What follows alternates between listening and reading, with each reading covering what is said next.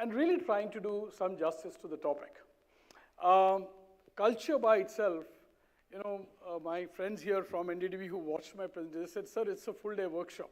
So I've prepared a lot of content and 45 minutes, but we need to respect the schedule, which I'll try and do. So if I, in the process, skip some slides, don't mind, because I'll go with the time. I also want to make it very interactive so that we have a lot of exchange of ideas. So thank you once again. So it's really about culture and high performance organization, right? And therefore, I'll skip this because Doctor has already read about me. Okay. In my career, have always operated from one angle, being in HR and also in line job in sales and marketing. An outside-in approach. What do I mean by that? Customer. Customer nahi hai, jobs nahi hai, company nahi hai. Yes or yes? If we do not put the customer in the focus, what are we doing? Transactional stuff. How do you move from transaction to transformational stuff is my session is all about. So let's actually ask the question, what's your customer asking today? बहुत अहम मुद्दा है साहब ये. क्या चाहता है customer? Nope, he's not asking what can you do for me. बल्कि वो ये पूछ रहा है what else can you do for me? वो दिल्ली में एक स्टाइल है, और दसो जी की हाल है, हाँ? वो कस्टमर और बताओ, नहीं ये रेस्टोरेंट में ये है, और बताओ क्या है, नहीं ये स्कूल में ये है, और बताओ क्या है, इस हॉस्पिटल में ये है, और बताओ क्या है. Customer is greedy and he better be greedy, only then the commerce and economics will expand. Yes or yes? You as a customer, when you go to a restaurant or a hospital or to a school, are very demanding and very, very, very importantly, very aspirational.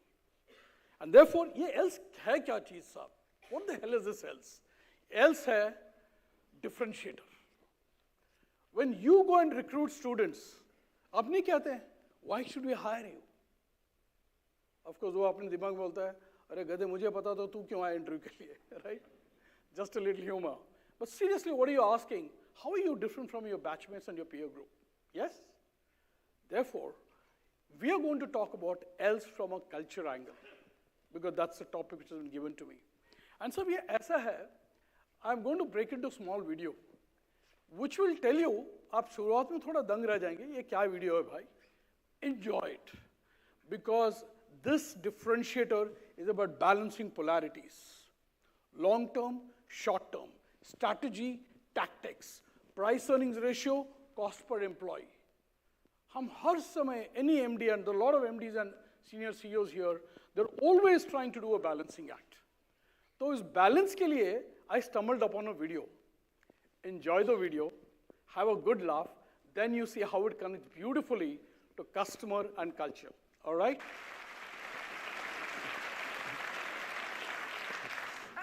So what do women want? Guys keep asking, and women keep us guessing.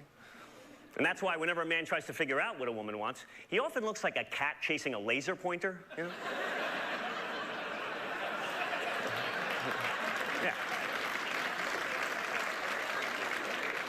Confused, disoriented, but strangely hopeful.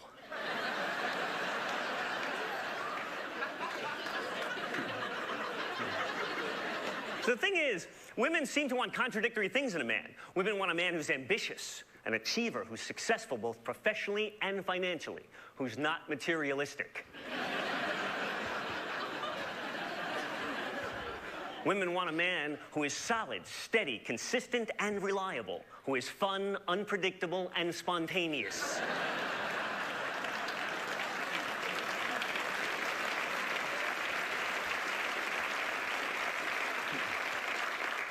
Women want a strong-willed, decisive man who takes a stand and doesn't waver, as long as he's flexible, open-minded, and can admit when he's wrong.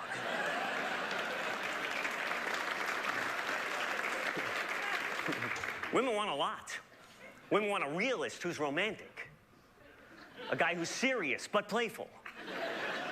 Who's confident but humble, and horny but faithful.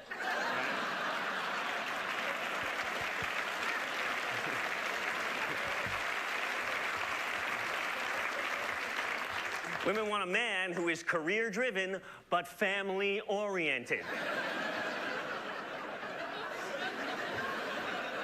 Women also want a man who's smart but not nerdy, caring but not needy, affectionate but not clingy, protective but not possessive, emotional but not neurotic, funny but not a clown, dominant but not domineering, and in control but not controlling.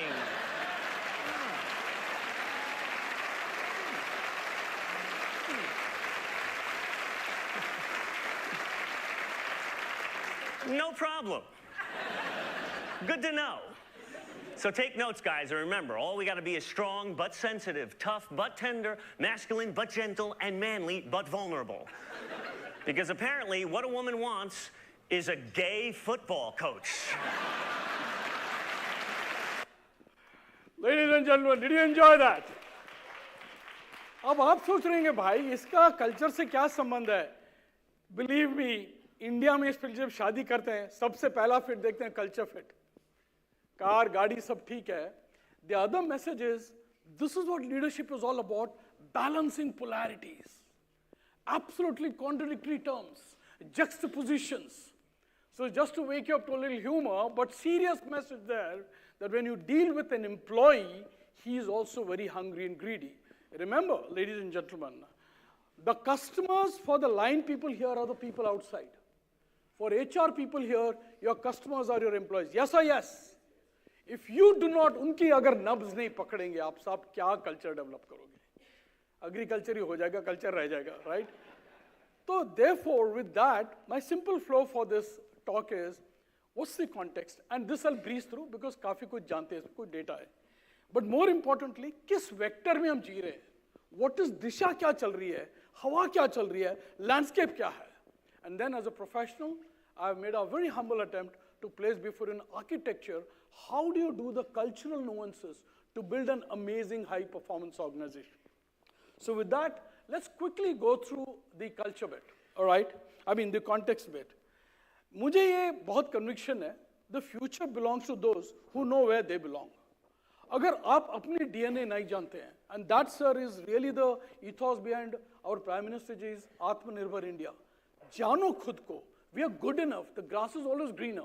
So it's very important to know where you belong, what are your strengths and weaknesses, what is very typical of NDDB. No point in copy-pasting Microsoft culture here. NDDB के अपनी एक ethos है, अपनी एक culture है, अपनी trajectory है. वो Amazon की यहाँ पे लाने की ज़रूरत नहीं है. So no thing about best practice, what is most customized, right? Where does we belong? ये बहुत ही बढ़िया slide है. सब आप हम और आप कहाँ belong करते हैं आप? Context देखिए culture के लिए. You know, there is one good news in this slide and one bad news. What do you want to hear first? Bad news. Very good. That's being very realistic. Sab, 1.4 billion people. हमारी GDP देखिए as a ratio. It is a meager 3.28%. Just about breaching $4 trillion economy. And Modi ji का सपना है $5 trillion economy. So Lucknow में कहते हैं ना Lahaul villa कुवत. क्या साहब 1.4 billion, meager 3.28%. That's the concerning news. The good news, the people who are going to take it to $5 trillion are in this room. Yes or yes? You got to make it happen. And India is getting there. You know where we have come across. Absolutely been a huge strategy. Number two, a very quick one. There's a prediction India will be, it's already 24, maybe not 24, maybe 27, we will become the third largest economy with at least $5+ trillion. That's where we belong. ये जानना जरूरी है क्योंकि scope है, right? ये देखिए साहब India के data देखिए, I'm sure you have taken it from the net. इतनी तो potential है साहब. Look at any which data, Aadhaar card holders to internet users, साहब 140 करोड़ में से 120 करोड़ के पास internet access है. थाईलैंड, इंडोनेशिया, मलेशिया में नहीं है ये percentage. Amazing spread of data. UPI user देखिए आज भाजी वाला मेरी भाई जो घर पे आती है वो कैश नहीं लेती है, सब पेटीएम कर देना, right? So that is the power and why I am sharing this is where we belong to bring about a cultural change. Very powerful slide. उन लोगों ने जिन्होंने इंडिया को लूटा, they literally exploited us. I am talking of UK, England. They are the bottom of the pit. In terms of recessionary trends, they're right there. Here, UK is at, I will tell you, 75%. I mean, I can just look up here. It's 75%. In India, recessionary trend is at the lowest. Give a big hand to India and its huge potential, right? Why I'm saying this is, again, this context is where you need to bring about sab kuch to hai. Fir, what is the slip between the cup and the lip, as they say. Let's watch that, okay? Of course, today, everything is about AI, right? Ubiquitous disruption, मतलब हर जगह.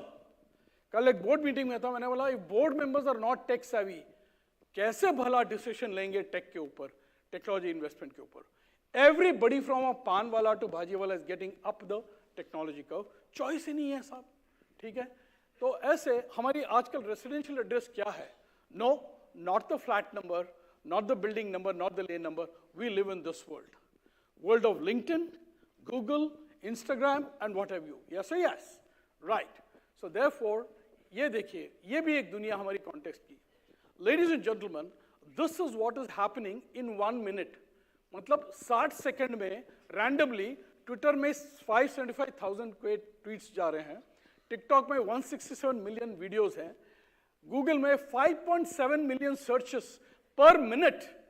Can you even begin how sharp your 6 inches between the 2 ears have to be? Super sharp CPU, central processing unit, to assimilate this data, imbibe it in the decision making, and out to the decision making. Otherwise, you're out of the race. You have no skin in the game, right? And so on and so Facebook, 240K, it goes on and I'm not going to go through all the data, but it's up there. It's there on the web. इसमें एक data missing है, जानबूझ के. साहब, can you believe it? I'll give you a hint. एक और है, जहाँ पे जिस फोन में 1 second में there are 2.1 million interactions. Tinder, left swipe, right swipe, left swipe, right swipe. So who said in the world of technology and finance there's no place for romance? On Tinder, ladies and gentlemen, there's 2.1 million swipes every minute. With that kind of a speed, what's happening? ये बहुत जबरदस्त slide है, थोड़ी बारीक है, but मैं समझाता हूँ. इसमें साहब, YouTube took 4 years, 1 month to hit 100 million users. Randomly बोल रहा हूँ, right? LinkedIn took 7 years, 11 months to hit 100 million. Twitter took about 4 years, 5 years, 5 months. Uber took 1 year, 2 months. And can you believe it? ChatGPT took 5 days to hit 100 million users. And Threads, which is competition to Twitter, took 5 days to take 100 million users. Welcome to the party, ladies and gentlemen. Are you ready for the game? Are you willing to change the culture? Again, this speed. You have no escape. But just go forward and shake hands. Welcome, Mr. Technology. Let's be friends. This is the context. I call it digital Darwinism, all right? Survival of the fittest, otherwise you're dead meat. And therefore, that is the context which I really wanted to show what's happening. Now let's look at a quick vector. Acha, do you all have pen and paper with you? I'll ask you to do a very interesting small exercise because I want to make it very participative. भाषणबाजी नहीं करनी है, connect करने का है. तो vector क्या है साहब? इसमें हम लोग एक जल्दी से काम करेंगे, तैयार हो जाइए. We'll do what I call a rapid diagnostics. Okay? I've used a model called Thomas Kilmann model. हाँ? जरा ध्यान दीजिएगा. I'm getting you to be active and participate. सिर्फ no one-way speech. Okay? Rapid diagnostics में I'm going to present a model which is on X and Y axis. X axis पे cooperativeness है. Uncooperative to cooperative, 0 to 10 ले लीजिएगा. और assertiveness पे unassertiveness to assertiveness, 0 to 10. Ready? Before you do the exercise, I'll tell you what the hell does this mean. इसमें 5 type के characters आपके group के आपके कंपनी में अभी हैं, मौजूद हैं. And I'll give you a good quick rapid diagnosis on culture mapping. पहला है जो low on cooperative, high on cooperativeness, but very low on assertiveness, right? This guy is called an accommodator. Hanji bolo ji, penny pama, my baap, culture. We cannot be into the colonial mindset. फिर एक वो बंदा है जो loan cooperation और loan assertiveness वो avoid करता रहता है. आपकी टीम्स में ध्यान रखिएगा, कोई भी काम दे लो बहाने करके निकल जाता है, करता नहीं आदमी. You know, he is bunking work, bunking classes. Then बीच में क्या होता है, एक बंदा आता है, चलो 5 on assertiveness, 5 on cooperativeness, he becomes a compromiser.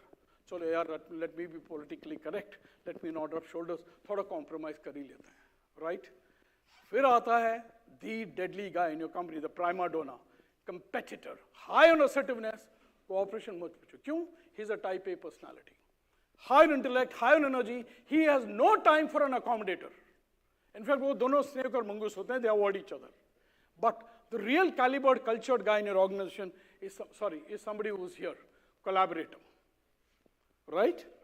Extremely high on cooperation, extremely high on assertiveness.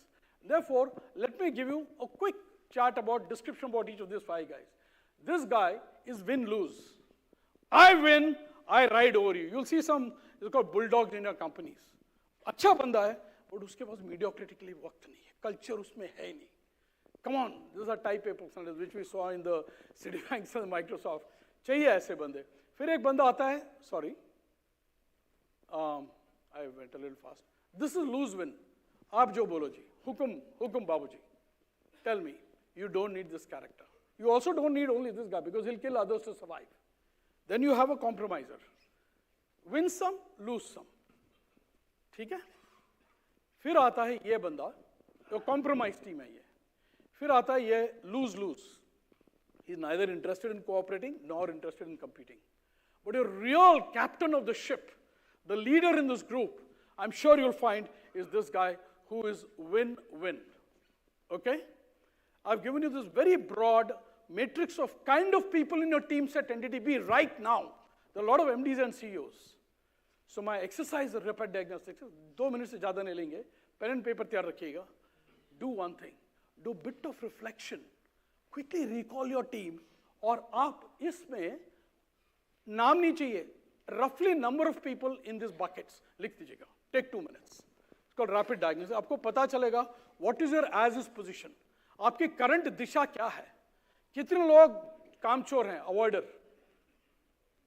नाम नहीं चाहिए. Number लिख लीजिएगा आप अपने आप. You'll get a good rapid diagnostics on what's going on in your organization, what's going on in your team, and what the hell are people doing out there. Take your 1 minute. Because this is called interactive participation. Just quickly do it. And don't think too much. जो दिल में आता है immediately, because ज़्यादा rationalize करेंगे, आप शायद बहुत शाने बन जाएंगे. जिंदगी में कभी-कभी बहुत शाना नहीं होना चाहिए. You have to be very genuine and spontaneous. Quickly map the people in the 5 buckets. If you have 20 people, and if there are out of 20, 10 are in compromise, that is your culture. If 15 out of 20 are extremely prima donna like treasury teams in foreign banks, handling money markets and forex, prima donnas, loan contributors, right? That is the culture. Dog eat dog. But if there are 15 out of 20 people, I said, तुम भी succeed करो, I'll also win, let's win-win together. That's the culture. Good one? Got a good mapping of what your current people is. Now with that, let us see what the markets are saying. And who better than Bain, BCG, McKinsey to get a vector, all right? What are the kind of organizations, what are the themes for 23 that McKinsey identified? McKinsey is an authority, right? So you have increasing speed, मैंने बोला, internet technology, बहुत truly hybrid, pandemic or no pandemic. अभी क्या हो गया companies को after pandemic, they got used to no premises, no canteen expense, no electricity, घर बैठो काम करो. So hybrid will always continue. Of course, a company like TCS is saying, no, everybody comes back to employment, to office. So this will go on. Applying AI, वो तो मैंने बता ही दिया, हर जगह AI होगा साहब. परसों मैं YRF स्टूडियोज में था, यशराज फिल्म स्टूडियोज में, कुछ काम कर रहा हूँ उनके साथ ऑन लीडरशिप. वहाँ पे कुछ स्क्रिप्ट राइटर्स बैठे थे गिल साहब. अच्छा आप ये काम करते हैं, ऐसे हम बहुत नर्वस हैं. मैंने कहा क्यों? हमारी नौकरी खतरे में है. ऐसे कैसे? हम स्क्रिप्ट राइटर्स हैं, लेकिन आप जाके चैट पे बोल दो मेरे को एक फैमिली ड्रामा चाहिए, एक वैम्प चाहिए, एक कोमोलिका चाहिए और एक विलन चाहिए और डाडा और ट्विस्ट होना चाहिए, स्क्रिप्ट आ जाती है. फिर उसके ऊपर we are at a threat. AI is going, you're going to soon see some data, all right? And then the employee value proposition, employee value branding of NDDB for this is what Dr. Gill and his team are going to work at, has taken a quantum shift. क्या चाहता है आज का employee?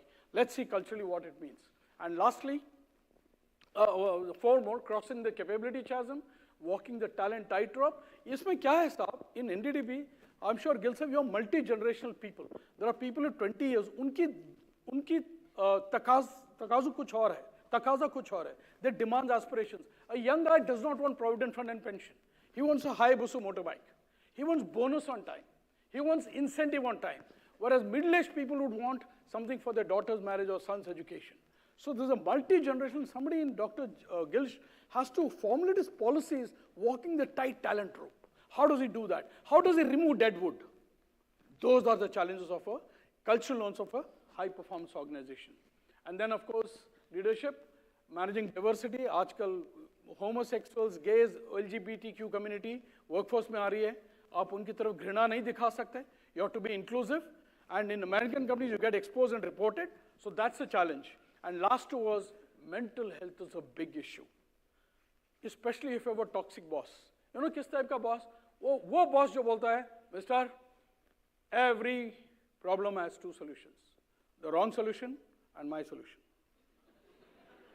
How do you deal with a boss like this? Right? मैं हूँ ना types.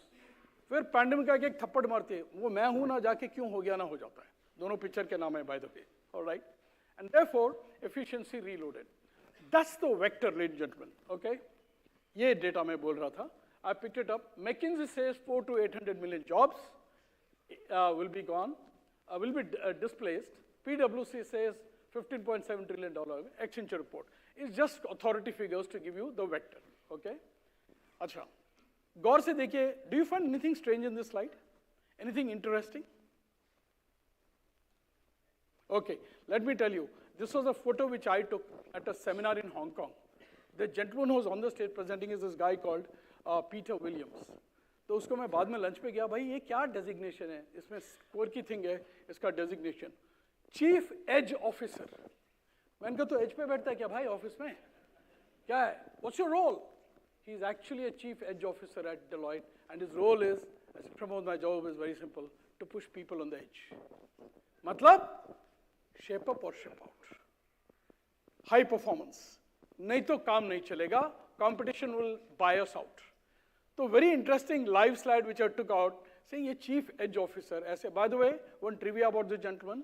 This gentleman spearheaded a project in Australia where they implanted a chip in every cow in Australia. He led that project. Peter Williams. हर गाय में, आप लोग dairy से हैं, interesting बात होगा, हर गाय में chip to study the entire biostatic analysis of the cows and the buffaloes. All right. Okay, so that is one. अच्छा. You see this lovely picture, Florida Beach, लोग नहा रहे हैं, swim कर रहे हैं, but मेरा एक गुरु है, उसका नाम है वॉरेन बुफेट. उसकी इस पिक्चर पे कुछ और ही टेक है. वो बोलता है, you get to know who has been swimming naked only when the tide goes down. कहने का तात्पर्य है, when there is things going good, there's a twang in the walk, everybody, Shahrukh Khan and Amitabh Bachchan, तौड़ तड़ी होती है. एक पैंडमिक, एक 2008 सबप्राइम क्राइसिस, एक मोजन रूमर, तब पता लगता है आदमी में कितना दम है. Therefore he says you get to know who is really strong when the tide goes down.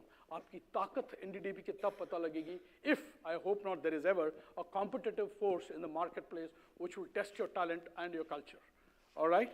So एक दूसरा मेरा है who certified me as a coach. इसकी एक किताब भी है इस नाम पे, please buy कर दीजिएगा. What got you here won't get you there. Simply put, आपके अगर ये ग्राफ है, बहुत बढ़िया एक स्मूथ चल रही है एनडीडीबी में, सडनली टेक डिसरप्शन आता है और वो कर्व है ना, यूं नहीं जा रही है, 90 degrees up the curve starts. Suddenly आप ट्रेकिंग पे जा रहे हो, सडनली लक्ष्य में जो दिखाते हैं, you suddenly have to go up there. Games have change, rules have change, your capability strength has changed. So what got you here will not get you there. बहुत बढ़िया मोटिवेशनल सेंटेंस है ये, and I have taken it very seriously. हर दिन मैं अपना knowledge बढ़ाता हूं, नहीं तो I'll be out of market. Gill साहब will not call me, Shirodkar साहब will not invite me here if I'm not relevant. So humble request, ladies and gentlemen, आप अपने अपने जोन में relevant रहिएगा, नहीं तो you don't know कब आंधी आके आपको उड़ा जाएगी. So therefore the reality is, you must have seen this picture on Animal Planet or National Geography, and my take on this picture is बहुत serious है. Every morning in Africa, a gazelle wakes up. This one. This guy here, it knows it must run faster than the fastest lion or it will be killed. Every morning, a lion wakes up. कल रात की hunt उसकी भूखी रहेगी. Rabbit निकल गया. He is hungry 5 a.m. at the dawn in the morning. Every morning, a lion wakes up. It knows it must outrun the slowest gazelle. So Michael Jackson ने बोला, it don't matter you're black or white. मैं कह रहा हूँ, it don't matter whether lion or a gazelle. When the sun comes up, you better be running. Sir, high performance organization. Mediocrity, सुस्ती नहीं चलेगी. मैं कल आपके कलीग से बात कर रहा था. कैसे यहाँ पे हाई परफॉर्म के लिए बड़ा इंसेंटिव नहीं है ऑफ $1 million बोनस और फॉरेन ट्रिप, और नॉन परफॉर्म के लिए unless he really fudges on finance or misbehaves with a lady, he cannot be sacked for non-performance. ये PSU की एक characteristic रही है. So therefore, my humble submission is, up close and professional, ladies and gentlemen, can we redesign the aircraft while flying it? आप पूछोगे प्रमोद साहब भांग तो नहीं पी के सवेरे सवेरे? What stupid statement is this? Yes! Today, Byju's has come down from $22 billion to 3.5 published information, nothing personal, but I'm just making a case in point as an example. If you do not re-architect, you're dead meat. Welcome to the new paradigm. And Gil Saab at NDDB, I would really say, perform while transform, and transform will perform. कोई आपको वक्त नहीं देगा, आप जाइए हिमालय में meditation कीजिएगा, change किया, आपकी नौकरी सुरक्षित है. कोई आपको ये नहीं बोलेगा, नौकरी करते रहना, ट्रांसफॉर्म मत होना. It's up to you and your team to say, transform while perform, perform while transform. Welcome to the new paradigm, cultural paradigm, which is, so therefore now I come back to my last part, to present an architecture. Now I've covered the context, the vector, let's hear the architecture. ठीक है? Sorry. I want to give a lovely 1-minute video. हिला देगी आपको. मैंने जब देखा मैं हिल जाता. आप बोलेंगे सर प्रमोद सर क्या बोल रहे हैं आप 25 साल हो गए, बाल सफेद हो गए, अभी डिफरेंट. देखिए इस वीडियो को, पता लगेगा एनडीडीबी और उसकी टीम को अगर सर्वाइव करना है, थ्राइव करना है, तो let's see what's going on.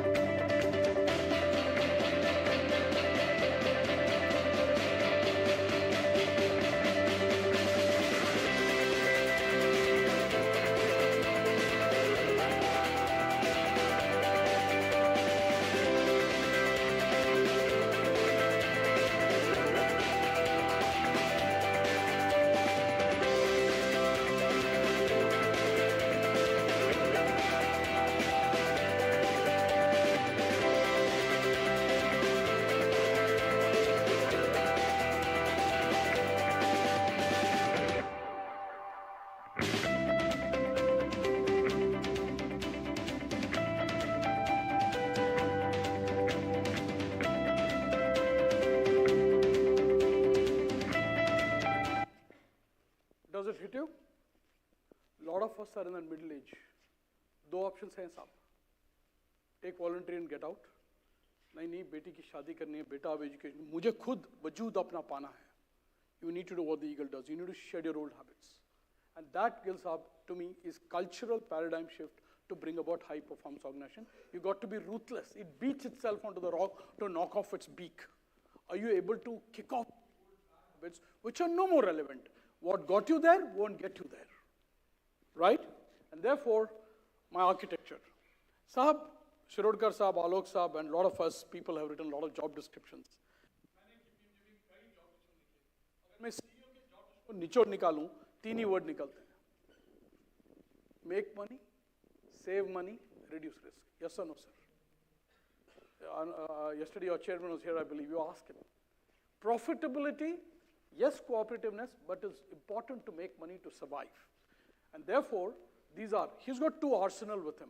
He's got the systems arsenal, which is systems, and he's got the super imperative, the people. Your chairman has you, all right? And therefore, you are at the center. Ladies and gentlemen, the senior crowd that is here, the leadership team, I'm only requesting you to expand your circle of influence from small you to big you. Can you do that? Is the architecture of this session, my last part. How do you do that? Especially from a culture paradigm. तो Ken Wilber करके एक बहुत famous social scientist है, उसकी एक organizational research है, मैंने वहाँ से adapt किया है इसको. There are 4 parts to you at NDDB. There is Individual, internal, which is values, internal beliefs, aspiration, fears, attitude. There is individual, external, relationships, learning and development, performance, and work. There is collective, internal, culture, leadership, communication, collaboration. And there is collective, external, physical environment, policies, benefits, and brand. Quickly make a mental map of where you are in your organizations and how you can take this format of Mr. Ken Wilber's research to take this very, very authoritative, very profound, deep gravitas-oriented research to say how we can build on this. Okay, I've used that. So when I was researching for this presentation, I came across a term called Demawashi. Like Ikigai, like Kaizen, Japanese are known to be great people. Unka ek concept hai Nemawashi. Nemawashi people, Japanese people are very high on environment. Like all of us, we loved your campus, beautiful campus. Because when I was this morning going around, we were experiencing the loveliness of the freshness of the air. ठीक है? ये क्या कहते हैं? It's a Japanese term for gardening technique. और वो क्या करते हैं जब tree transplant करते हैं? It's to dig or work around the roots.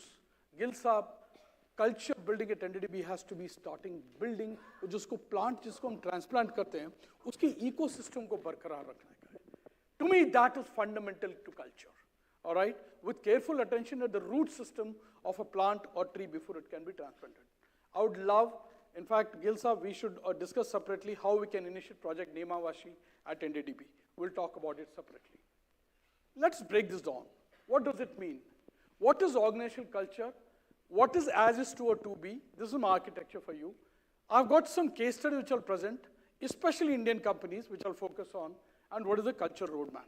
That to me would be the value addition for this wonderful opportunity given by Dr. Gill and Sharudkar sir. So, definition छोड़िए साहब, मैंने काफी पढ़ेगा आप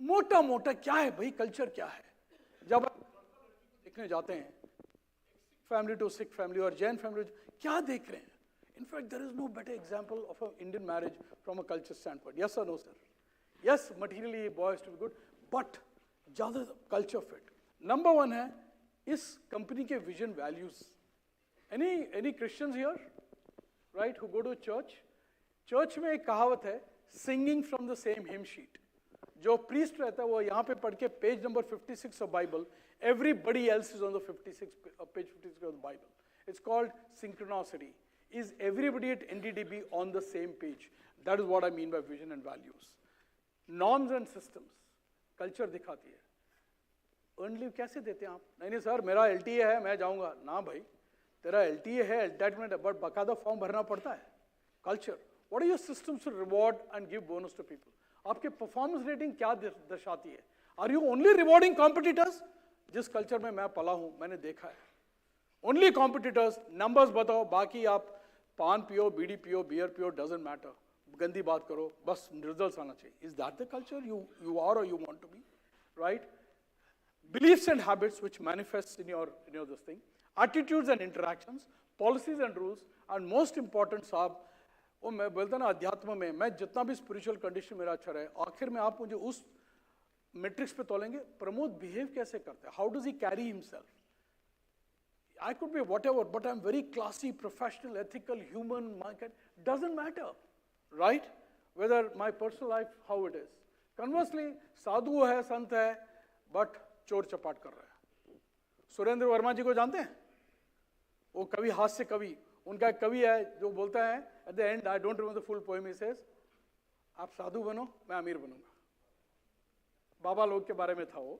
alright and therefore conduct and behaviour alright so therefore piecing it all together simple सा अगर आपके इस सेशन के बाद कुछ है भाई कल्चर क्या होता है nothing but believes values and practices simple ठीक है ऑलराइट ये बहुत बढ़िया स्लाइड है सर गिल साहब ने बुलाया इधर NDDB के सारे MDs हैं ये करंट स्टेट है there is a future state you want your organisation to go from current state to future state how is going to do it not by bringing the latest ERP systems not just by bringing the latest machinery of dairy you will have to create shared values and group dynamics and management style singing from the same hymn sheet इस MD के पास जाओ इस MD के पास उसका matrix apply करने का तरीका standard है he is goddamn in meritocracy meritorious and very ethical, very honest about doing good to good people.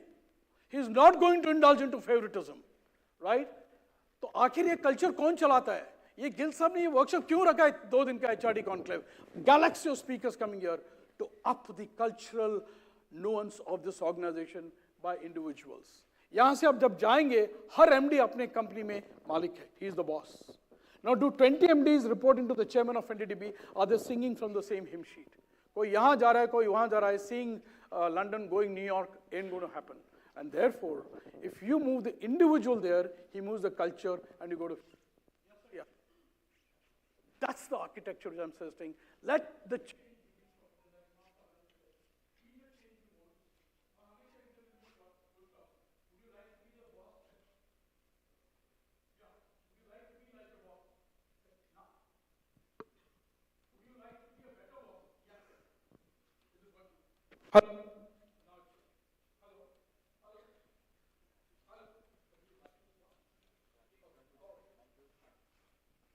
Yeah, let me not disturb this.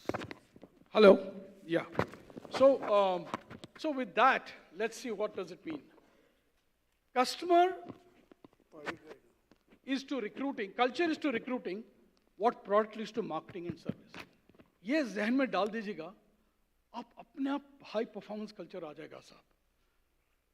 Amazing people are more easily attracted to great culture. आप अपने बच्चों से जाके पूछिए, किस company में बेटा तुम काम करना चाहते हो? He will talk of a company which gives freedom, which gives innovative ideas, which rewards meritly, which gives opportunities for learning and development. That is the culture of a high performance organization, right? Why you want to work on culture, okay? आपने तो पढ़ा होगा Peter Drucker का culture eats strategy at the breakfast table. What does that mean? There are 10 people here belonging to the CXO team, including Gil Saab. They are on a breakfast table. बोलते यार बड़ा system आया हुआ है यहाँ पे, dairy technology change होने वाला है. उनमें से एक ने यार कुछ नहीं वाला बॉस, हमारे लोग सोचते हैं यार ओके चल रहा है, ये आएगा थोड़ा अपना रंग जमाएगा न्यासी, दैट्स इट. मर गई वहीं पे आपकी हाईटेक स्ट्रैटेजी. यस और no? The 10 people the breakfast evening, वो कल्चर है. कुछ नहीं होना बॉस, ये कुछ रंग पर कुछ नहीं होने वाला है. हम है ना, हम होने नहीं देंगे. Why will I threaten my job? So this is number 1. Number 2, culture trumps competition. Okay? ये है एक टायर कंपनी जिन्होंने they took tire manufacturer and servicing to a next level, and they beat the competition. This is a team of Southwest Airlines, which was one of the most profitable organizations even during crisis. It's a case study at Harvard and everywhere, how to re-architect an organization culturally. Blockbuster आप लोग जो America में गए हुए हैं, in the past एक दुकान हुआ करता था हर काउंटी में, आज वो गायब है. पोस्ट ऑफिस गायब है. तो culture if it is complacent you are finished. आप सोते रह गए, लोग आगे निकल गए boss. And don't think you are safe just because you're in a government organisation like NDDB. ऐसा खतरनाक एटमॉस्फेयर में चेंज हो रहा है. Markets are ruthless, ladies and gentlemen. They just go by pricing, price earning ratio, share of market, all metrics, right? Most CEOs lose their job only on one metric, the top line. नहीं मैं संत आदमी हूँ, सबको अच्छा treat करता हूँ. भाई result दिया कि नहीं? In fact, the other day when I was speaking at a seminar, I said leadership का एक ही है, first results. Yes or no, sir? जो बंदा रिजल्ट देगा वो लीडर बनता है. बाकी फिर वो आए अहमदाबाद जाके थोड़ा नुआंसेस ड्रेसिंग वैसिंग, but results boss. First is results. Politics, family, business और academic institution, results, right. I don't know how many of you know this guy's name is Dave Carroll. बहुत बड़ा धमाका हो गया था पूरे वर्ल्ड में. ये पिज्जा हट डिलीवरी का एक आदमी है, बट इसका पता है क्या हो गया? यूनाइटेड एयरलाइंस ने इसकी गिटार तोड़ दी. वो गिटार लेके खड़ा हुआ. उन्होंने ना रिपेयर किया ना उसका अपॉलॉजी किया. कल्चर देखिए. You know the result? Stock market went down by 10%, resulting $180 million loss in the share market. Some airline ground official did not bother to get his guitar report, and news फैल गई. One episode can finish you. And in today's world of social media, जहां पे कोई बात छिपती नहीं है, कम वक्त इतनी डिजिटल फुटप्रिंट्स हम लोग छोड़ रहे हैं. अब मैं एक चैलेंज बता रहा हूँ, अब मेरे को आज फ़ोन करना है रात को, मैं फ़ोन उठाऊंगा नहीं, मैं आपका नंबर दूंगा, कल देखना क्या होगा सवेरे, आप फेसबुक पे खोलोगे मेरा फोटो रहेगा, do you want to add Pramod as a friend, मैं खोलूंगा आपकी तस्वीर रहेगी, do you want to add mister Pushpak as a friend. भाई किसने देखा रात को, who's ghosting me, who's following me, सब एल्गोरिथम चल रहा है, आपको पता ही नहीं हवा में क्या डेटा आपके बारे में कहां जा रहा है, therefore all the frauds, and therefore this is a glaring example of culture. Okay, Walmart, again these are overseas examples, I'll come to Indian example. तो ये क्यों हो रहा है भाई साहब, NDDB में ये सेशन क्यों रखा गया है, विकास साहब और हमने जब डिस्कस किया क्या किया है, लोग are preferring different things, focus क्या है, पेंशन पे नहीं है, focus is on purpose. I am sure my worthy speakers yesterday have highlighted this, आपके वजूद क्या है, जुनून क्या है, दृष्टि क्या है, what makes you wake up in the morning say I want to go to work. आपके बच्चों से पूछेगा, वो बोलेंगे सर मामा पापा ये मेरा वजूद है, मुझे जाना है क्रिकेट खेलने 4 बजे, मुझे नेक्स्ट तेंदुलकर विराट कोहली बनना है, right, need good boss million है, वो कहता है ना इंग्लिश में, देयर आर 2 पीपल you cannot choose your parents, you cannot choose your boss, yes or no? तो फिर क्या किया जाएगा, you need great colleagues to grow with, non-political, nurturing, hours 9 to 5 गया साहब, अभी work from home, extended hours, zoo, blah blah blah, workplace, office था, अभी wherever, lot of companies do not have office at all, right, and tenure एक career था, 58-60 में retire होऊंगा, हिमालय जाऊंगा, अभी लोग 70-75 तक काम कर रहे हैं, स्टॉक बना रहे हैं, पैसे बना रहे हैं, that's the culture, right. So manifestation of culture into business results, कुछ केस स्टडी मैंने पिकअप किया इस सेशन के लिए, let's see, okay, culture converts. HDFC मेरे फ्रेंड है यहाँ पे आलोक भाई, राइट, HDFC जो था उनका क्या था, to be the premier financial partner, आज तक HDFC का loan servicing department is one of the best, efficient, smart, right. Zerodha, अब पढ़िएगा सब जीरोदा के बारे में, 2 brothers Nikhil and Nitin Kamath, non glamorous people, BCom graduates, today are a unicorn. A unicorn means the company whose valuation is $1 billion, मतलब 8,000 करोड़ से ज्यादा, 9,000, 10,000 करोड़ से ज्यादा। They do not hire IIT IIMs, simple JP नगर बैंगलोर से काम कर रहे हैं, आज सारे लोग कंपटीशन, शेर खान ऐसे डायरेक्ट छोड़ के यहाँ पर स्पेशली यंगस्टर्स ब्रोकिंग में जीरोदा पे जा रहे हैं, एंड मोदी जी ने कामत को हाथ पकड़ के स्टेज पे लाया on a startup India project, one of the most well respected companies, and best part they are not in debt, bootstrapped, एक पैसा उधार नहीं है उनके पास, and it's $1 billion valuation. India में, ये सब इंडिया में, नारायणा हृदय आप सब जानते हैं बैंगलोर में, वो व्हाट एन ऑर्गेनाइजेशन, क्या है वो, अदर कल्चर है, जान बचाओ, पैसे बाद में ले लेंगे, but most commercial hospitals today are in a very bad shape, the moment you walk in, आ गया बकरा आ गया, चलो 10,000 को तो बिल बना दो फॉर आधे घंटे के लिए, right, hospitals are the worst. The Tata group, क्या कहूँ मैं अभी, मतलब जब 26/11 बॉम्बिंग हुई, Ratan Tata, the way he treated his employees and culture, जो ताज की दहशत हो गई थी वहाँ पे, but that's become a case study at Harvard Business School, how we cared for every employee, right? The people who gave up their lives, especially the front office receptionist. क्या है वो साहब, वो भाग सकती थी, वो कल्चर है, कि टाटा ने मुझे इतना अच्छा घर, इतना अच्छा नौकरी, इतनी रेस्पेक्ट दी है, I'll take the bullets on my chest, but I'll not allow them to go further into them. ये कहाँ सिखाया जाता साहब, not in a business school, ये तहजीब बोलते हैं, give a big hand, give a big hand, absolutely. मैं ज्यादा उर्दू जानता नहीं हूं, लेकिन कल्चर बोलो, मैं एक ही शब्द, तहजीब, कैसे आप इंटरेक्ट, कैसे आप प्रेजेंट करते हैं अपने आप को, what an account you give of yourself, and look at Taj employees, what they have done, it's become a business case. Some more, again Tata, they have got a programme called 3D programme, design deliver delight, customers are always addressed with the capital C, उनको कोई भी email अंदर देखिए, customer को small C में नहीं होता, क्या है ये कल्चर है, ये आपके नुआंस में, मतलब in the capital C you're conveying a lot about your culture, that customer is the center of what we do and everything we do. Is NDDB there? How do you up the performance, high performance, right? Titan again, Taj, I talk about you take care of your customers, we'll take care of you. HR के लिए आप जाइए, बोलिएगा employees, मैं हूं ना, I'll take care of you, go and bother about the customers outside, धंधा लेके आइए, go and service the customer, I'll take care of you. Your LTA, your bonus, your increments, your promotions, everything, it'll be fair, I'll take care. It's when HR doesn't do that, they start looking out. मेरे एक boss हुआ करते थे, वो बोलते थे, एक दिन परफॉर्मेंस मैनेजमेंट सेमिनार के उन्होंने बोला, guys, keep telling your good employees they are good. Yes sir. नहीं, I'm saying keep telling your good employees they are good. Why? Then he told us, you need to keep telling your wife she's good. Because if you don't tell her, your neighbor will tell her she's good.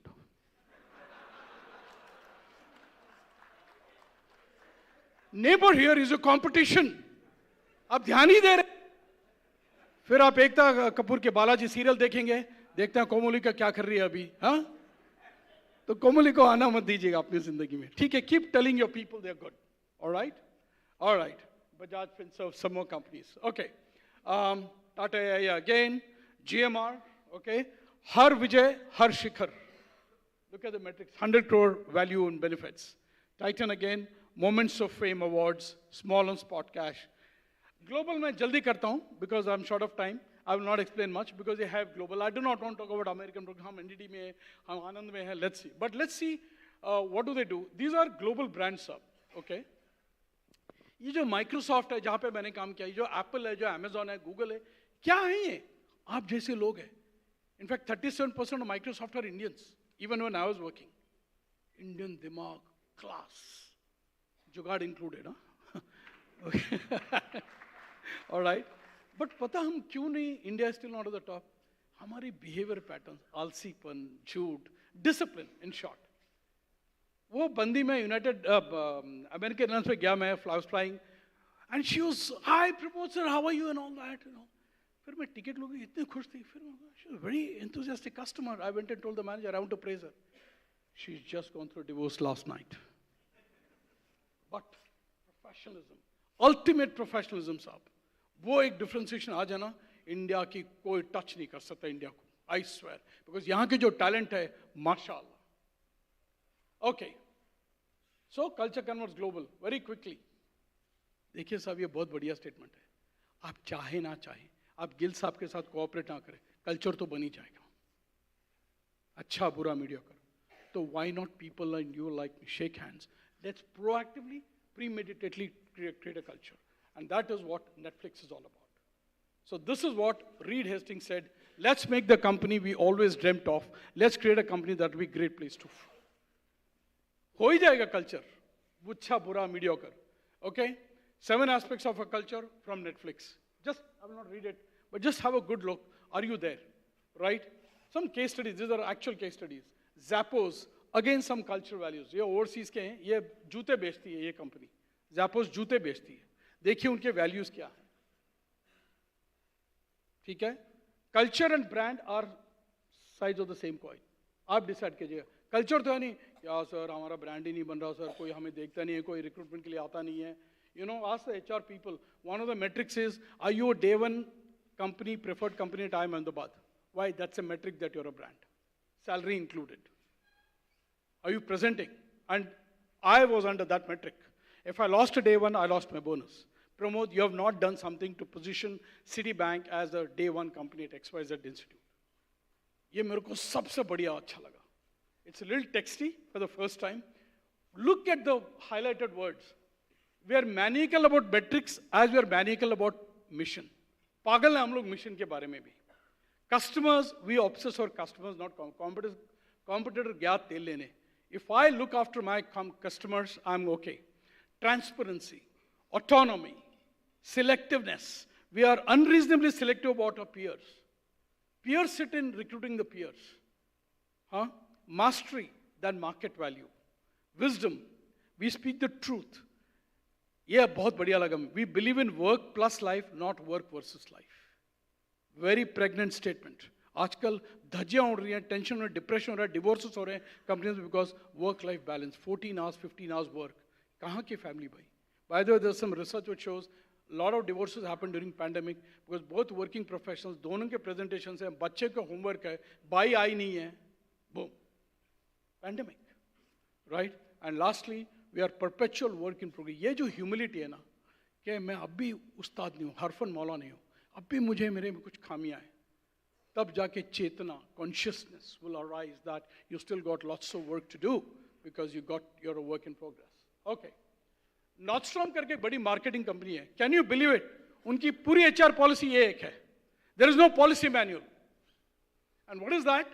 Nostrum rules, एक ही rule है, use best judgment in all situations, there will be no additional rules. क्या बात है? मतलब देखिए आप में कितना रिपोज कर रहे हैं वो फेथ और ट्रस्ट आपके इंटेग्रिटी पे, on your intelligence, on your cerebral capacity and your qualities of heart, mind and hands to really deliver a top class value. How do you want to improve? Do one thing. NDDB में go to your nearest competitors, 4 or 5 competitors.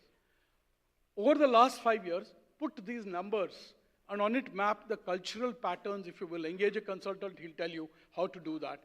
कि आप profitability, market share, PE ratio, return on employees, return on total assets, customer sat, employee sat पे आप जाइएगा, आपको पता लगेगा metrics, दूध का दूध, पानी का पानी.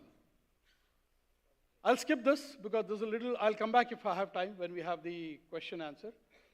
तो साहब बाधा क्या आ रही है? बाधा है ये 3 कैंसर हम सब में बसे हुए हैं. सवेरे जब आप गाड़ी पे निकलते हैं 3 बंदर आके आपके कंधे पे बैठते हैं. Fear of failure, doubt, suspicion and worry, endless worry, right? Fear, क्या बोलूं, sometimes we had to sack people from IITM background because डरता है आदमी. सब अच्छा चल रहा है, ठीक है, थोड़ा पैनिक आ गया, थोड़ा यूनियन बाजी आ गई, he's gone, he's zero. अच्छों को fear पैरालाइज करती है. Don't allow fear to displace your courage. Number 2, doubt. A spiritual master says, आपको सुसाइड करनी है, सैनर लेने की जरूरत नहीं है. दिमाग में 10 डाउट डाल दो, अपने आप मर जाओगे. और वरी वो दीमक है, I call it termite. ये दरवाजा देखे ना, एग्जिट का दरवाजा बहुत सुंदर लग रहा है, ये वार्निश्ड है, बहुत ब्यूटीफुल है. Imagine if this was full of termite called worry. One kick and it's gone. Yes or no? Worry can dismantle NDDB or anybody, right? And therefore, how do you beat this? I've written an article on LinkedIn. Kindly access it. It's called What's Your Why? आपकी वजूद क्या है जिंदगी में? Why are you living? Why are you doing what you're doing? So what's your why? Just have a look at it. I've given some tips there as to how to do it. God has given you brains. There's the left brain there, which is cognitive. There's the right brain, which is creative. My humble request, ladies and gentlemen, if you want to create a culture at NDDB of high performance organization, get to a very balanced, not even balanced, actually, मैं कहूँगा, integrate the right and the left brain. Either your number, or your, नहीं भाई का मामा का पूजा का बेटा है, चलो बेचारा आदमी है, कैसे करेगा metrics progress? All right. So let me close this. I did a research about why do leaders fail. 1 minute इस पर गौर कीजिएगा. एक भी quadrant वहाँ पे left brain centric नहीं है. P&L, profits, data, कुछ नहीं है. It's about great qualities of culture. Pathological personality traits, moral development, excessive brittle approach. They assume it is by IPC, the authority. They fail to listen. कोई सुनता ही नहीं है भाई. And 90% of us listen to respond, not to listen, understand, assimilate, then respond. जब आप मेरे से बात करोगे, मैं ऑलरेडी कह रही हूँ, इसको मैं मारूं कैसे? Especially in meetings. मेरा एक वर्कशॉप है, बहुत फेमस है. It's called processing meetings. आहा, क्या चलता है मीटिंग्स में? हिडन एजेंडा, सरफेस एजेंडा, कल रात गोल्फ पार्क में क्या हो गया, वो यहाँ पे कैसे मैनिफेस्ट होता है. So apparently very nice meeting, but होता कुछ नहीं. Right? Very deadly style. So my personal submission is, yes, you got to have business mastery. Functional mastery आपको अपनी चाहिए ही. Business mastery भी चाहिए. You need to know just not HR. And HR people, please know what NDDB is all about. Because एक problem HR के बारे में है, जब सेमिनार में जाते हैं, उनसे पूछिए, what is business? No, I'm in HR, I don't know business. Then how are you doing business? फिर लाइन पे जाइए, how many employees do you have? How many employees do you have?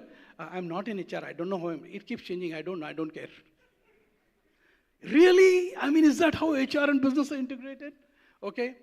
But सबसे अहम मुद्दा है personal mastery के ऊपर. मैंने अभी एक किताब दी है डॉक्टर साहब को, हार्टफुलनेस पे, it really talks about personal mastery. And therefore, मेरे 6 behavioral dimensions of culture building, साहब, my architecture. Number 1 is, साहब, no conviction, get it. वो यहाँ पे शिद्दत अगर नहीं है, you do not have that binding conviction, you're playing politics. You're just being politically correct. Character, बहुत जबरदस्त चीज़ है, especially, साहब, who better than Dr. Varghese Kurian? Oh my God, let's give a big hand to that great man. We are here today because he did. An ultimate symbol of what, कल मैं आपके factory गया था, पूरी कहानी सुनी साहब, आंख में आंसू आ गए थे. क्या बलिदान, क्या प्राणाहुति, my God, fantastic, right? Okay. And this one, साहब, वो शोले का एक डायलॉग है, जो डर गया, जिसके पास करेज नहीं है ना, वो IIT, IIM, gold medal, PhD गया तेल लेने बॉस. Therefore, there's कहते हैं ना, many have succeeded without MBA, none without courage. साहब जिगरा, वो पंजाबी विच कहंदे जिगरा लेके आओ जी तुसी जिगरा लेके आओ फिर देखो किवें होंदा है, right? All right. And composure, because you get bad news all the time, but how do you appropriate response? Competency, of course. Coaching is one very important part, crucial conversations. So I'll just sum it up. There's another article where I've actually written 4 aspects, it's in red. It's talent magnetism, number 1 of culture, building robust scalable ecosystem, number 3 change management, and number 4 culture transformation. Kindly go and have a peek at it. I've attempted to give an infrastructure or a framework for how do you really build culture nuances. Ye culture hai sab. Any idea how many seconds do they take to clear the pit stop? 7 seconds. ये जो picture मैंने लिया था, hold your breath, it was 4.13 seconds. 4.13 second में सारे engine oil change हो रहा है, विंडशील्ड क्लियर हो रहा है, टायर चेंज हो रहे हैं, oil lubrication in 4.5 seconds. This is Hamilton team, Lewis Hamilton साहब. उसमें 100th of a second delay Michael Schumacher $100 million दे जाएगा. 100th of a second. ये कल्चर नहीं है तो क्या है? And honestly, you know what is behind all this?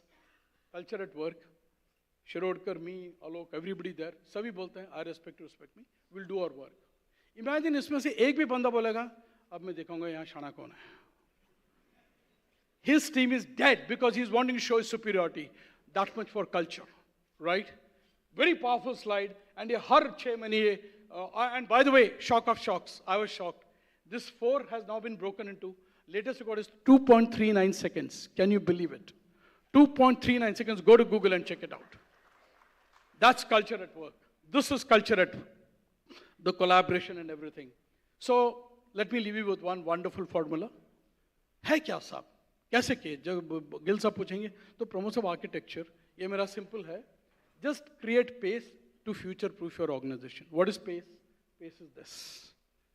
Number 1, be a problem solver. Do not show your shanpatti. मेरे PhD की कोई जरूरत नहीं है. गिल साहब अगर tomorrow मुझे और विकास को लेंगे, भैया problem solve करते हो क्या? तुम्हारी पंडितगिरी गई तेल लेने. To do that, you need to be very agile.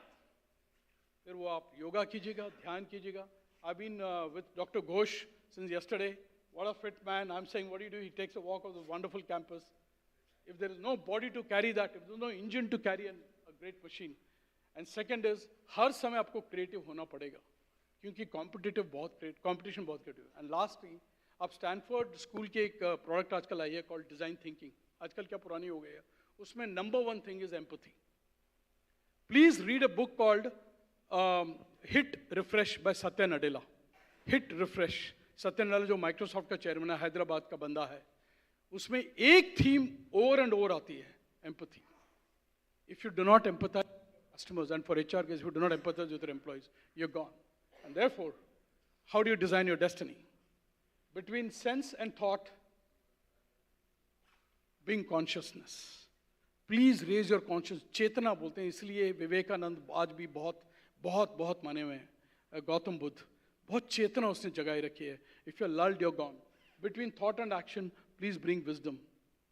Between action and habit, please bring discipline. Between habit and character, please bring consistency. And between character and your destiny, please bring manifestation. This is not from Google. ये मैंने meditation में, and I have a lot of pride in sharing this, not an intellectual property, but मेरी insight जब मैं meditation कर रहा था कि कैसे तय किया जाए जिंदगी को, क्या है destiny. This came through in my meditation every day. In morning 5:30 I sit for meditation, and this came, and I just thought I should present this. कोई article, कोई IP नहीं अभी claim किया है. But lastly, ensure to have high performance, have amazing clarity. यहाँ से जब आप जाएंगे साहब कल सवेरे, go back to your desk. People are observing you. आपके देख रहे हैं आपके सबऑर्डिनेट्स, हाँ प्रोग्राम करके आया हुआ है, होपफुली कुछ तो चेंज होगा. When you walk into the office, people should know the line the boss has walked in. It's your body language. They're observing. You're all the time under scrutiny, especially in the world of digital.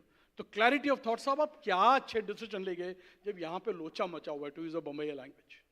फिर वो घर का लोचा हो, relationship का लोचा हो, पैसे का, स्टॉक मार्केट का. When you're in a meeting, be the ultimate decisive making authority.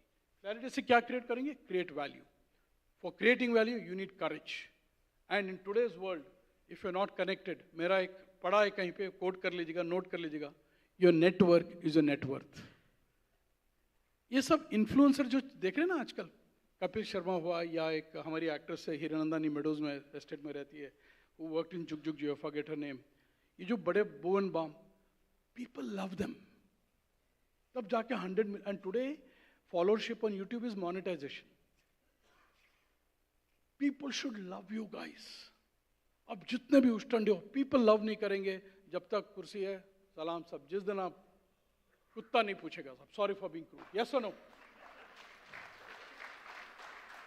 When you have the chair, command respect, earn people's love and confidence, because someday you will vacate the chair, right? People should still salute you, okay? And therefore, again, an article is written where I've said, if you want your people to be on cloud is a pun for high tech, please make sure that your employees are on cloud 9, which is a slang for enthusiasm, joy, and goodwill, and that is through high touch. And before I close, watch, how do you get there, all right? Watch this 1 minute, and it'll blow your mind off. मैं शर्त लगा रहा हूं, गिल साहब, इस video के बाद, अगर यहां से 5 बंदे भी गए, मैं आज से जिंदगी चेंज कर रहा हूं. I think your and my effort and Vikas' effort is successful. Watch this. I'll say, handle this video. Handle this video.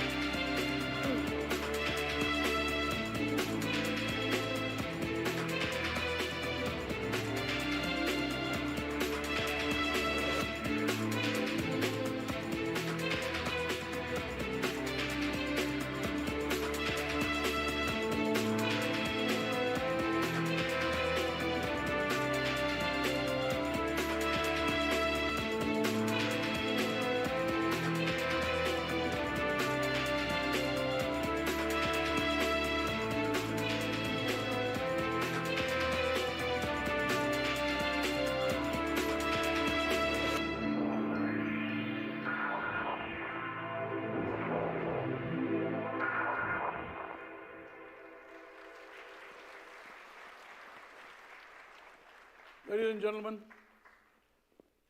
water powerful. 211 degrees पे water boil होता है, 212 पे steam बन जाता है. You get the message? 1 degree का अगर NDDB के यहाँ का हर leader Monday morning he says 1 degree I'll work extra, you will be a phenomenal organization on high performance. And therefore, whether you want to, when do you want to do it? हाँ किसी दिन कर लेंगे साहब, आप बोल के चलेंगे अभी अगले रविवार माता के यहाँ जाके आता हूँ टेम्पल, नारियल तोड़ता हूँ. One day or day one, which is tomorrow. Ladies and gentlemen, I would like to thank Dr. Gill Sahab. I would like to thank Dr. Shirodkar and all of you for very kind. I hope I've added value. I have done a very honest job to this session. So I'd like to conclude with one Bulle Shah quote. ध्यान से सुनिएगा. पढ़ पढ़ किताबा इल्म दा तू ना रख लिया काजी. For those who can't follow it, I'll explain it later on. But let me go with the rhyme. पढ़ पढ़ किताबा इल्म दा तू ना रख लिया काजी. हथ विच तलवारा फड़के तू ना रख लिया गाजी. मक्का मदीना घूम आया तू ना रख लिया हाजी. ओ बंदया तू की हासिल किता जे यार ने रखया राजी.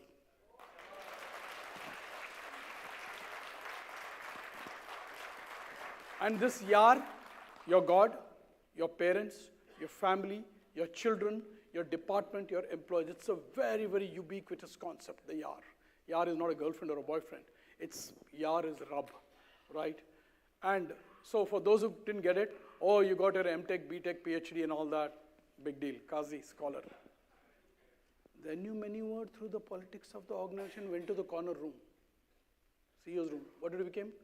Ghazi, King Ghazni. लोगों को लूटा, played politics. You maneuvered way through the corner office, then you plundered like King Ghazni plundered. हथ विच तलवारा फड़ के तू ना रख ले गाजी. फिर एक धक्का आता है, loss of job, pandemic, मौत, divorce. मक्का मदीना क्यों आया? तू ना, I'm Hajj returned. चार धाम returned. ओ बंदया तू की हासिल किता जे यारों ने रखया राजी. If you can't keep that engagement and that culture nuances. Ladies and gentlemen, it's been an honor presenting to this amazing crowd. I hope it made sense. And those are my coordinates and my LinkedIn. And definitely Dr. Gill has all my details if I could be of any further help and service. And sir, I know it's a little late, but can I allow 2-3 questions? Yeah, if there are any, please. Because nothing like an interaction. But sessions like this do not allow. But any questions, sir? Questions, comments? कि मैं जुट्टू बोलिया? Huh? Did I say anything lies? Did I bullshit my way? This is coming from here. जिगरां तो आ रहा जी, दिल तो आ रहा. This is really what we've attempted to do in our respective roles and organizations. And I've put that across through conviction, passion, and ekdam shiddat se. Any questions? Okay, the silence says, I've done a horrible job.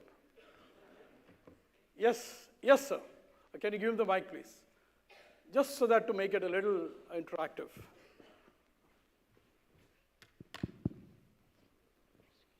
Yes, sir. Oh, that's a ma'am, sorry. So first of all, I'm very much grateful for this session. We all got this opportunity to listen to you. My question is that how you find a very good balance between your corporate world and your spiritual life? Because at this age, what I see is there are two different personalities that I see. Either they are spiritual or flourishing in their corporate world. Yes. So how do you find a very good balance between those? Thank you for a very insightful question, because काफी लोग यहाँ जो retire होने वाला है, sorry, can you hear me? Yeah. कि सब हो गया, घर बंगला हो गया, सुकून नहीं है. I'm not having peace. That is the spirituality that Madam is talking about. So, Madam, great question. I think you can integrate them, forget balancing it. In fact, may I request you, don't try to balance it, मुश्किल होगा, integrate them. Spirituality को corporate life में आइए. So, therefore, my submission is, when a bird flies, it flies with the 2 wings. तो मैं नहीं बोल रहा हूँ आप सब जाके चारधाम जाके हिमालय में बैठिए. That is escapism. वो कोई अध्यात्म नहीं है. In Hindu philosophy, एक बड़ा वर्ड है कॉल्ड गृहस्थ आश्रम, गृहस्थ फिलॉसफी। यहाँ रहिए, पढ़िए, नौकरी कीजिए, शादी कीजिए, बच्चे पैदा कीजिए, उनको एजुकेशन दीजिए, उनकी शादी करवाइए, फुल गृहस्थ life. So like a bird flies with to wings, material wing and spiritual wing. Learn from the eagle how it balances. The challenge here is how to integrate the two lives. And to that, my humble request is, and Vikas knows it, everybody thinks अध्यात्म ये जो है ये प्रवचन ये 50 के बाद जाएंगे। 50 के बाद जाने वाले कारपेंटर से पूछेगा ये अगर बनानी है, मैं फ्रेश वुड से आपको अच्छा लगेगा या 4 कुर्सियां दूं तो बनेगा? वो लगेगा सर 4 ब्रोकन कुर्सियां फिर भी बना सकता हूं, उसमें पैचेस आएंगे। But if you give me an integrated wood from the road, I can make a fresh one. Don't postpone the most important quadrant 2 of the grid, time management grid. Not urgent but very important is your spiritual and your health. Most of us it postpone because हम होड़ में लगे हुए हैं। So I think it's possible, and there are good examples. You can go through them.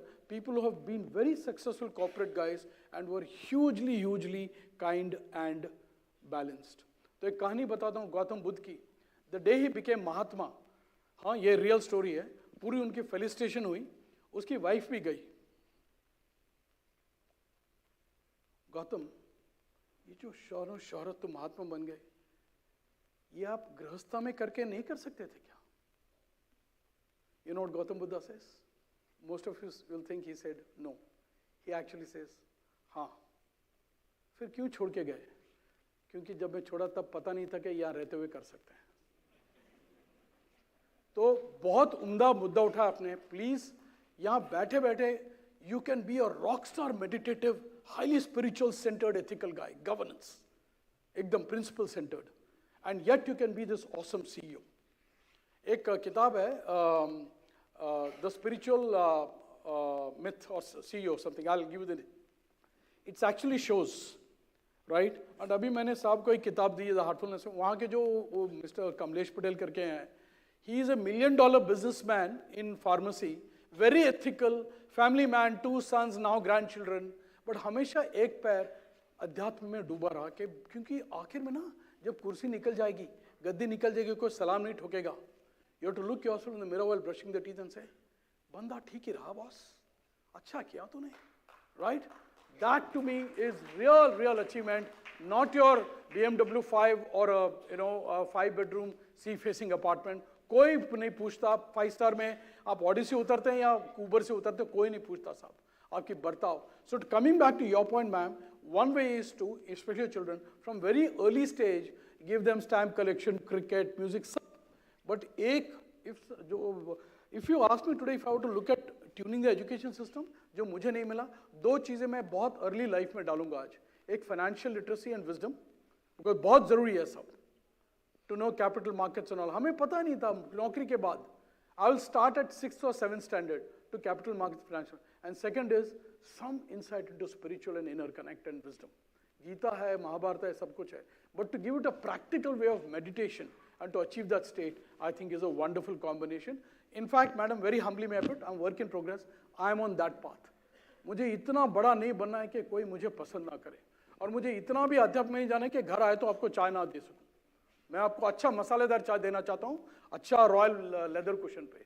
Is it possible? I think it's possible. Great question. We can meet during tea break to discuss. Anything else?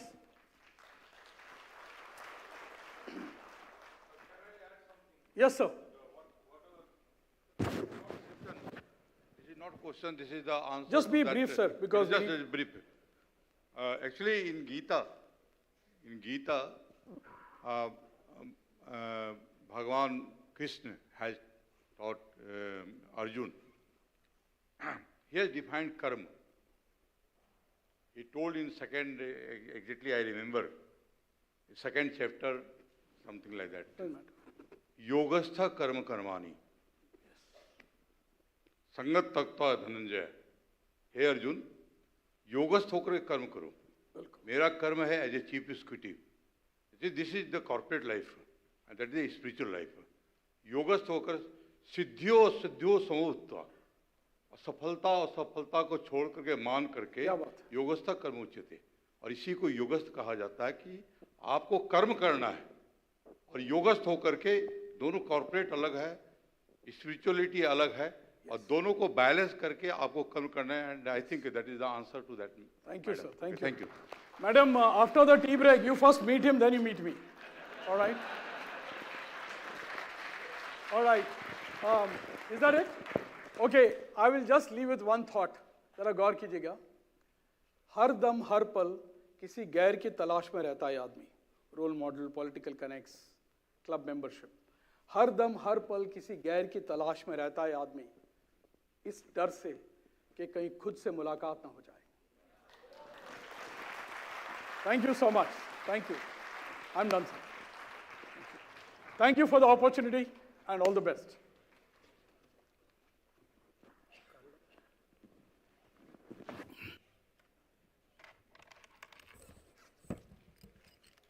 By the way, this is that book which I was referring to, which I presented, The Heartfulness Way. It can give the way to what the madam asked. Thank you so much.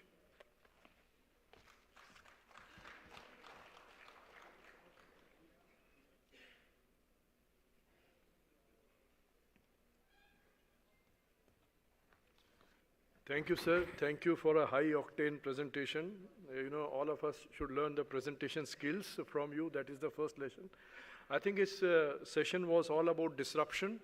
We need all to be ready about disruption. You know, we know, I think, in fact, I realized that maybe in next 2 years, I will not be having an assignment in NDDB. Somebody else will take over. Professors are losing their jobs now. Also, for all of us from the Milk Unions Federation, I think the message is loud and clear. Change or perish.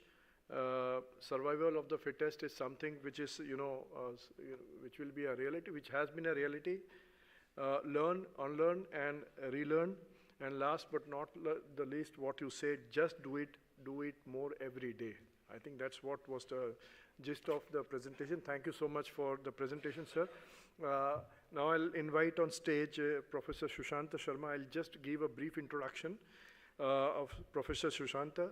He was here yesterday, but those who are not here yesterday, I'll just briefly talk about him. He's an associate professor and associate dean, accreditation and ranking at the Institute of Rural Management, Anand. He's completed his doctoral program from IRMA. He obtained certification in participant-centered learning from Harvard Business School and Indian School of Business. He's an alumnus of Global Business Ethics Teaching Workshop, Bentley University. Professor Sharma also completed multiple certifications such as Belbin Team Role, Transaction Analysis, FIRO-B, and ICF Accreditation Coach Certification Training. He has published his work in reputed journals and has conducted several training programs for different organizations. He is also engaged in several impact assessment projects and is currently the associate editor of the International Journal of Rural Management. He'll be talking on ethics, cooperative values and ethics with all of us. Thank you so much, and may I request you to take stage, sir. Thank you.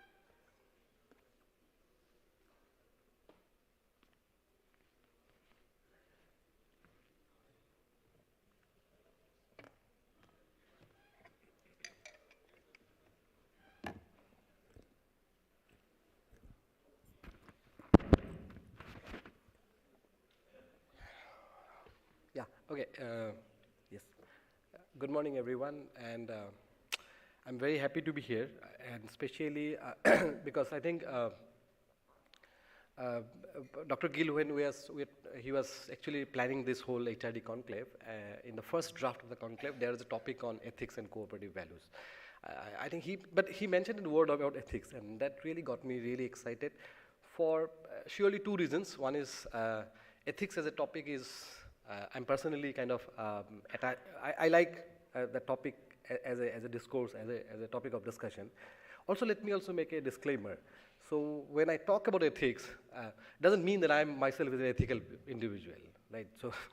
So talking about ethics and practicing ethics are two different worlds. And that's why that makes ethics so difficult, in a sense that everybody can talk about ethics. Practicing ethics is the challenge. Right. So, but I really kind of really admire Dr. Gill's the very idea of putting ethics as an explicit topic in a conference like this, in a gathering like this. Thank you for kind of inviting me and allowing me the opportunity to talk about it. But at the same time, I think the previous, Dr. Pramod made such an energetic presentation. It will take some time for me to gather my thoughts. I think I was completely lost in terms of his flow of thoughts. But what brought me back is the warning from Dr. Gill that professors are also losing their job. So that's what he said, and then that got me an attention that I should be doing something good now to kind of probably retain my job. What we'll try to do is this. So I love tea, so I'll be very mindful that I will not go beyond 30 minutes, and so that we can have our tea break. And in this 30 minutes, I'll broadly try to answer two questions. One is why people are unethical, why people behave unethically, and in the organizations, how probably ethical behavior can be encouraged. I think that's the two kind of broad questions that I'll try to address in these slides. One of the general point about ethics is this, that suppose for example, yesterday the early morning topic was that how to build great institutions.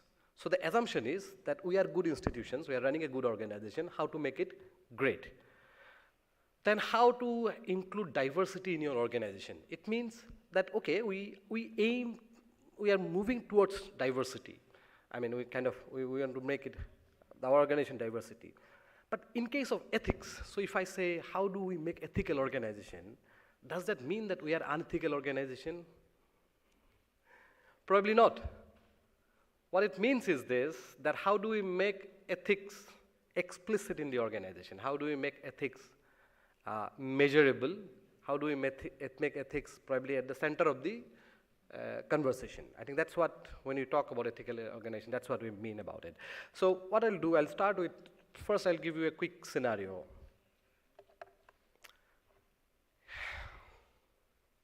Okay, this is what, so this is basically a situation where it says that you are working on a project which is assigned by the board, in a sense that it has come to the highest authority in the organization. It is a very important project, and the project is taking a lot of time.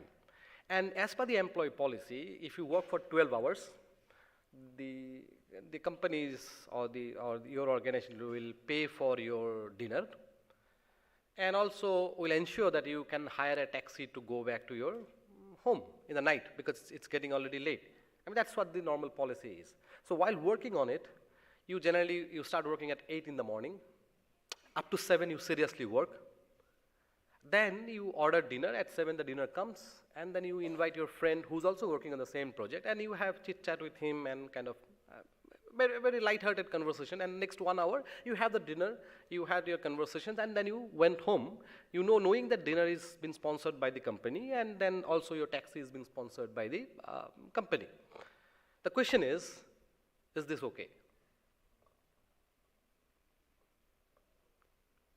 Yeah, there are multiple ways of responding to it. For some, probably it's okay, because you already spend 11 hours working for the organization. The organization is not paying you any extra money. So this is the little perks that you get from the organization. So it's okay. The other way of thinking about it, no, it's not okay, because you have wasted 1 hour not working on the project, but you have used it for your personal benefit. So it's not okay.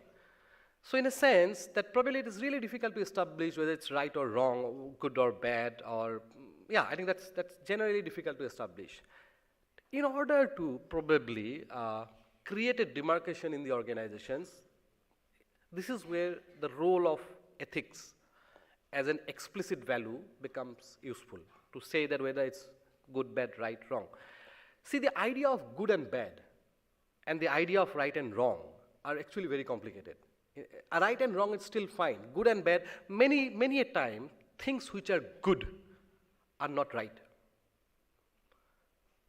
From history, we know slavery. Slavery is good for business. You get cheap human resource. When you make human slave, you actually become very productive at a very cheap price, good for business. But it's not a right thing to do. So the idea of good and bad and idea of right or wrong are always, there is always a, probably this is one thing we have to keep in mind, that anything that is good for business, not necessarily right for the business, right? So I think that's where one of the point that we'd like to say. And let me move to the, so what encourage unethical behavior? Why people work probably unethical is a too strong word, but what deviates people from probably right kind of conduct? So one of the general sense is this, that in any organization, anywhere, people generally engage in behavior what is rewarded and avoid what is being punished. So many a time, many of the bosses, many of the supervisors don't like to hear bad news. So there's a project that is assigned and it got delayed. And the leader doesn't want to hear that it got delayed. So what is rewarded is probably a wrong information, saying that it's on time. And what is punished is probably the right information, that the project got delayed. And that's how people will react. People will generally follow what is rewarding for them. And if it attracts punishment, people will not simply follow it. The second one is that people generally go extra mile to achieve goals set by leaders. I think what I'm trying to tell you is this, that I think target setting is always good. Goal setting is always good. All management guru will tell you that you have to set goals.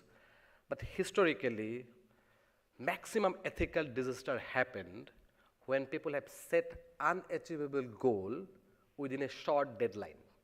A lot of automobile companies have released their default vehicles on the market because they have decided the launch date.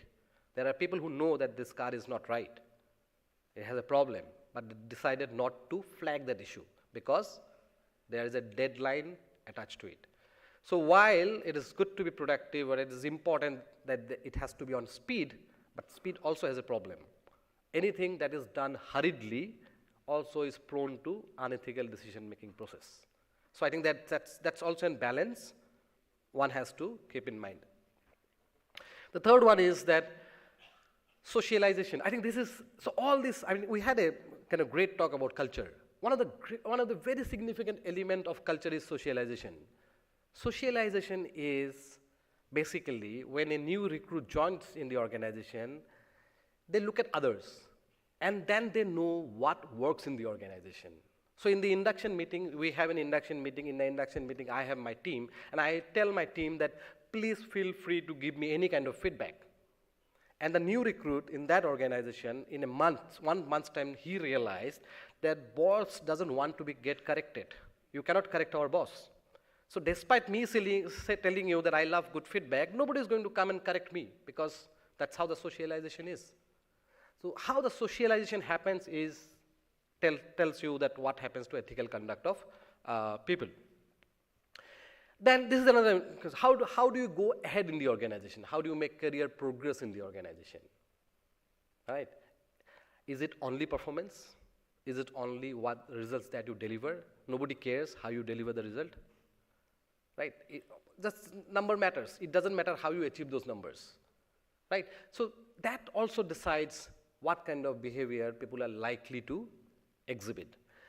In how to go ahead in the organization, is there any question about integrity? Whether is there any question about empathy? Is there any question about probably honesty? If these questions never been asked, if these questions never been investigated, most of the time people will not really put focus on these questions.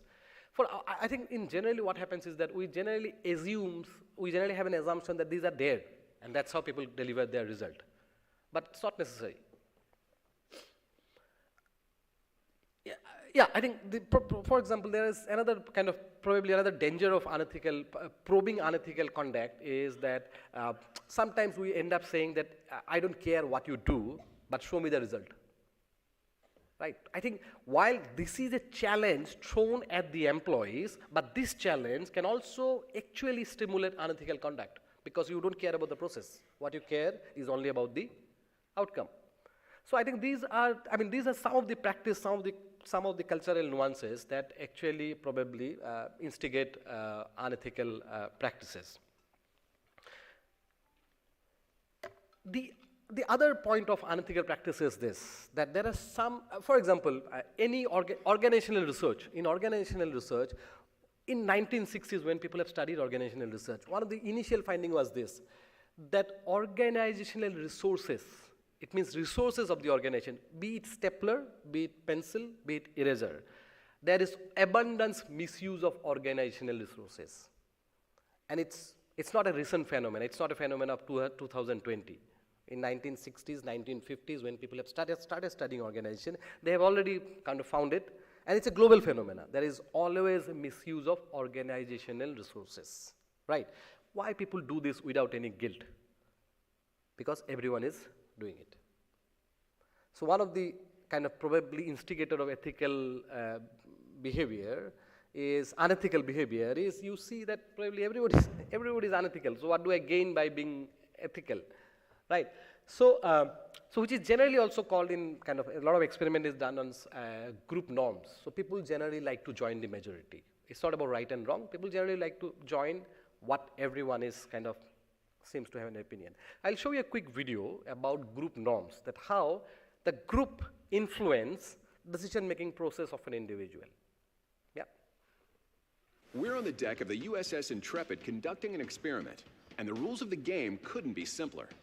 You've got to decide which one of these 3 straight lines is the same length as this first card. Take a look for yourself. Think you've got it?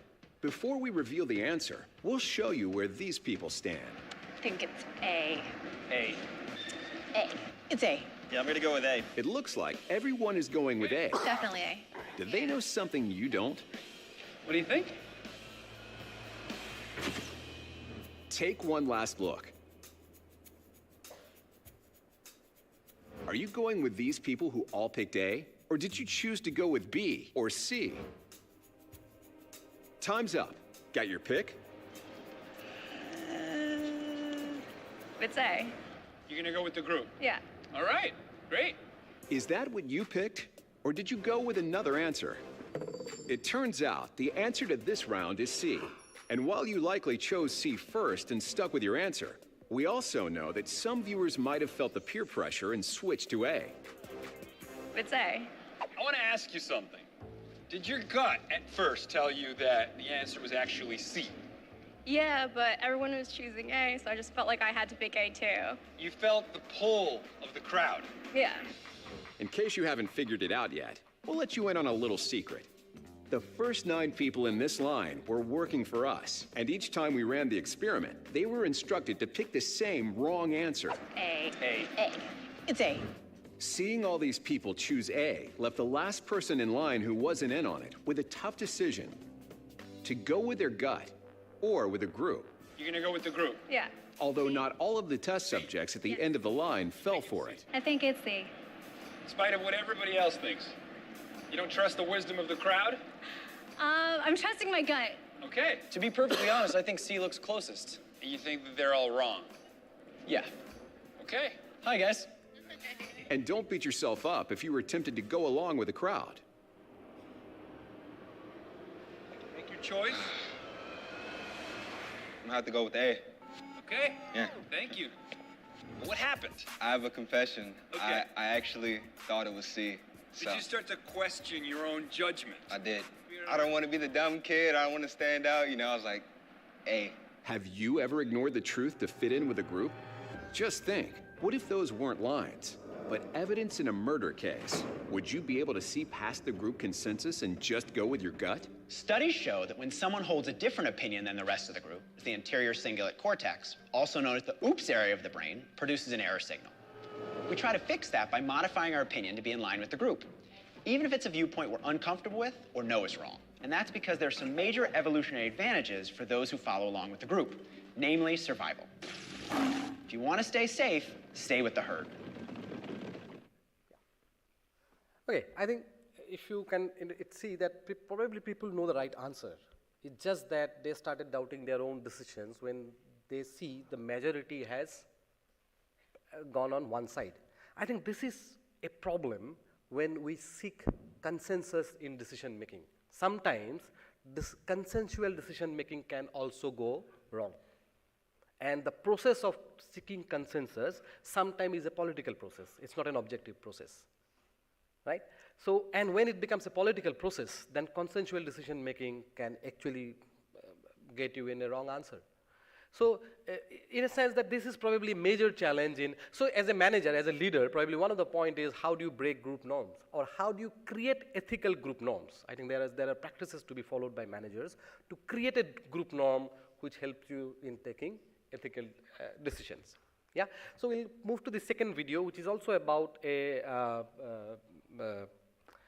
another bias of ethical decision making, which is generally called the diffusion of responsibility. Basically, it's not my job, even if it is probably not helping me, even if it's causing harm, even then it's not my responsibility. This is what is called the diffusion of responsibility and why people don't take responsibility. I think this is another experiment that they have done, which is very interesting. Yeah.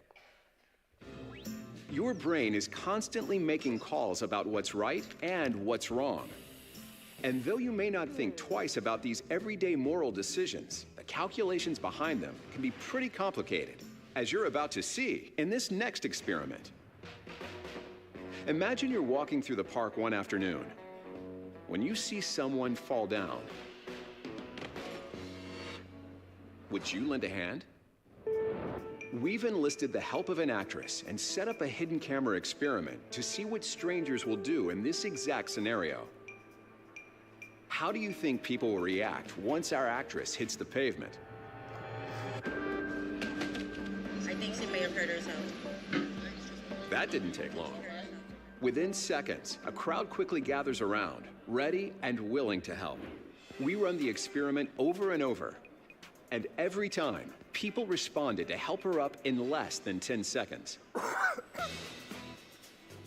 okay? I'm okay. It seems people will lend a helping hand to someone lying on the ground. It makes you feel good about humanity, right?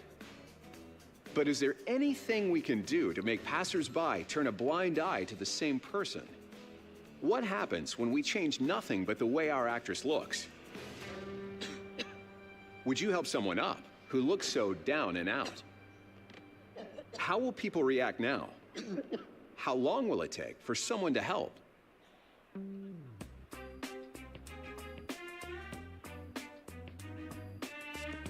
"30 seconds have gone by, and no one has come close to helping. They just keep walking. More than a minute has passed, and no one has helped.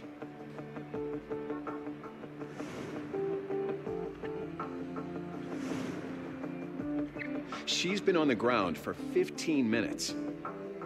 Before you judge any of these people too harshly, ask yourself, what would you do in this situation? It seems people's brains are having a hard time seeing this woman in need. It's as if she were invisible, even to this couple, sitting just 10 feet away. Why did so many people stop to help this woman, but not this one? Why does our actress's appearance make such a huge difference? Empathy is an important motivational state for determining whether or not you will help someone in need. But what triggers our sense of empathy for others? Psychologists have long noted that we automatically categorize other people as members of our in-group or out-group. Humans evolved in groups where our individual survival depended on the survival of others. So it makes evolutionary sense to help people in our own groups. Okay, so I think the experiment actually says that there are the same women who dressed differently. On one occasion, people have come forward to help, and on the other occasion, people have refused to help. So there is also a concept of in-group and out-group. In a sense, people who are like me, probably I'm ready to, willing to help them. People who don't like look like me or don't act like me, probably it's not my job. I mean, in the second case, most of the people have believed that whatever has happened to that lady is because of her own individual action. She is responsible for what has happened to her. Not in the first case. In the first case, everybody thought, okay, we need to help her. And it's also because the neighborhood was a rich neighborhood. The lady also looked like probably has an affluent lady, and so there is a similarity in terms of you can associate yourself. So I think this idea of diffusion of responsibility is also probably a kind of sometimes prone us in probably taking decisions which are harmful. The last point about responsibility is this, that how do we define whether we are morally responsible for something or not? So, for example, there is an accident that happened on the street. It's not me who has caused the accident, right? I was just a passerby. I was just going through that process. Whether I am responsible for this or not, whether I am morally responsible for that or not, the ethics philosophy in ethics tells us that me not doing anything, if that results in causing harm to others, then I am morally responsible. Me doing something causing harm to others is obvious that we are morally responsible. But me not doing anything leading to harm to others also makes me morally responsible. I think this sense of moral responsibility and this code of conduct in moral responsibility, if we can make it explicit, probably a large chunk of unethical behavior, or this whole idea of cooperation and collaboration can probably be encouraged more.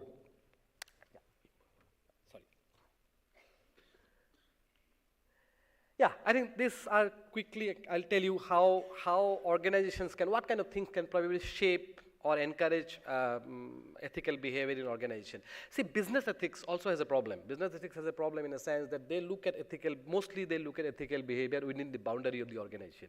They probably don't care much about what happens outside the organization. Also, probably it's difficult to influence everything every time through a system. But then,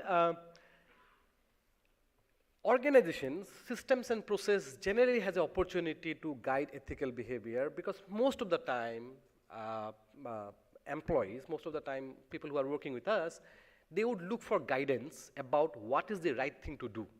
People generally, people probably may not invest enough in terms of thinking.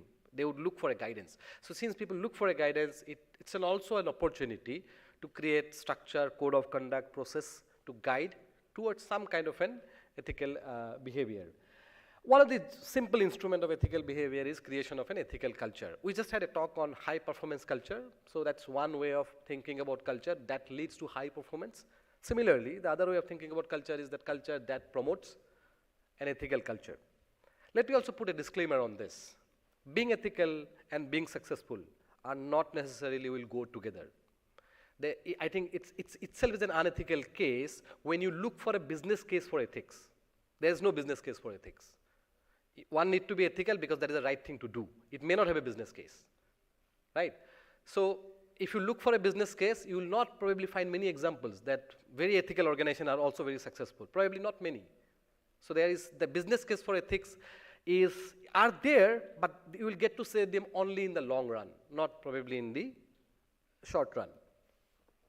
And ethical culture, one of the point is how we do things around here. हमारे यहाँ काम कैसे होता है? काम तो ऐसे ही होता है. I think that's a reflection of culture.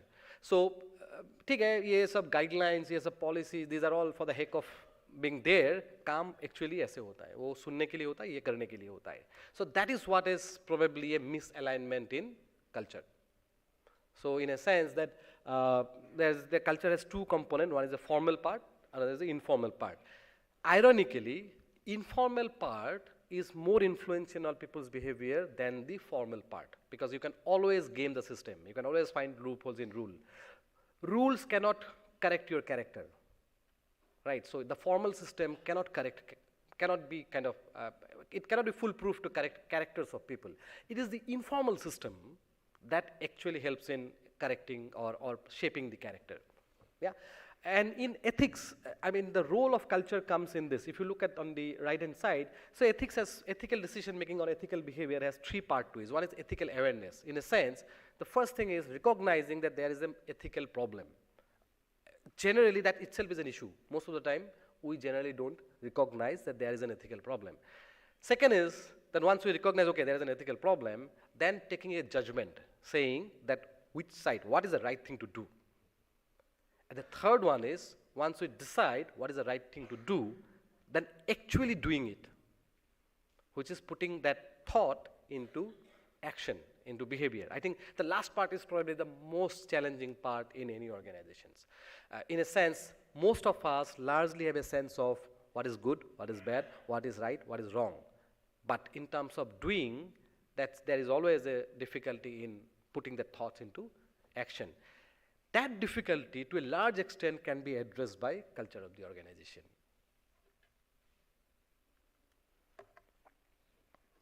And one of the pillar of culture of this organization is ethical leadership. Ethical leadership is the pillar of creating an ethical culture. And if you look at ethical leadership, there is, here they call it as executive leadership. And then also in culture, there are formal elements like selection, policies, training, performance management, etc., etc.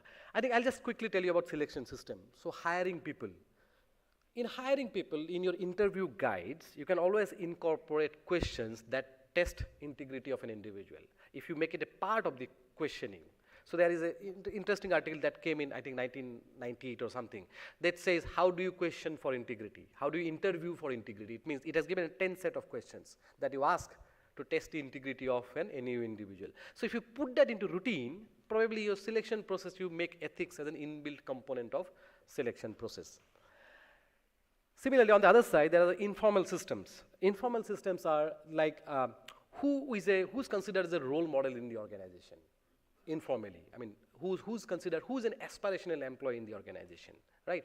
So the aspirational employee, I mean, for example, in case of IRMA, NDDB, Amul, for all of us where Dr. Kurian has a supreme influence, one of the way of thinking about ethical decision is that given this situation, what decision Dr. Kurian would have taken, right? So that's how probably one can think of getting an ethical guidance. So one of the important way of creating an ethical culture is to also create those genuine role models.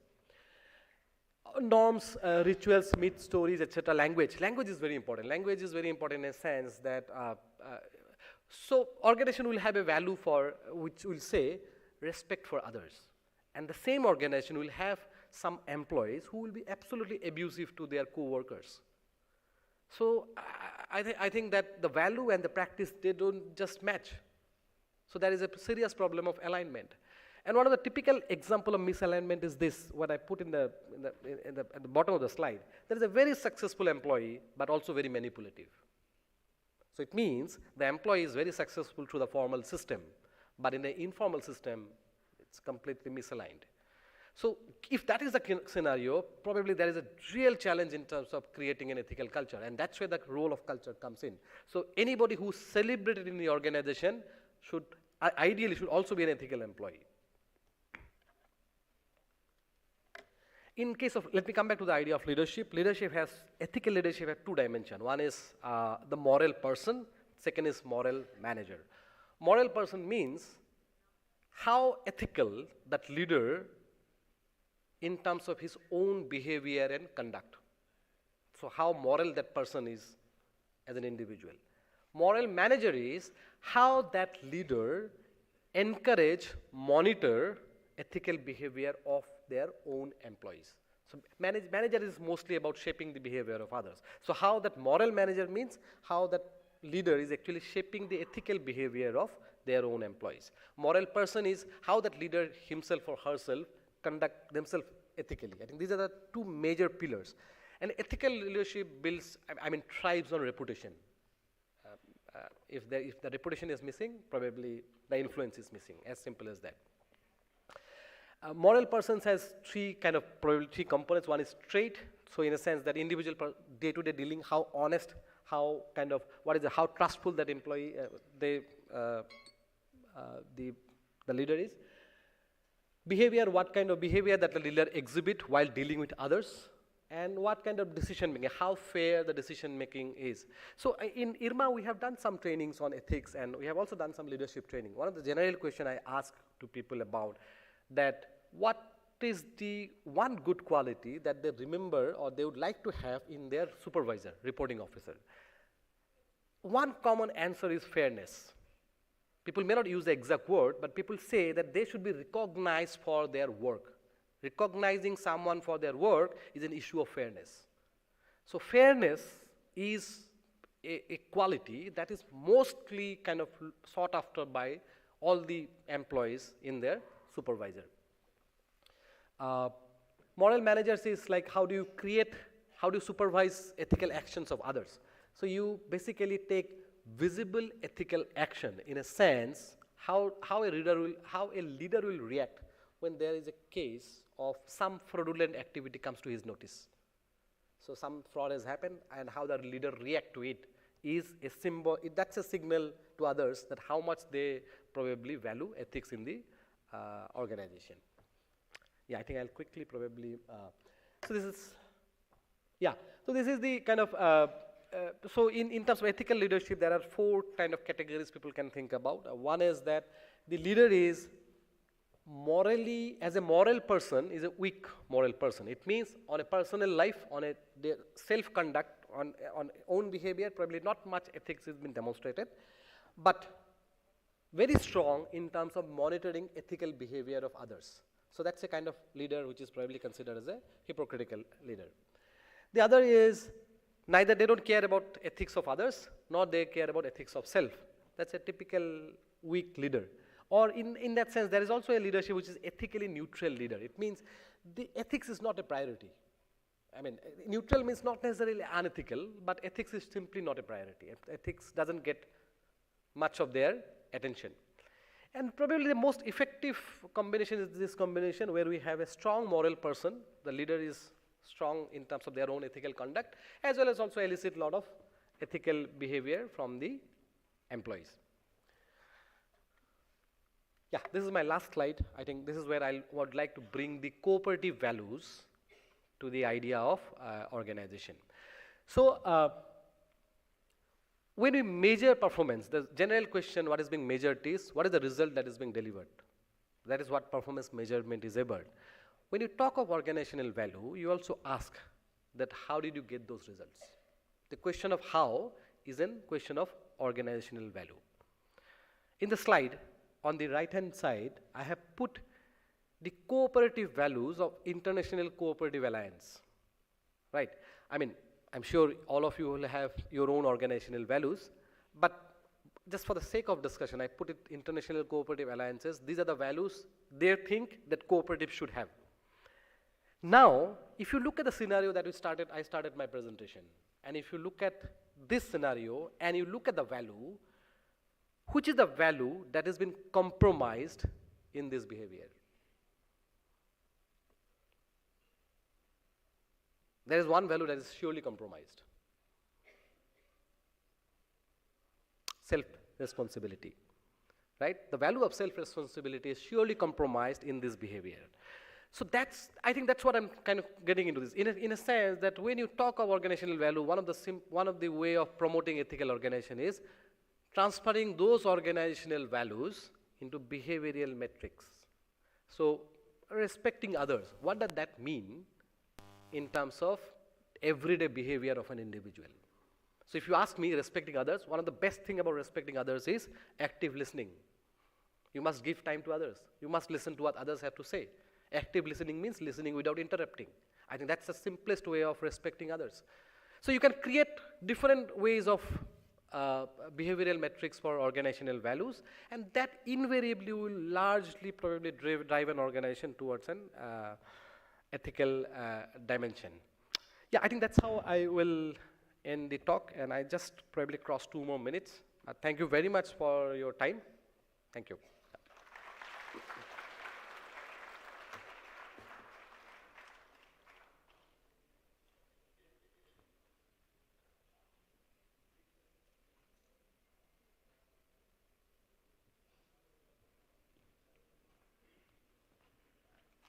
Thank you, Professor Sushant. I think it was a very, very good presentation. A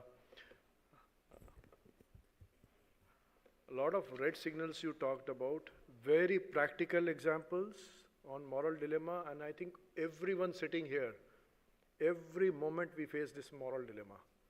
And I think this was a very, very impressive presentation. Very, very thankful for you for sparing. In a very short half an hour duration, I think your presentation could have been 1 hour, more than that also.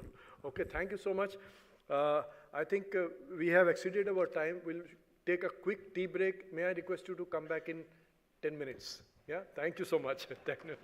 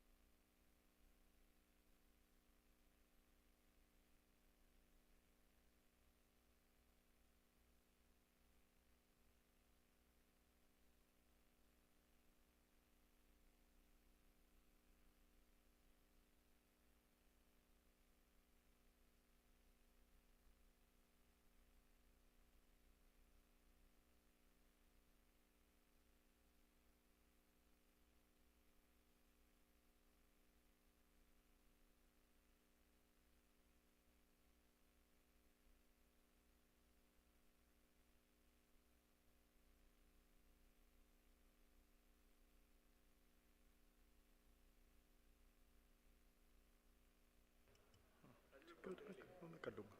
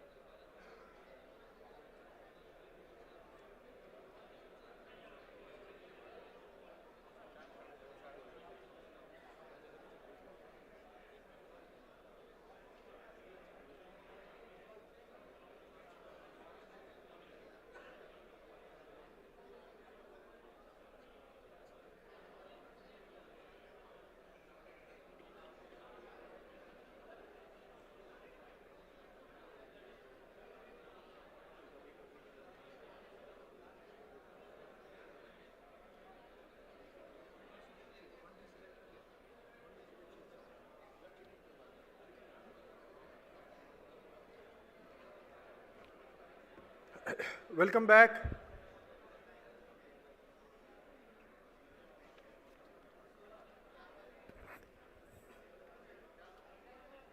Can we please take our seats, please?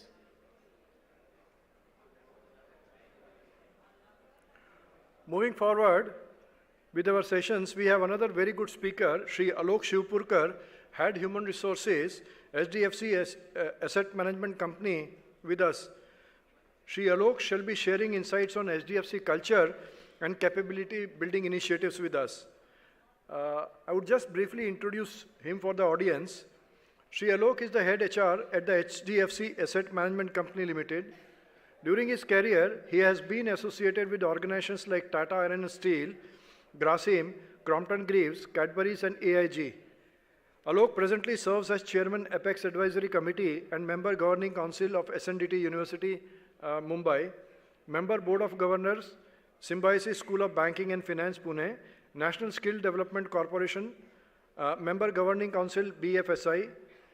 He has also served in different capacities with organizations like National HRD Network, Financial Planning Standards Board of India, St. Xavier's Mumbai, and IIT Roorkee.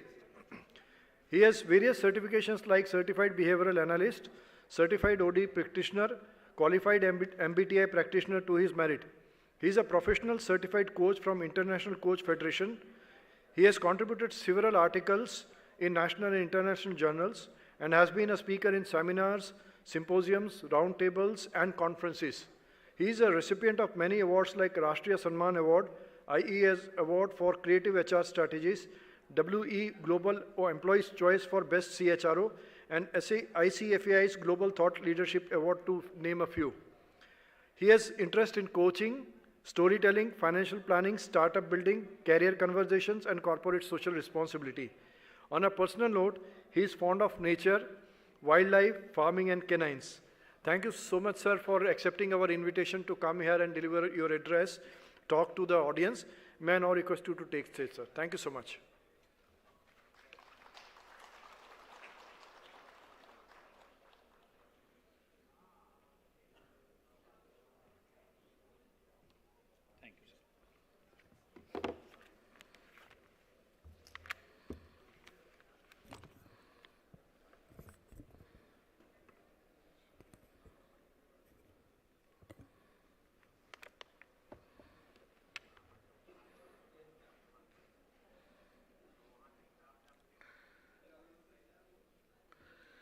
So, Mr. Gill, thank you very much for inviting me, and if I can express my feelings at this time, I would just say that since I come from the background of farming, dairy, and agriculture, I feel like having come to a temple.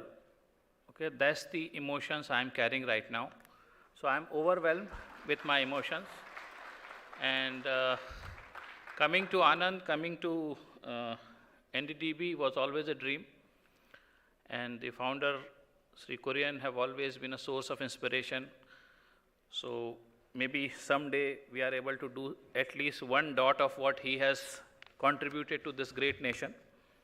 So that is the inspiration in the world of cooperative. Since I am responsible for CSR of the company, we try to do things which it certainly finds its roots in whatever great people like Dr. Kurian has done. Thank you very much for a very effusive introduction. So I have two news to share. One is I have no presentation, so you don't have to read and hear me simultaneously, so your job is cut by 50%. So now I can have 100% of your attention. Second thing is, I'm going to finish in about 35 minutes. So that means you will have less of torture from this end. Okay? So without losing much time, and of course, deep sense of gratitude to Vikas ji for being the catalyst to bring me here. It's one of the very important dream come true here. So I'm going to speak about the culture, especially with respect to HTFC. I'm sure this is one of the most admired organization. How many students are here today? Can you raise hands? Okay, so I have carved out some portion of my talk specially dedicated to students. So next 35 minutes, I'm going to have, this is mostly a one-way traffic. So whatever you like, please make note of it. And whatever you don't like, just attribute it to the adventure of an innocent HR person. And innocent and HR being oxymoron. So this is, so एक share से शुरुआत करते हैं, प्रमोद जी ने set कर दिया था तो, है ना? ये बात अलग है कि तुम न बदलो, ये बात अलग है कि तुम न बदलो, मगर ज़माना बदल रहा है। गुलाब पत्थर पर खिल रहे हैं, गुलाब पत्थर पर खिल रहे हैं और चिराग आंधी में जल रहा है। यही जुनून, यही ख्वाब एक मेरा है, यही जुनून, यही ख्वाब एक मेरा है, वहीं चिराग जला दूं जहां अंधेरा है।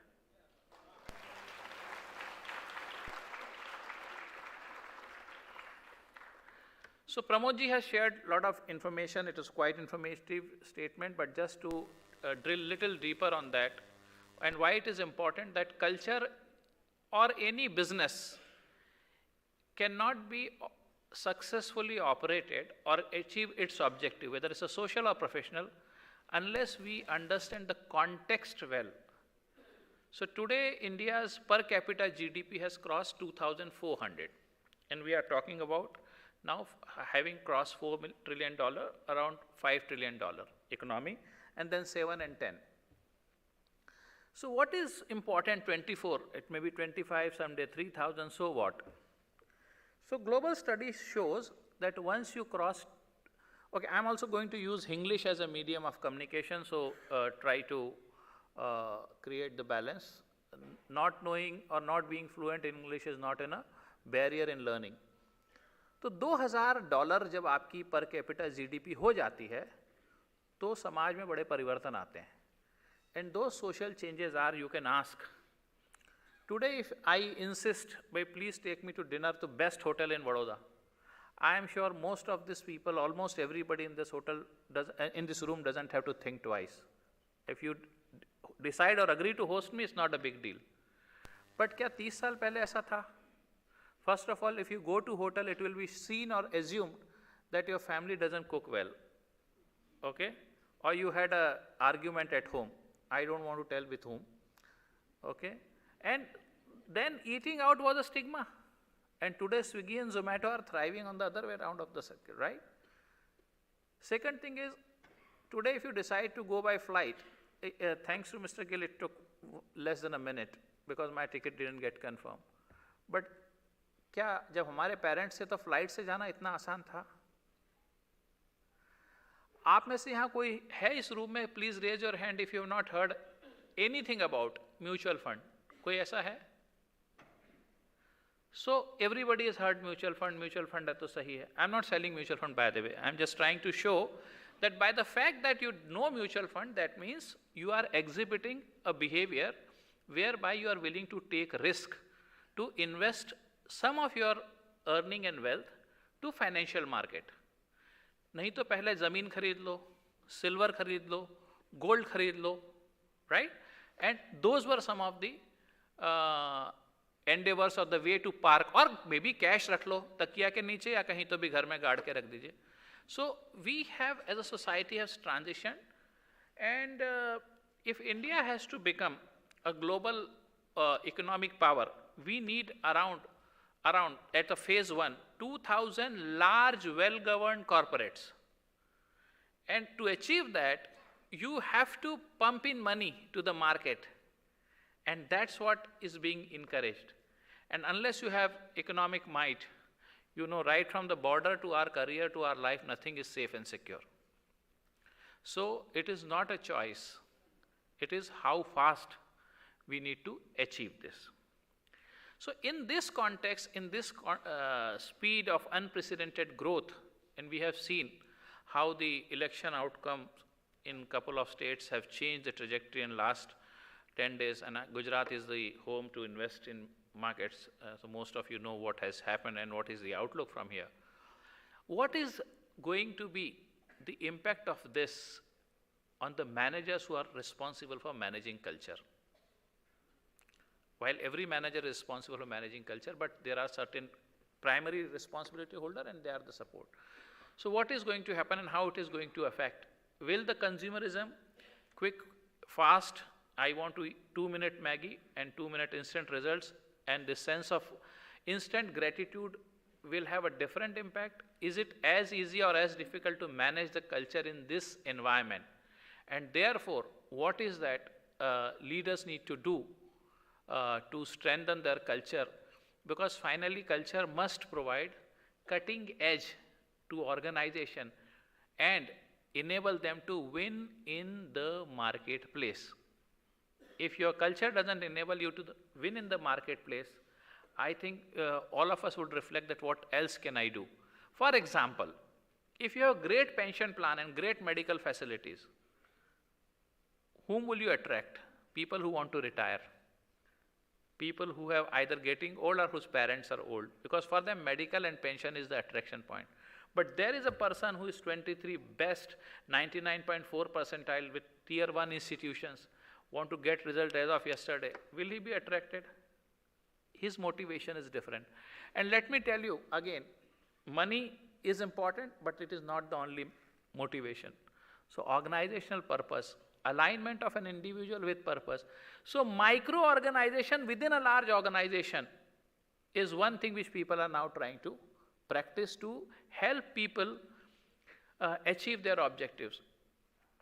So there is an overlap between an entrepreneurial mindset and then there is an overlap between organizational objective. A common point is where you get the discretionary efforts from the people to help business objectives. So let us look at Indian cricket team. Okay, this is something which clicks quite well with us. Indian cricket team, when the BCCI decide to make a transition and say that we would like to lead in the all formats of the cricket, that is 5-day, 1-day and 2020. Signal in the Bangalore Cricket Academy or Dennis Lilly Pace Academy in Chennai was that we are no longer looking for Gundappa Vishwanath and Sunil Gavaskar. If that's the pattern you want to adopt, or Karsan Ghauri and Bishan Singh Bedi pattern you want to adopt, you may not be fit for the game of future, because 2020 you don't need cricketer, you need athletes who know cricket. You don't need cricketer, who know the master stroke. You want athletes who can play cricket, right? The intensity, and that started reflecting in test match also, in 1-day also. So can you imagine Surya Kumar Yadav has scored, has equaled the record of highest 2020 centuries in the world. I mean, he just started playing. So what is the culture you need for formation of such teams? And that is the question which is facing leaders when you decide your business plans and you set the strategy meets. So we say, for example, the one very successful organization most of you would know called Enron. The underlying belief was that everybody wanted to make money. Share price manipulation to get more investment was okay, because that was the gospel. And look what happened. Nobody know how fast it collapsed. One of the most successful, mighty organization could have shaken the governments in various countries. Amazon, they say you don't do the presentation. You create a docket, you come and discuss. Frugality is another way. So these are some of the indicators which you as an organization need to decide that what it is you want to hold as a supreme value. So let me start with the organization where I have been serving for 18 years. I had privilege to contribute whatever little I could. So I have set up 2 organizations there. One is the real estate fund, which is $4 billion, HDFC Capital Advisors, which is a invest in affordable housing, and second is of course HDFC Mutual Fund, one of the dominant player. So how HDFC started? HDFC was founded by Mr. H.T. Parekh. H.T. Parekh retired as a chairman of ICICI. So you would have never seen ICICI and HDFC, in spite of being competitor, they are getting into any sledging or bad words to each other. Always respected each other as an organization, as an institution. So HDFC is no longer an organization, it has already transiented to the institution phase. So Mr. Parekh decided, identified one problem, that it is not easy to get loan.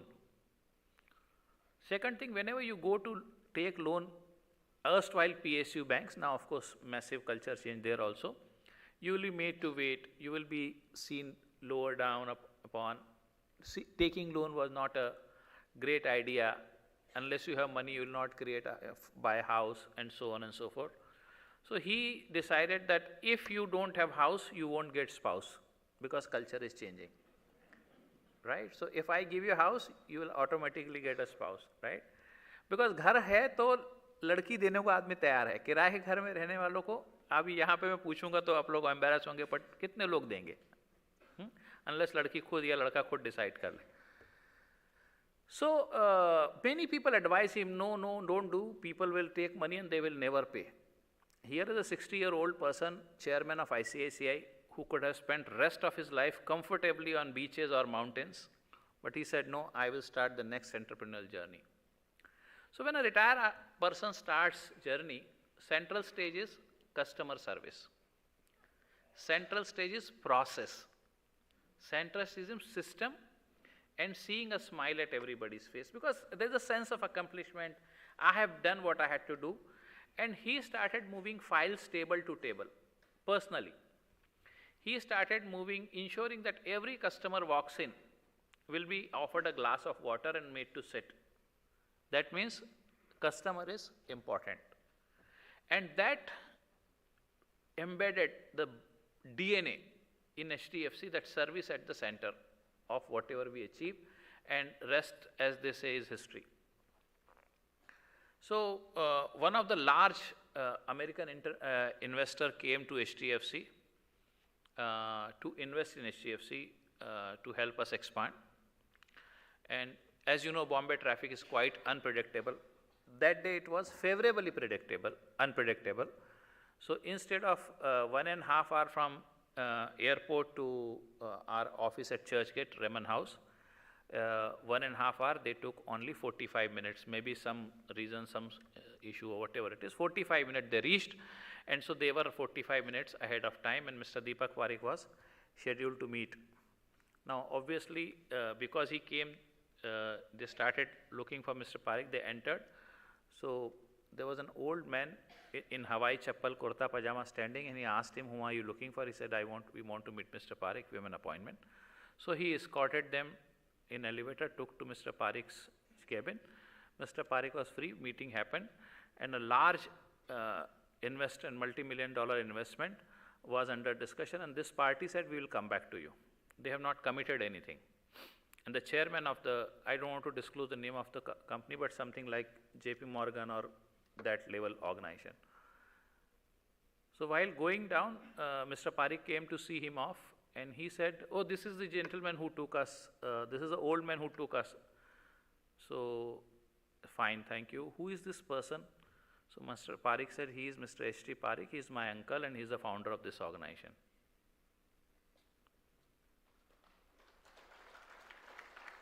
Investor said, wait a minute, we will not come back to you. Our deal is done. If chairman can do this, we don't need any due diligence now. Now, this is the symbol, this is the exhibition of living the culture by leader. Now, if your leader is living by this, then I think rest all, as they say, sunlight is the biggest disinfectant, right? So if your chairman is practicing those values himself, and Mr. Deepak Parekh could have joined as a managing director, but he joined as a deputy general manager. And I invite all of you to come to Raman House on the 4th floor. There is a full floor dedicated to HDFC journey. Whenever you are in Mumbai, do drop in and happy to host you there. The boss says his appraisal, his performance appraisal. Now look, Deepak Parekh is being appraised by his boss, right? Letters, appointment, all these things are there, and that is the symbol that what are the value system company is willing to live. The other thing is, so now I come to my HDFC AMC, where I started my journey in 2006, and we said, I asked my managing director, look, we are going to invest heavily on the skills because not many people were willing to come to mutual fund as an industry. People wanted to go to banking, investment banking and other things. At the most, they would like to come into fund manager role. But sales for mutual fund, because mutual fund were not known, banking jobs were very, very attractive because bank के job में शादी भी जल्दी हो जाती थी, ठीक है, और थोड़ा पुराना सिस्टम था, लेन देन वो भी चल जाता था. म्यूचुअल फंड में लड़का है तो कैसे बताएंगे, क्या लोगों को पहले समझाओ what is mutual fund. Then insurance, by then were still thriving organizations and people wanted to join insurance company because LIC was a role model and everybody thought HDFC Life or ICICI and everybody is like LIC. So that was easy job to get and easy to attract people. So I said we are going to invest, we are going to help people do NISM certification, 10A, 10B, CFA, this, because our vision was that we will put our best people to our valuable customers. The best customer service we can do is the right advice. And therefore, we have never had a case of mis-selling. And that is very, very profound for or impeccable thing for any organization, that when you are not alleged to be doing mis-selling. So skill became the first culture holding things. And I said, what happens if we have attrition? Because if we train people, then competition will grab them and take them away. So he innocently said, fine, but isn't it that they are going to serve some other organization in India or the mutual fund company? So be it. Let the talent breed talent. It's okay. Let's take. We are being a market leader. It is incumbent upon us to invest in people. If we do not have value proposition, any which way people will go. But let us not deprive ourselves of not investing in people. And we started doing it, and that's where we now realize that skilling. Now, of course, there are articles, the skilling is the new engagement, and why skilling is important to strengthen the culture, papers are being written. But at HDFC, we started in 2006. In HDFC Limited, again, I am telling you, the shareholding with the employees, employee stock option plan was started much before IT companies came with ESOP. So sharing the wealth of organization with employee is something which we were pioneer in. Similarly, another story of HDFC outside skilling is the employee, last line employee is very clear that if there is a conflict between compliance and profitability, it is the compliance which will win. So ethical standards, governance, risk and compliance stands ahead of organization's profitability, and many times we have not sold the schemes which are toxic. So in subprime crisis, when many mutual funds suffer and they had to take a line of credit, HDFC did not had to go, because we did not buy those papers which were high risk papers giving higher yield. We said we'll take a beating on the return, but we will not buy the papers which were not correct. So that is second thing which defined our culture. Third is trust everybody. As you see in Netflix and other organization, trust everybody, but do check things. There has to be check and balance. So trust is blind. Blind trust is not great idea, because finally you are managing others' money. People are giving money on HDFC's name, not my name or somebody else's name. So it is incumbent upon us to have the checks and balances. So that is the third tip to the leaders, that trust people completely, but do have your checks and balances. We take whistleblower very, very seriously. May not be a formal whistleblower, but even a small complaint has come, we will ensure, and I will not hesitate to tell you that whenever complaints have come, maybe the size of complaint is bigger, but truth is smaller, but there has been some or other things where we need to correct ourselves. So leaders, the input is that if you hear any complaint, just don't reject on a face of it, because that is the most convenient thing for us to do. Because nahi ho hi nahi sakta, nahi ho sakta, anything is possible. Because global study says that 80% people sit on the fences.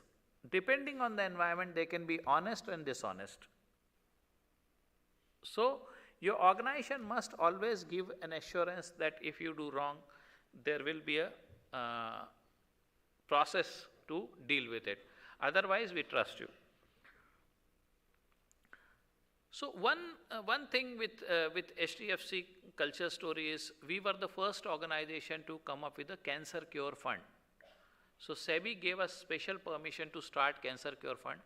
This fund we launched much before the CSR became the responsibility. And employees have seen this as a very good gesture, and that has also helped us. And that is one example of purpose-driven organization. So what we did is we said we invited money from people, and whatever the return was there on money, we doubled from our profit. So this way, 250 crores rupees we have given to Indian Cancer Society. And recently we have bought 100 flats next to Tata Cancer Hospital, where, because one thing which always troubled us is the people, when they come for treatment, they were sleeping below the Parel flyover. So of course the size is too big. We have bought 100 such flats, and now we have intention to buy 200 another flats, well fully equipped, run and managed by Tata Hospital. So we have not kept any strings in our hand. The Tata Hospital knows the best. Let them manage it. Only one small committee to review whether it's operational is not there. So this is something, again, culture and the exhibition by living by value, which has come long way, and that is something which employees instantly connect to. Another example of purpose, how purpose-driven organizations benefit and how we can do is, so one thing we communicate our people is that mutual fund is not about just profit. Mutual fund is about helping people to come to the mainstream. Because as a common man, you have choice to put your money in post office, recurring deposit, fixed deposit, PPF, provident fund, NPS. All these are savings. But then there is another part is investment. The difference between saving and investment is, saving helps you to retain the value of money by way of returns, but protects the principal. Investment is little riskier. It can create a multiplier gain, or it can, sometime in an exceptional case, though it has never happened thanks to an Indian history, erode your capital. Long-term mutual funds help you to create more value.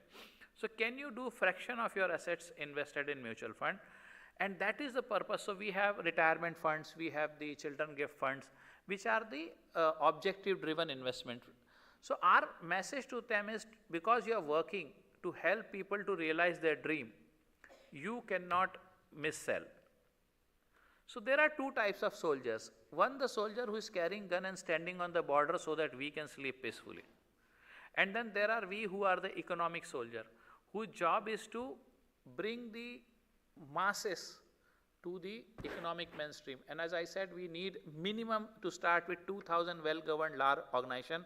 Unless 150 crore people think very small fraction of their asset, and therefore SEBI is now coming with 250 rupees SIP. So that as you go towards the bottom of pyramid, they should participate into the economic growth of the country. Because your GDP may grow 7%, your inflation is 7%, and organizations may create 2 to 3% of profit or value. So you as a nation are growing 15 to 16% rate. So would this wealth get centralized to very few people, or it will get mass distributed? Just think of a situation that in this country you have 100 families who are wealthy and remaining everybody is poor. What will happen to this country? And exploitation is first, and then revolution is second. So communication is one thing which is very, very important, and I will give you one example of communication, that how leaders get trapped into the praises made by their peers or the colleagues. तो उसको मैं कहता हूँ शहद की दलदल. शहद मतलब मीठा होता है, आपकी इतनी मीठी मीठी बातें करते हैं कि आपको पता नहीं चलता ग्रास रूट पे क्या हो रहा है. तो Shah of Iran, when he was brought from airport to his palace in a helicopter, उन्होंने नीचे देखा हजारों लोग जमा हैं. तो उन्होंने अपने एडवाइजर से पूछा कि ये लोग क्यों खड़े हुए हैं. बोले सर उनको पता है आप आ रहे हैं तो आपकी तारीफ के लिए खड़े हैं, आपकी जय जयकार के लिए खड़े हैं. और नीचे ईरान की फेमस क्रांति हो रही थी जब आयतुल्लाह खोमेनी लौट करके आ रहे थे. तो this is the quality of leaders. So my invitation to you by this example is that every leader must stay connected to grassroots. And therefore at HDFC we practice this, that leaders grassroots connect. It's not just skip level, this is the last level connect. So while again hear your subordinates, hear your advisors, listen to them, but go to the last mile, because the game is happening at the branch level. Game is happening when my relationship manager is dealing with somebody who is willing to do the SIP of 1,000 rupees. And if you can ensure that quality, you become invincible organization. So last mile connect, direct feedback is very, very important in the entire leadership journey. That gives system an assurance. And हमारे यहाँ कहते हैं राम से बड़ा राम का नाम. So Ram is not present everywhere as an administrator. I am not talking of God Ram, but as an administrator, as a king. So king cannot be omnipresent. But the aura of king which rules, that can be omnipresent. So do you have aura as a leader which is omnipresent? Because last person should have assurance that if required, I can have the access to this person and I will get an audience, whether it is decided in my favor or otherwise, doesn't matter. But the mere hope is something which can change the culture of your organization. Am I making sense, friends? Okay. Last thing with HDFC we have practiced is zero politics. Politics is not part of our culture. We have never communicated this, but it has got engraved into our system. So in 18 years, no head of the department has gone to MD and put the complaint about me, nor I have gone to MD and talked about any HOD. Our underlying system is if two functions have difference of opinion, whosoever has the first initiative should walk to the other's cabin, sit down and sort out and come back. Because finally you are living for the capital C. The customer is the king.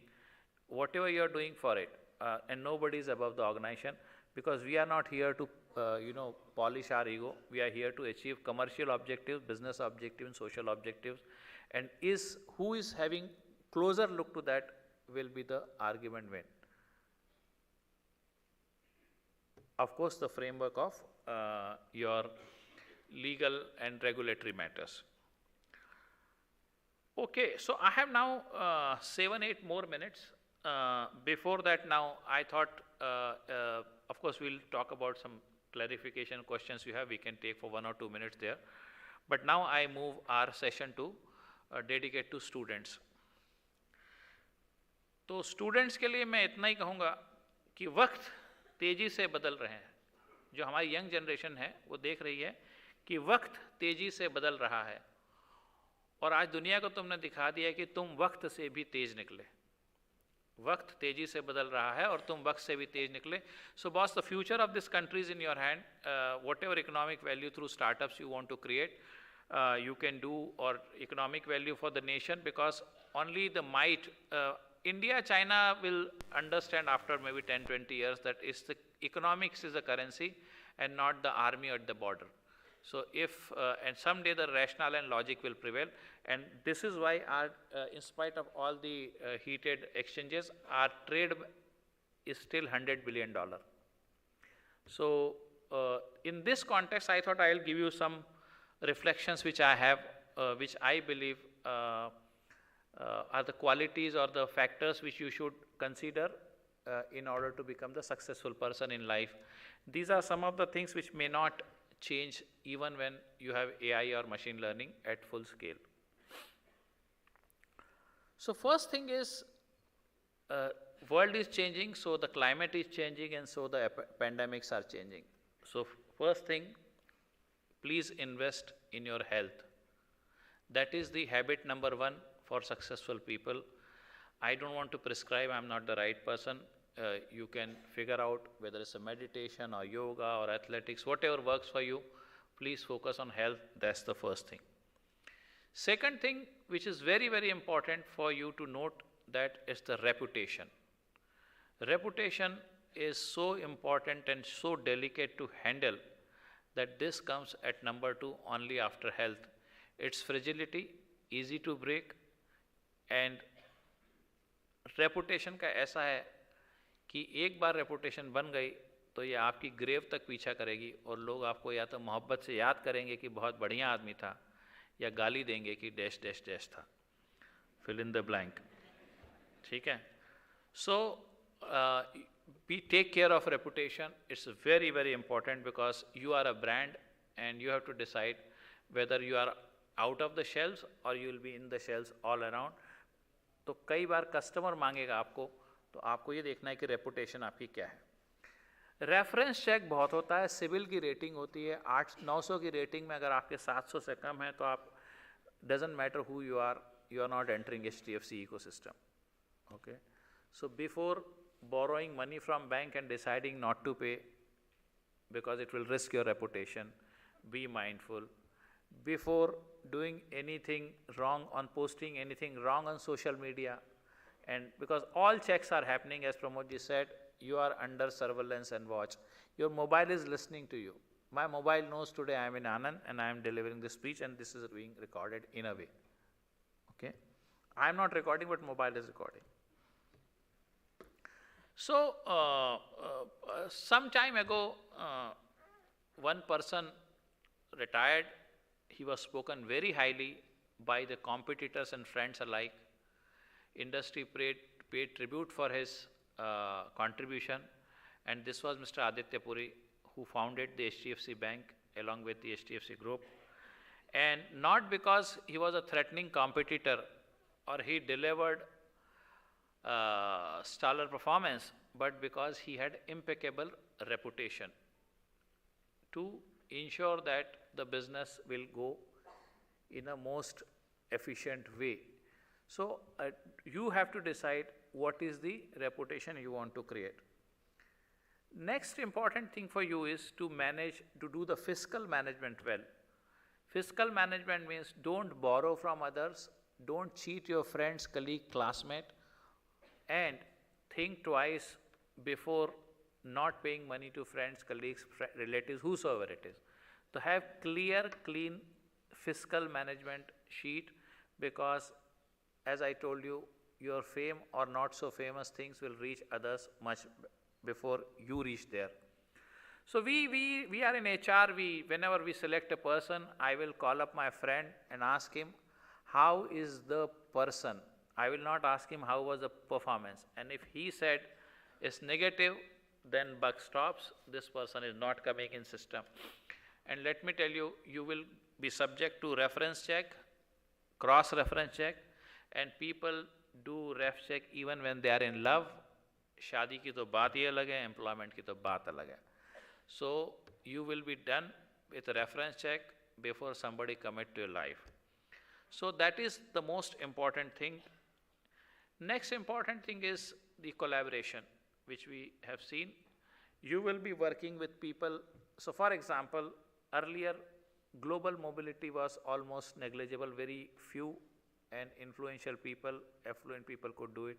But today you see people coming from different parts of the world and working with you. Even in Anand, you can see the people ask from different states. It was not the case earlier. I mean, you go to Pune, you will have people from across the country, either coming for study or for working. That means if you are from Maharashtra in Pune, next person may be from Bihar, next from UP, next from Himachal, next from Uttarakhand, somebody from Assam. So you are collaborating, and like it or not, India is a subset of so many individual states, and you have to collaborate and produce the result. So enhance your ability to collaborate. Going forward, you may be simultaneously working with people from 12 to 14 nationalities. So a person in France has a different thought process, the British has different, Australian has different, and American has different. So learn to collaborate, and then only you will be able to produce the results for which you are responsible. Next personal quality is the renewal. Be part of the forums, constantly see you get certified, you assist. You may be knowing everything, but if you don't go through academic rigor and go through the certification process, you will not be valued. So go through that structured learning process and certification to practice that, be part of many right groups, and continuously renew yourself, read, understand, interact. You can, by interaction, by traveling, by interacting with people, you can learn as much as you will learn by reading.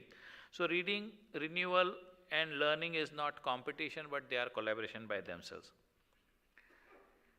So people who succeeded had, the last thing is personal qualities. The people who succeeded had exceptional personal qualities. Gone are the days when people who succeeded used to bring vegetable for bosses or used to teach mathematics to bosses' kids. Okay? People who succeeded are the people who did not take shortcut, who did not allow bosses to let down. These are the people who worked silently and allow some bosses to take credit. Maybe one day you will be boss or may not be. So don't run away. Credit will reach you when it belongs to. The most important thing is ethics, values, governance, legitimate things, and other personal qualities, communication skills, presentation, and 50 other interaction, collaboration, and whatever I have told you are some of the things which you should be mindful of. So let me talk a little bit about the failure. Okay? People make mistake. All of us make mistake. Some are genuine and some are by choice. The people who made mistake are the people who chose to fiddling of the conveyance bill, food bill. Okay? People who touch a girl inappropriately. People who made a mistake of lying or taking shortcut and fell down and made their bosses let down.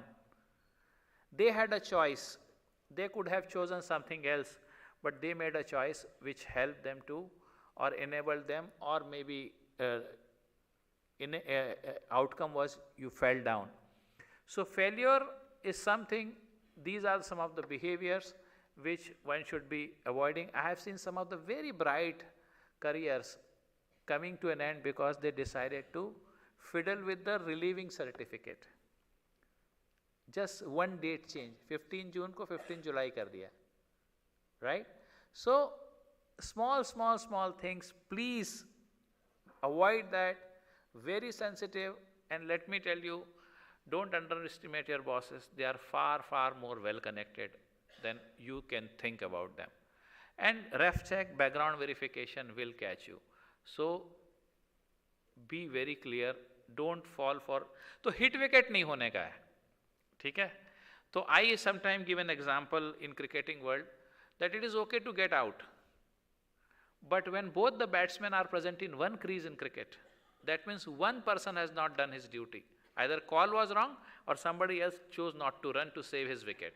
And that is the run out which is unacceptable in corporate world. So either both batsmen will be called back or at least one will certainly go. So therefore be mindful of this. People who had roving eyes, who have done something wrong, which is morally wrong, were thrown out of the system. Unfortunately, I have sacked more people for their misconduct than performance. Because in a system, you may not fail because performance will let you not fall. गलती करोगे, लोग बता देंगे यार तूने गलत किया, इसको ठीक करके लिया. तो average performer will also can have long-term sustainability. But it is the failure where you have failed morally or ethically. So people who have done all these things were failure. They have damaged reputation of self, going to party and drinking and then getting out of control. reputation got gambling, borrowing money, unethical conduct, poor fiscal management are some of the things which have led to failure. Performance sadly was not even in the top 8 or 10. I wish it would have been other way around. So आदमी जब सुबह उठता है ना, किसी भी धर्म का हो, भगवान से ये प्रार्थना करता है, गॉड मेक मी सक्सेसफुल. कोई सुबह उठ के नहीं बोलता भगवान आज मुझे चूना लगा देना. Right? Nobody prays for that. So happiness, satisfaction, harmony comes from success.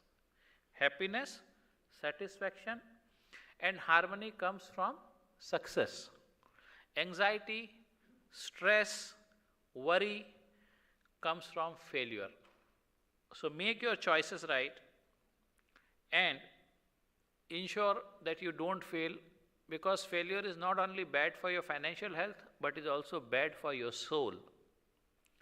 So finally I will only say, उम्र भर गालिब भूल यही करता रहा, उम्र भर गालिब भूल यही करता रहा, धूल चेहरे पे थी और आईना साफ करता रहा. Thank you very much for this wonderful opportunity, sir.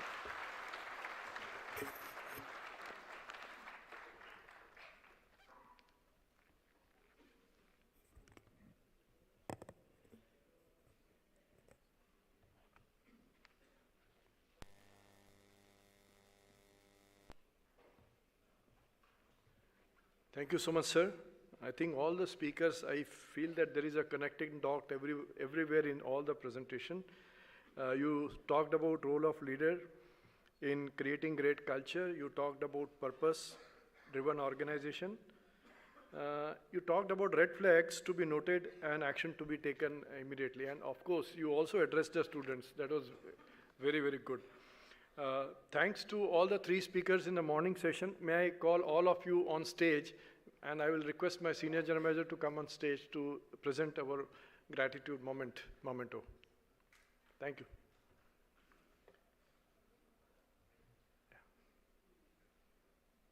Aye, sir, please come.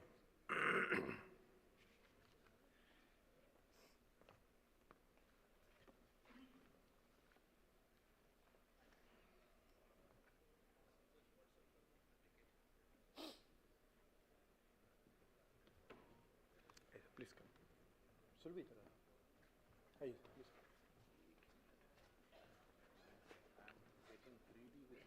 नहीं कोई नहीं. Pramod sir, sir इधर आ जाइए.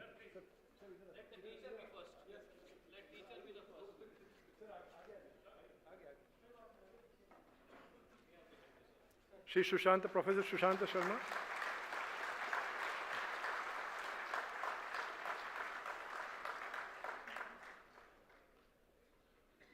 Shri Alok Shivpurkar.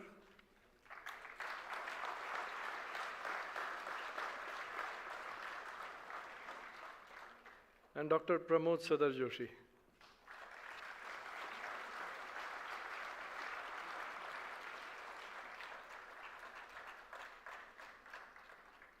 Thanks to all of you. Thank you so much. Thank you. Thank you. Yeah.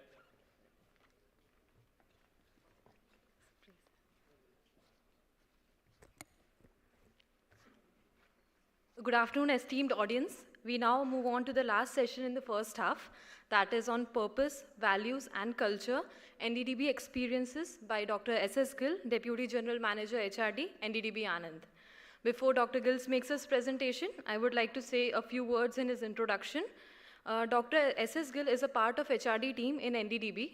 Before joining NDDB, he worked for 4 years in private sector companies. He did his MSW and PhD from MS University, Vadodara. He also did his diploma in training and development from Indian Society of Training and Development, New Delhi. His role involves development and management of human resources in NDDB and supporting NDDB subsidiaries, milk unions, and federations.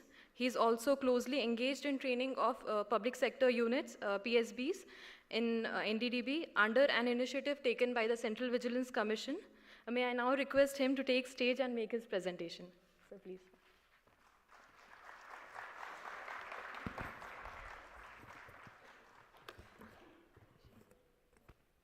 So I think if I talk about my presentation, it's basically a combination of all what we have seen in last 2 days. So anyone who has heard Simon Sinek, Start With Why, so he talks about golden circle, 3 things that leaders do to build a great institution.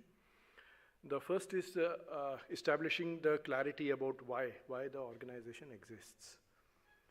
And then the leader goes on to create how in the organization, how that purpose will be achieved. And third, the leader is also very clear about what would be the product and services of the organization. So these are the 3 things that Simon Sinek talks about, and we'll link our presentation to that. Okay. Now, the first thing, when a leader creates why, there are 3 things that he is very, very, clear about. The why should keep the people at the center. So, for all the organization, the clarity is that your why lies outside the organization. That is the customer or the people. That clarity all the leaders will have. And the greater good. So these are the 2 clarity that the leader will have when he creates the why.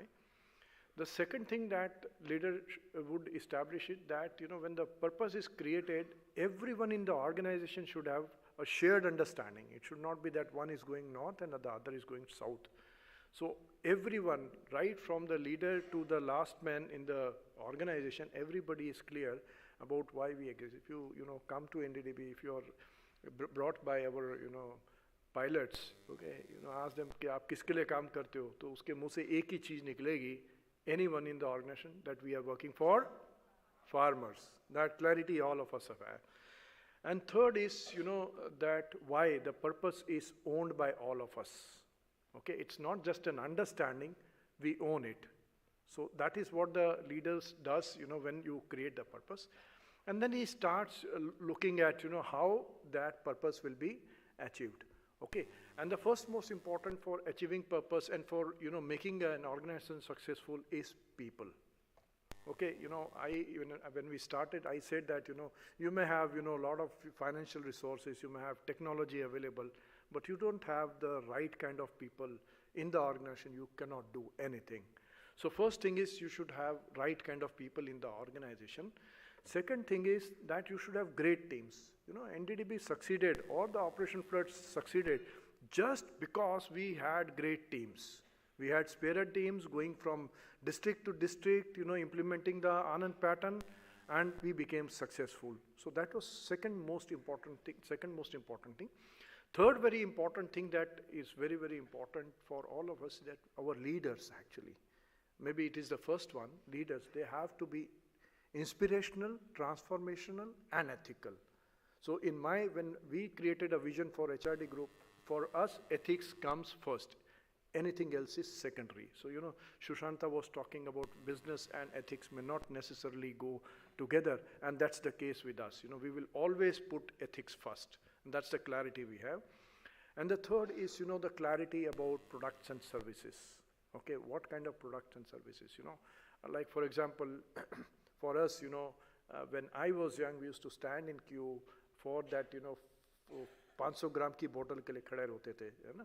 Today, 24/7/365, you can have milk anywhere in the country. So that's the kind of product and services that NDDB, along with the cooperatives that were created, that have ensured that it is available to everyone. Okay. Now, when I was talking about why, Pramod sir, brought about some. So I just was scanning through the vision of quite a few organizations outside and in India also. Now, look at how great organizations put people at center. So, Bill Gates or Microsoft, when they defined the vision or the purpose, we had mainframes when this vision was defined, mainframes. Only the corporates were champions. They had all the might and the power. And Bill Gates said, a computer on every desk and in every home. Look at how empowering it is. A computer on every desk and in every home. Now, I and Alok sir, in 2 minutes we had the ticket booked. He could not get a confirmed ticket back home on train.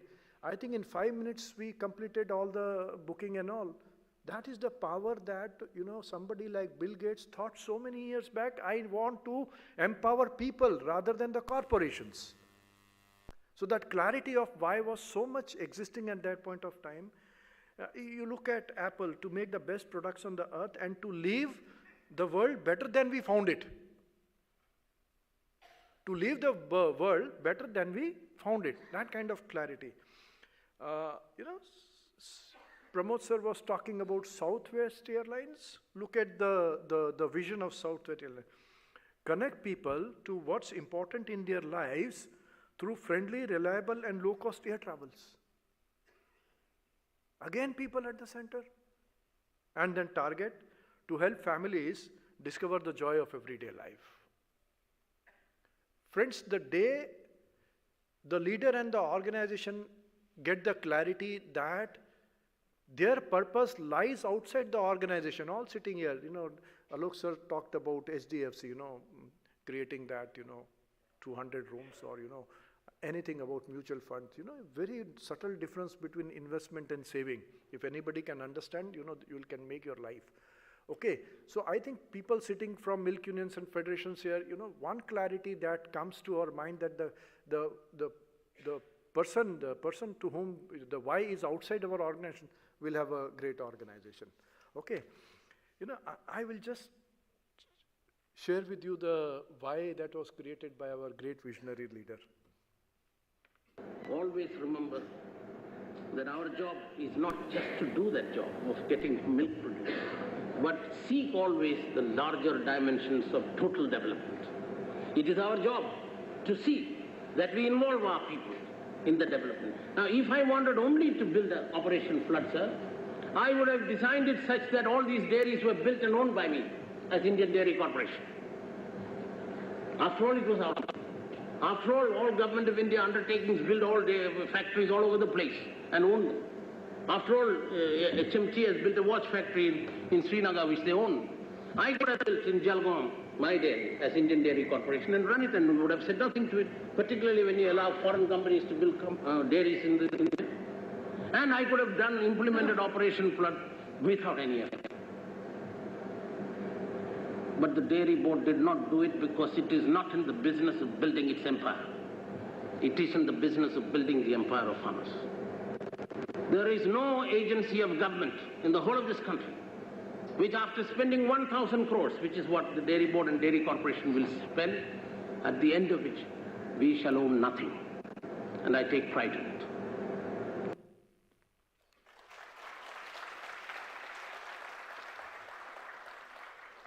Dairy board is not in the business of building its empire, it's in the business of building the empire of dairy farmers. And you would be surprised that 200 odd milk unions existing, we don't own anything in them. Everything created under the Operation Flood program. Can you have any greater organization in this country? Okay, now, very important thing, this vision that was articulated by our great chairman was, it captured the imagination of people. Landing man on moon, JFK, even after he died, landing man on moon created such a great inspiration for the people. So, vision or the why captures the imagination of people. And that is what this thing did. And this was selfless, Farmers were always at the center of what we did. So the vision has to be selfless. That's the second important point. It was in touch with the ground situation or the reality. The country really needed, this kind of a revolution, white revolution, Operation Flood. And, the country that we are will continue to need such kind of inspiration from us. And the last important was that it was congruent with the development, agenda of the goals of the individual society and the organization. Now, so this is something that inspired this whole generation in NDDB and in the dairy cooperatives. So, two important things, quotes I have said, the two most important days in the life are the day you are born and the day you find why. Because if I have asked many these questions in my training programs, what is your why? I think 99% have never thought about what is the why. Sir, mere ko to pata nahi mera why kya hai. This purpose I have not thought about in our life. सो जब पैदा हुए थे तो ढोल नगाड़े बजे थे, but जिस दिन आपको ये आपका वाई पता चल गया कि वाई यू आर एग्जिस्टिंग ना, you are actually elevated. To live is the rarest thing in the world. Most people just exist. आया राम गया राम. इन ये संस्था में हम डॉक्टर कुरियन की बात करते हैं, मे भी 2-3, बाकी हम सब आया राम गया Ram. It's like Bombay central पे आप जा रहे हो, सिर्फ मुंडिया दिख रही है. हमारे बाद हमारे को कोई याद नहीं कर सकता. कल वशी साहब के साथ बात कर रहे थे. I think we will keep remembering you years together, because you are not आया राम गया Ram. Most of us are. We are not clear about our why. So, you know, this is something that we need to introspect, whether we have to be, we want to be Ayaram, Gayaram. You know, second very important thing we have been talking about is, you know, the building culture in the organization. And, you know, this definition has, you know, Sushanta spoke and everybody has spoke. Culture is of how experiences and beliefs are created in an organization, how people are nurtured, how work is done as individuals or as teams, how situations are handled. I'll not speak much. I'm going to show a great video to you that will explain everything to you.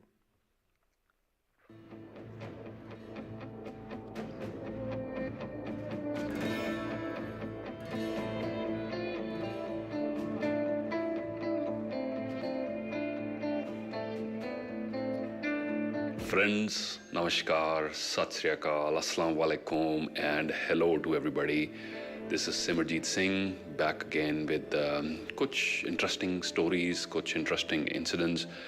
दोस्तों, आज का video psychology के एक बड़े ही interesting experiment के ऊपर आधारित है. शायद आपने किसी एनिमेटेड वीडियो में या किसी न किसी और कॉर्पोरेट वीडियो में इसके बारे में सुना हो, पर जिस कॉन्टेक्स्ट में मैं ये उदाहरण आपसे शेयर करने वाला हूँ वो मेरा मानना बड़ी दिलचस्प और बड़ी फ़ायदेमंद रहेगी, खास करके उन लोगों के लिए या तो जो किसी संस्था का हिस्सा हैं या किसी संस्था को चलाते हैं या किसी संस्था में काम करते हैं और कॉर्पोरेट कल्चर या वर्क कल्चर या ऑर्गेनाइजेशन कल्चर उनके काम करने के ढंग को अगर इफ़ेक्ट करता है पॉजिटिवली या नेगेटिवली, तो ये एग्जाम्पल और इसके साथ जो सीख जो जुड़ी हुई है ये हम सब के लिए काफ़ी इंपॉर्टेंट रहने वाली है. कहा जाता है कि एक फेमस साइकोलॉजिस्ट ने एक्सपेरिमेंट किया जिसे आज भी लोग रेफर करते हैं कल्चर की स्टडीज़ में. तो इससे पहले मैं एक्सपेरिमेंट क्या था ये शेयर करूँ आपके साथ. मैं आपसे शेयर करना चाहता हूँ the 3 levels of culture, the 3 layers of culture. इनके रिसर्चर्स जो थे जिन्होंने ये 3 layers ऑफ कल्चर के बारे में बात की, उनका नाम आप स्क्रीन पे देख सकते हैं. But it's a very very powerful research and till date it is considered कि कल्चर की स्टडीज़ में ये रिसर्च बड़ी इंपॉर्टेंट, बड़ी महत्वपूर्ण कंसिडर की जाती है. कहा जाता है the first layer of culture is the writings on the wall. The first layer of culture, किसी भी संस्था का कल्चर क्या है, उसकी जो पहली लेयर होती है वो है कि दीवारों पर हमने क्या पोस्टर लगा के रखे हैं, क्या मैसेज लगा के रखे हैं. जैसे सरकार भी कई बार देश को साफ रखने के लिए स्वच्छ भारत के बड़े अच्छे अच्छे जो मोटिवेशनल स्लोगन्स है वो लगाकर हम दीवारों पे लगाते हैं. बच्चों को मोटिवेट करने में स्कूल पर लगाते हैं अलग अलग चीज़ें. अपने घर में अपने एम्प्लॉयज़ को मोटिवेट करने के लिए हम पोस्टर्स लगाते हैं. ये फर्स्ट लेयर ऑफ कल्चर है कि हम कैसा कल्चर चाहते हैं, हम कौन से विचार जो हैं वो शेयर करना चाहते हैं अपने लोगों के साथ. दूसरी लेयर ऑफ कल्चर है इज व्हाट वी प्रीच, कि खास करके जो मैनेजमेंट टीम है, लीडरशिप टीम है, वो किस बारे में बात कर रहे हैं, कैसी विचारधारा वो चाहते हैं अपने एम्प्लॉयज़ में, अपने टीम मेंबर्स में, और किस चीज़ को बार बार शब्दों में, भाषण के द्वारा, प्रेजेंटेशंस के द्वारा रिपीट किया जाता है. राइट. सो फर्स्ट लेयर हो गई दीवारों पे हमने क्या लिख के लगाया है या किताबों में क्या छापा है या HR की ओरिएंटेशन में क्या है. दूसरी लेयर हो गई कि हर मैसेज में मैनेजमेंट के हमें कौन सी वैल्यूज़ के बारे में कि हमारा उद्देश्य क्या है, हमारा मिशन क्या है, किसके बारे में सुनने के लिए मिलता है बार बार. This is a second layer. And the third and the most powerful layer of the culture of any organization, किसी भी संस्था का सबसे जो powerful layer है कल्चर का, उसको थर्ड लेयर को इनविजिबल लेयर भी कहते हैं. And this is called the way we do things around here. This is the third layer, which is the way we do things around here. यानी एक कहीं लिखा नहीं होता, किसी दीवार पर इसका पोस्टर नहीं नज़र आएगा, अक्सर इसके बारे में बात भी नहीं की जाती. पर ये तीसरी जो लेयर है ये ऑब्जर्वेशन से पता लगती है कि यहाँ काम कैसे होता है. तो कई बार नए एम्प्लॉयज़ जो HR की ओरिएंटेशन से आते हैं बड़ी अच्छी अच्छी बातें सुन के आते हैं, दीवारों पर वैल्यूज़ और अलग अलग चीज़ें देख के बड़े इम्प्रेस होते हैं। फिर जो लीडर्स हैं उस संस्था के, उनका भाषण सुन के बड़ा इम्प्रेस होते हैं। पर एक्चुअल में जब वो रियलिटी में पहुंचते हैं तो उनको देखने को मिलता है यार यहाँ तो काम कुछ अलग ढंग से होता है, कुछ वैसे नहीं होता जैसे दीवारों पे लिखा है, या कुछ वैसे नहीं होता जैसे बॉस के भाषण में बताया गया था। कुछ अलग ही तरीका है, कुछ अनरिटन से रूल हैं, कुछ प्रथाएं हैं जो चलती आ रही हैं और मुझे भी उनका हिस्सा बनना है। एंड धीरे धीरे वो एम्प्लॉय भी अपने आप को उन्हीं प्रथाओं के अकॉर्डिंग ढाल लेता है। इसीलिए ऐसे ही कल्चर परपेचुएट होता है, यानी पीढ़ी दर पीढ़ी और एम्प्लॉय दर एम्प्लॉय ये आगे बढ़ता है। ये ना बोल के बताया जाता है, ना लिख के बताया जाता है, ये ऑब्जर्वेशन से जाना जाता है। And this is culture researchers found out this is a most powerful layer of culture. ये हम सब के लिए एक बेहतरीन मौका भी है। जो भी व्यक्ति अपने देश की, अपने घर की, अपनी कंपनी की कल का कल्चर चेंज करने में योगदान डालना चाहता है, उसे ना तो दीवार पर कुछ लिख कर लगाने की ज़रूरत है, ना भाषण देने की ज़रूरत है। अगर सिर्फ हम जो कर रहे हैं उसको चेंज करें, the way we do things around here, अगर आप उसको बदलें कि हम यहाँ काम कैसे करते हैं, तो आपके एक्शंस के द्वारा काफ़ी ज़्यादा पावरफुल पोस्टर और काफ़ी ज़्यादा पावरफुल भाषण निकलने वाले हैं आपके बिना बोले। This is the beauty. So let's come get back to the our exciting psychology experiment, जिसे 5 monkeys एक्सपेरिमेंट कहा जाता है, बड़ा पॉपुलर है। एक बार एक रिसर्चर ने 5 बंदरों को इकट्ठा किया, 5 बंदरों को लिया, उनको एक केज में डाला, कैमरा लगाया उनका बिहेवियर देखने के लिए, और उस केज के अंदर, उस जंगले के अंदर एक जगह केले टांग दिए, केले का गुच्छा था वो टांग दिया, और दूसरी तरफ एक वाटर पाइप था, वाटर होज, जिसमें से बर्फीला ठंडा आइस कोल्ड पानी जो डालने की सुविधा थी। अब एक्सपेरिमेंट कुछ ऐसे था कि जैसे ही बंदर केले को देखेंगे तो बंदर का नेचुरल इंस्टिंक्ट क्या रहेगा, केले को पकड़ना। अब रिसर्चर ने पहले ही डिसाइड किया था जैसे ही बंदर लपकेगा, कोई भी 5 में से कोई भी लपकेगा केले के लिए, तो हम ठंडा पानी जो है उसकी बौछार करेंगे। ना सिर्फ उस बंदर के ऊपर जिसने जंप लगाया है केले पकड़ने के लिए, पर बाकी सब के ऊपर भी as a punishment ice cold water सब के ऊपर स्प्रे किया जाएगा। देखिए दोस्तों, नेचुरल इंस्टिंक्ट तो कर्ब नहीं किया जा सकता, रोका नहीं जा सकता। बंदरों को केले पसंद होते हैं, एक जंगले में वो बंद हैं, भूखे हैं, उनको केले नजर आए, वो सब भागे केले की तरफ, और जैसे भागे सबके ऊपर बर्फीला ठंडा पानी छिड़क दिया गया। बड़े हैरान हैं, बड़े परेशान हैं, थोड़े गुस्से में हैं और ठुठर रहे हैं ठंडे पानी से उसके मुंह पर पड़ने के कारण। कुछ समय बाद जैसे इन्हें होश वापस आई, फिर से इन्होंने वही अटेम्प्ट किया केले पकड़ने का। साइकोलॉजिस्ट ने जैसे पहले से डिसाइड कर रखा था, फिर से ठंडा पानी। तो ये चलता गया, तब तक चलता गया जब तक बंदरों ने हार नहीं मान ली। अब वो ठिठुर रहे थे, भूखे थे, गुस्से में थे, घबराए हुए थे, पर केले की तरफ नहीं बढ़ रहे थे। ये अब लेवल 3 बन गई इन बंदरों की। इन 5 बंदरों की मान ले अगर संस्था है, तो इनका लेवल 3 ऑफ कल्चर, जो कि इनविजिबल है और अनरिटन है और अनस्पोकन है, कि इस जंगले में हम केले नहीं पकड़ते, इन 5 का ये कल्चर बन गया। इस एक्सपेरिमेंट का नेक्स्ट फेज काफी दिलचस्प है। अगले फेज में जो एक्सपेरिमेंटर हैं वो इन 5 बंदरों में से, जो ओरिजिनल बंदर थे, उसमें से एक बंदर को निकालकर जंगले के बाहर ले जाते हैं, और एक नया बंदर जिसको कुछ भी नहीं पता है सब सारे अरेंजमेंट के बारे में, उसे इंट्रोड्यूस करके अंदर डाल देते हैं जंगले के अंदर। मान लीजिए जैसे किसी संस्था का नया एम्प्लॉय आया है, किसी ग्रुप में नया मेंबर आया है, बड़े जोश के साथ आया है, बड़े उमंग के साथ आया, नए आइडियाज लेकर आया है, पर उसको ये नहीं पता यहाँ का लेवल 3 कल्चर क्या है, यानी केले हैं, नजर आते हैं, पर पकड़ने नहीं है। तो जैसे ये नया बंदर पिंजरे के अंदर आया, इसने सामने केले देखे और ये एकदम से जैसे उसकी तरफ भागा, तो सारे बाकी जो 4 बंदर थे उन्होंने पकड़ा इसको और जोर से काफी इसकी पिटाई की। ये बेचारा काफी हैरान है, इसे ये पता नहीं इसे मार क्यों पड़ रही है, चुपचाप से बैठ गया, कुछ कर नहीं सकता। दूसरी तरफ 4 लोग हैं। कुछ समय बाद इसे फिर भूख लगी, ये फिर भागा केलों की तरफ, फिर से पिटाई हुई, फिर से धुलाई हुई। करते कराते ये भी लेवल 3 में एडजस्ट हो गया कि भाई इस पिंजरे के अंदर हम केले नहीं पकड़ते हैं। अब इसको पता नहीं है क्यों नहीं पकड़ते हैं, ठंडे पानी की जरूरत नहीं पड़ रही अब इस स्टेज पर, क्योंकि पिटाई काफी है। अब इस एक्सपेरिमेंट का जो नेक्स्ट लेवल है वो भी इंटरेस्टिंग है। अगले लेवल में एक और ओरिजिनल बंदर, जो 5 ओरिजिनल बंदर थे उनमें से एक और को निकालकर उसकी जगह एक और नए बंदर को डाल दिया गया। तो पहले 5 थे, उनमें से एक को बाहर निकाला गया और एक और नया बंदर जिसको कुछ नहीं पता उसको इंट्रोड्यूस किया गया। ये भी श्रीमान जैसे आए एकदम केलों की तरफ भागे खाने के लिए।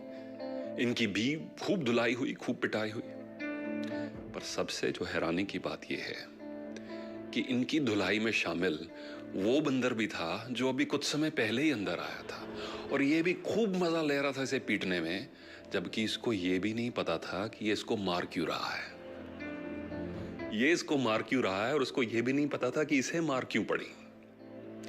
धीरे धीरे जैसे ये एक्सपेरिमेंट आगे बढ़ता है, बड़ा दिलचस्प एक्सपेरिमेंट है, सारे ओरिजिनल बंदरों को रिप्लेस कर दिया गया। जो ओरिजिनल 5 थे उनकी जगह नए बंदर लाकर अंदर डाल दिए गए, और कोई भी बंदर केले की तरफ नहीं भागता है। They dare not reach out for the bananas. और ठंडे पानी की अब जरूरत नहीं है, क्योंकि वो एक दूसरे को रोकने के लिए काफी है। ये सेट हो गया इस छोटी सी संस्था का कल्चर। दोस्तों, ये होती है level 3 of culture, how we do things around here, the unwritten rules.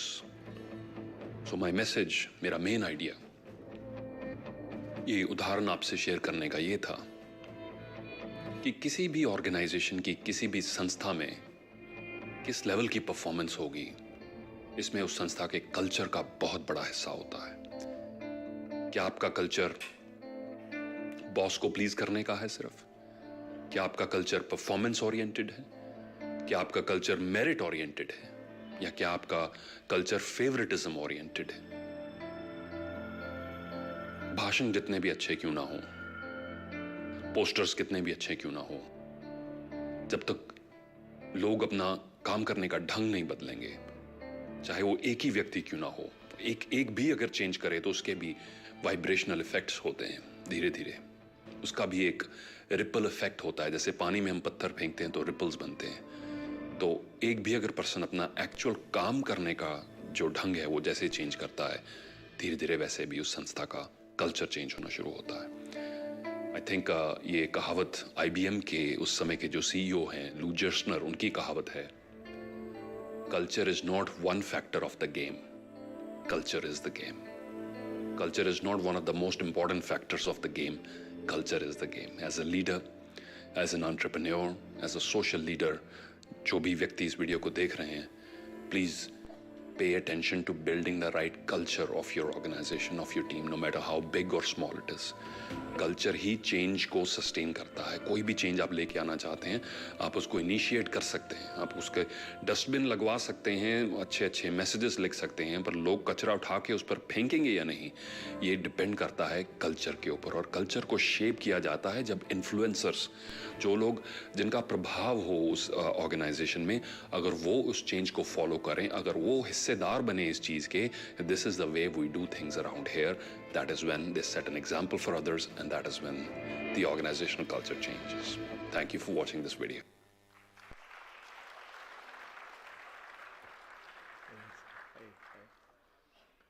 You know, what happens in any organization, हमारा क्या largely हम उल्टा चालू होते हैं, ऊपर से चालू होते हैं. You know, if you want to build great organization, you start from the base. You know, you create experiences for people. You know, when I came to NDDB, I shared 2-3 great experiences. So पहले मेरी कोई meeting में attend करा, I was very young in the organization. So private sector से आया था तो customer बहुत सुना था. So मीटिंग में देख रहा था सर सिर्फ फार्मर ही बात कर रहे हैं, तो मेरे को लगा आई शुड एक अपॉर्चुनिटी मिला, नया होता है ना, तो अपना एक डिफरेंशिएटर करिए, differentiation. So I said nobody is talking about customer and I feel that nobody is paying attention to me. So I said कैसे लोग हैं साला, सुन भी नहीं रहे मेरे को. And then after some time I again actually interjected and say, sir, we should, I say, because दूध का business है, you should talk about consumers, customers. Again, nobody is looking at me. And some 6-8 months down the line, I realized, I was so very wrong. That this organization, actually, it is very clear about that we take care of farmers and farmer takes care of everything. Creating experiences. I was responsible for, when I joined the induction programs, I used to take care of. So एक चीज़ हमें यहाँ सिखाई गई थी कि यहाँ chairman जब आते हैं, चेयरमैन जब आएंगी, वो आप जो रूम के अंदर जो पूरी फैसिलिटीज़ है, जो भी है, that is the coordinator's responsibility. So नए नए थे तो सब कुछ ठीक ठाक है, सब 5 मिनट बाकी थे, and I see that एक Venetian blind ऐसे curled था. So मेरी तो जान ही निकल गई. Then I immediately picked up utility को फ़ोन किया. अभी आपका जिस दिन खराब है उस दिन सब कुछ खराब होगा. Utility वाला फ़ोन नहीं उठा रहा है. And madam arrives. मैं पीछे बैठा हुआ हूँ छुप के ताकि and हम सोचते हैं भगवान को प्रे करते हैं कि एक्सीडेंट ना हो, बट एक्सीडेंट तो होना ही है. एंड ये ग्रेट लीडर्स की एक खासियत होती है कि जहाँ आप चाहते हो कि ना देखे सबसे पहले नज़र उनकी वहाँ पड़े. मैडम डॉक्टर अमृता पटेल का आप 1000 पेपर का डॉक्यूमेंट दे दो, उसमें 2-3 मिस्टेक्स कहीं छुपा दो, उनकी नज़र उधर ही पड़ती थी. So fast. Madam looks at that Venetian blind, who is the coordinator. उनका क्या था, जोर का झटका धीरे से लगे. She was very shrill and but उनका झटका लगता था. सो मैडम ऐसे किया, बोला ही नहीं. Madam I have told the utility people. बोला what utility? It's not their responsibility, it is your responsibility. Our induction is taking place that, you are responsible for everything. Okay? And the third experience I got in this organization, one thing we have integrity के बारे में बहुत जबरदस्त clarity है. 1 रुपया या 100 रुपया आपकी नौकरी ले लेगा, पक्का है. फाइनेंशियल प्रॉपर्टी के ऊपर ये नहीं देखेगा कि आपने 1 रुपये का किया है कि 100 रुपये का किया है. They will take your job. That clarity, because that clarity is there, that we are existing for farmers and because of farmers. So what the organization does is, the culture creation is you create experiences for people. And then experiences, get converted into belief system. So we have this strong belief system that, we work, we exist for farmers, and all the cooperatives here know that we exist for farmers. And I'll be talking about some of the beliefs later. And once you are clear about, you have created belief, they will get converted into the rightful action and they will lead to the result. Many times organizations उल्टा चालू करती हैं, results के बारे में बात करेंगे, actions के बारे में बात करेंगे. They don't know whether the people, right kind of people are there to, bring about those results or not. So leaders, their role is largely in, the two base things, experiencing, creating experiences, and, further they have to, of course, their role would be to basically manage the other part, actions and results. Yeah. So, culture is reflected, as all the speakers have said, in values, beliefs, and artifacts. You enter NDDB, and there is very uniqueness about NDDB. Its artifacts are very, very different. In this campus, आपको एक जगह पे भी कहीं spit मिल गया, मैं resign करके चला जाऊंगा. एक पान की पिचकारी इस कैंपस में. ये कैंपस के अंदर आता है जैसे सिंगापुर एयरलाइंस में आदमी चढ़ता है, बबल गम लेके जा रहा होगा, फेंक के जाएगा, यहाँ पे आदमी छोड़ के जाता है. Largely, that's the true about. So the artifacts, wherever you see farmers and all, so that's the culture of the organization, okay? And the culture is transmuted, as Pramod sir and others have said, that it is transmuted through, and also Sushanta was talking about stories and anecdotes. So, I'll be sharing some of the beautiful anecdotes. Before, that, I'll just talk about values. Yesterday, when chairman was here, we were talking about, values and culture. So, values act as guideposts, fulcrum. They help us know whether we are in the right direction. So, Vashi sahab ek example share kiya tha. There was some political pressure. Resignation जेब में रख के घूमते हैं. ठीक है ना? He is carrying his resignation in his this thing. So, when you are clear about your values, upon values पे compromise नहीं करने का है. Okay? So, they will continue to act as a guide. This is an invisible force. So that kind of clarity, the example that Khandelwal Sahab also talked about, how that color in the Bank of Baroda, and that color, So, but leader is clear, कि भाई ये change करो, वो भी change करो. The leader stands firm. Okay? It acts as a fulcrum. Values act as a guiding force and ensures that three important things: words, behavior, and actions.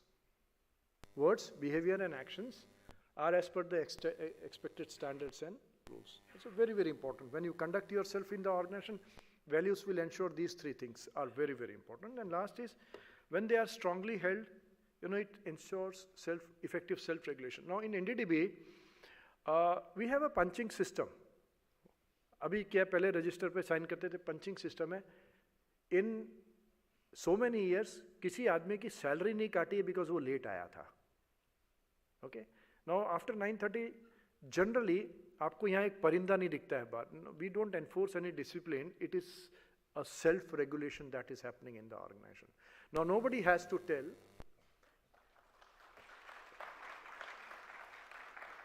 Nobody has to tell anybody to sit after 6 o'clock. When there is work, everybody knows that, okay, if I am required to sit in the organization, they will be sitting. We are not required to be told. So that's about values. Now I'll request for some volunteers, there are some beautiful anecdotes which actually help us, continue to propagate this culture in the organization, like I said.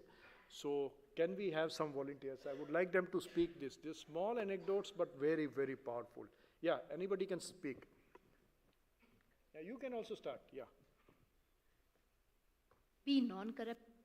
Year 1969, note from a civil engineer in charge of the NDDB campus construction to Dr. Kurian reading something like this. Sir, I have received a basket full of mangoes from one of our contractors. Please advise. Dr. Kurian returned the note with the following remarks. I eat the mangoes, return the basket, blacklist this man. Eat the mangoes, return the basket, blacklist this man. Story khatam. Small anecdote, and this every induction program, everybody passed on this message. भैया पैसे के मामले में कोई नहीं, ऐसा कोई नहीं. दिवाली की अगर मिठाई आती है तो ये अगर मेरे टेबल पे आती है तो मैं अपने घर नहीं लेके जाता. It's in my office, because Satinder को नहीं आई है, वो NDDB को आई है. जिस दिन मैं लेके गया, सप्लायर से आई है, उसका LD चार्ज करने होगा, मेरे हाथ कांपने लग जाएंगे. Clarity is established like this. Yeah. Not letting political interference influence decision making. Year 1969. Once a young engineer from Ahmedabad came to see Dr. Kurian for employment. He was carrying a recommendation letter from a well-known minister. After meeting the engineer, Dr. Kurian remarked on his application something like this. Met this gentleman, he is good and knowledgeable, but do not take him, as he has brought pressure on me. Look at the, and in my 25 years, I have seen that कोई ऐसा biodata आता है. We are all in this circuit, आते हैं, और chairman को हमें एक स्टैंडर्ड ड्राफ्ट है, 2 पैराग्राफ का साइन एंड गो. भैया आपका जो है एक्टिव बायोडेटास में रखा है. Nobody will have such an entry in the organization. Yeah. Honesty by self and in others. Once a visiting journalist of a leading regional daily hinted for some gift from NDDB. The PR officer quietly asked him to raise this with Dr. Kurian when he meets him later, which he did infuriated. Dr. Kurian summoned the PR officer and inquired as to why the hell he did not throw his journalist at the first instance itself rather than allowing him to meet him.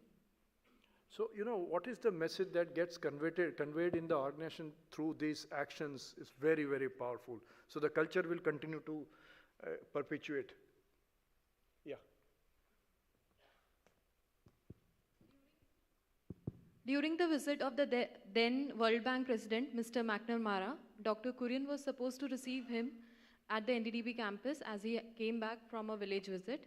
One of the officers accompanied Dr. Kurian to the guest house and requested if he should also remain in attendance. To this, Dr. Kurian replied, "We have been ruled by the whites for over 150 years. One Kurian is enough to handle the visitor." In fact, Dr. Kurian never encouraged any of his officers going out of the way to please or pamper the whites.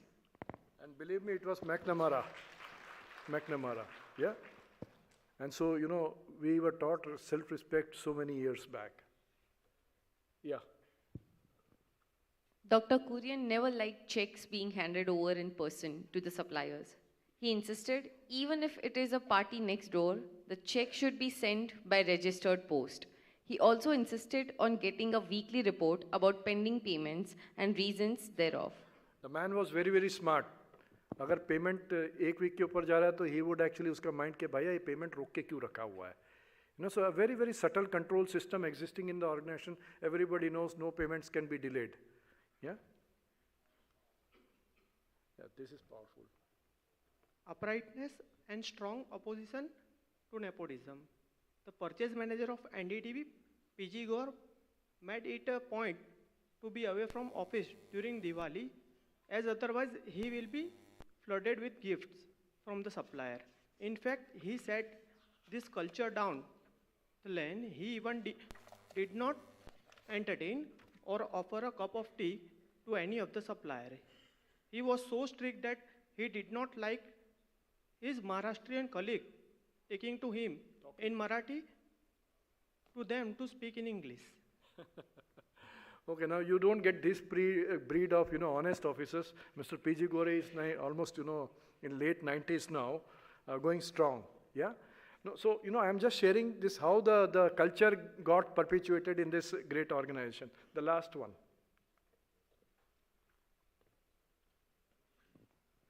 Abide by the laid down rules. Leadership. The Prime Minister of India was visiting Anand in 1970s. Dr. Kurian asked Dr. Amrita Patel, then in charge of Northern Region posted in Delhi, to procure a certain type of cable and send it to Anand by that night's train. Ms. Patel asked the engineer concerned to buy the particular cable and not to come back to the office until and unless it was put on the train the same evening. Engineer reported back that the cable was put on the train but had to dole out in the process a sum of ₹500 to the railway staff from his pocket, for which he had no receipt. When the officer approached Ms. Patel for reimbursement of the amount, Ms. Patel told him that since the money has been spent, we shall take a call about its reimbursement when Dr. Kurian would visit Delhi. During Dr. Kurian's visit to Delhi, this problem was shared with him. Dr. Kurian said that the amount cannot be reimbursed by supporting document. He took a hat and put ₹100 in it and asked Ms. Patel to move the hat around and collect the amount from other staff members and give it to the officer. No. 3 lessons in one anecdote by a great leader. One, all of us are clear in this organization कि भैया receipt के बिना तो कोई reimbursement नहीं होगा. Second, आदमी की क्लैरिटी देखो, संस्था का पैसा जो है मैं इस तरह से जाने नहीं दूंगा. Now the man was very clear that this officer had spent the money for organization. तो संस्था से तो नहीं दे सकते. So leader leads. He takes out his hat and puts the ₹100 first. Now he also knows that I have to build a team. So this value has to be taught to. So he tells Dr. Patel that you circulate this hat around so that everybody. So we are in the same sync, whether we ship together, we swim together or we sink together. So the leader is very, very clear. Yeah, sir.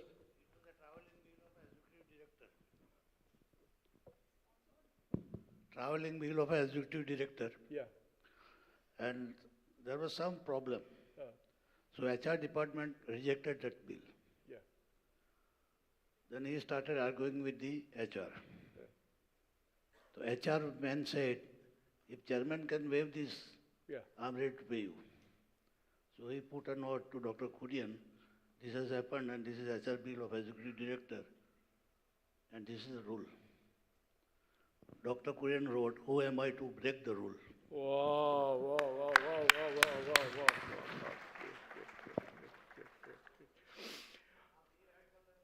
Yeah. હું તમારી પાસે આવીશ, બહુ ઘણી બધી મળશે તમારા પાસેથી. Yeah. So, actually these were all, these are all the values that we captured. So these 5 values actually are the core of our philosophy, our culture: integrity, credibility, commitment, professionalism, and innovation, which has been reflected in the way this culture has perpetuated in the organization. What we did is we not only defined them, but we have actionable behavior for all of them, and we have gone down to the group level, and we have ensured that each and every group has this actionable behavior for the values that we have identified. So integrity basically gives you real freedom because you have nothing to fear since you have nothing to hide. Okay, integrity is doing the right thing even when no one is watching. So this becomes the most important. Dr. Kurian always used to say that there is only one integrity that he always used to, preach to everyone. Integrity, integrity, integrity, and integrity, and integrity. That's it. Now, second is credibility. Without character, there is no credibility, and without credibility, there is no trust. Believe you me that, whenever World Bank has to fund any dairy development project, just the name of NDDB, they would say that we are ready to sanction the fund. So that's the kind of credibility we have. Commitment is what transforms a promise into a reality. Commitment is the stuff character is made of, the power to change the face of things. It is the daily triumph of integrity over skepticism. So, when we actually launched the Operation Flood program and subsequently many initiatives, there were many people who told us that, this cannot succeed. But we have been able to, tell them that, no, this is wrong actually. Professionalism, which is another value, is not the job you do, it's how you do the job. That's again very, very important. You can see, normally we are very much on time. And last is, creativity, innovation is not born from the dream. Innovation is born from struggle, okay?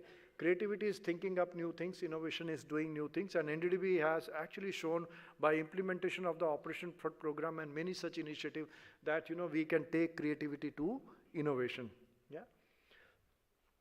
Some of the beliefs that I would like to share with you: we exist for farmers and because of farmers. Be committed to the mandate of the organization. Protect autonomy. Work silently with simplicity. And this is very important. Do your own work. Now, you would be surprised that we don't have a single peon in NDDB. And when we join the organization, we are given dusters. We clean our own desk. So our desk will not be cleaned by the housekeeping staff. Don't depend on concession. So when I was joining NDDB, मेरे family friend को ही बोलता है, अभी तो दूध concession में मिलने लग जाएगा. And it was a pleasant surprise when I came. There is nothing in concession in NDDB. Again, a belief system. Ask questions, seek clarity if you have doubt. That's very, very important. And ethical conduct, maintain high standard of personal responsibility that we have, you have also spoken about. Avoid being placed in situations involving conflict of interest. Be consistent. And the last one is very important in discipline. Discipline is non-negotiable. Non-negotiable. Very important. Mistakes are tolerated. Mischief is punished. And the last is financial propriety is non-negotiable. Yeah. Our learning, last slide. Purpose, organization values, and culture are the three most important components to keep the character of the organization intact. Images, messages, stories, and anecdotes are effective means for propagating purpose, culture, and values of an organization. Communicating regularly about values and culture through powerful means, that is videos, stories, anecdotes, facilitates propagation of culture and values. And last, organization leadership and more importantly, HR departments have to play the most important role in sustaining and propagating the culture and the values of the organization. So it's not doing the things right, it's doing the right things. Thank you so much. Thank you so much.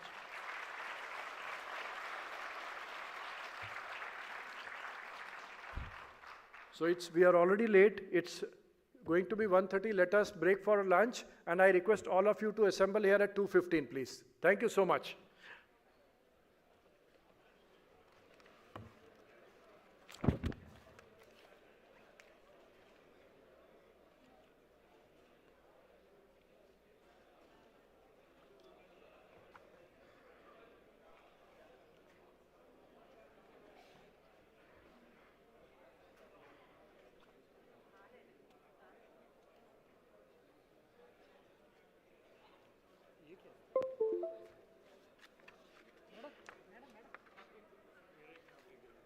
ये मेरा होगा ये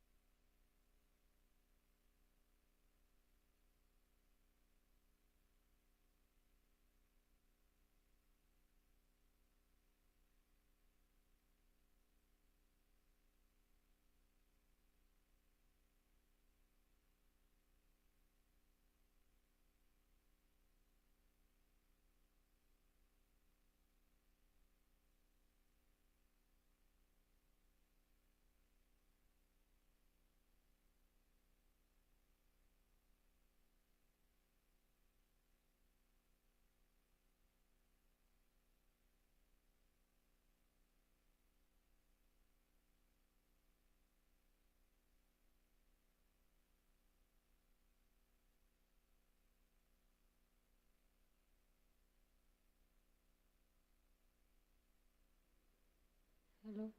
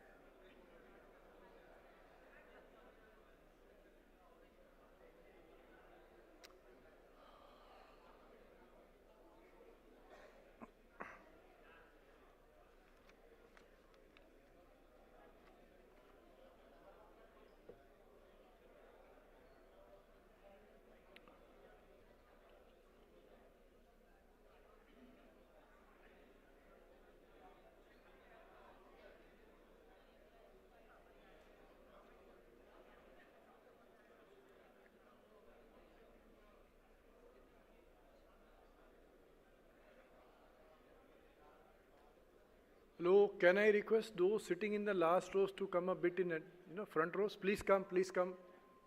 Please come. खाली है सब इधर chairs ना ले ली. Please come in front rows, please. Yeah. You can come here also. Yeah.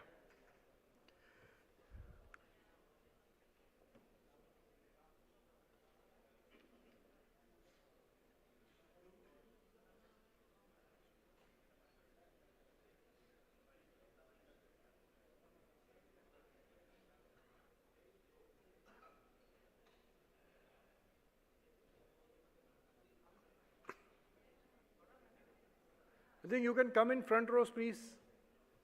Come in front rows.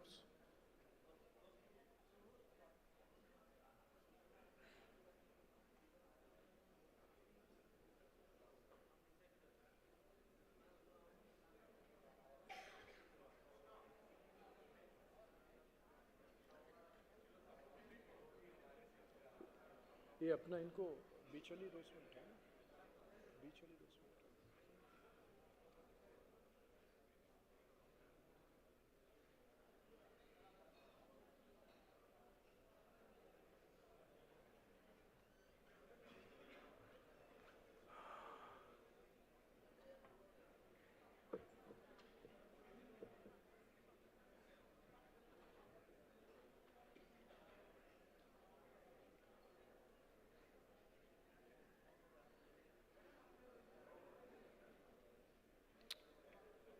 Welcome back. So we had great sessions in the first half, and for our next session, we have with us Shri Marcel Parker, Quest Chief Mentor, Quest Group, and Shri Vikas Shirodkar, Director, Basil HR Private Limited. May I request my team members to welcome both of them. Mr. Marcel Parker.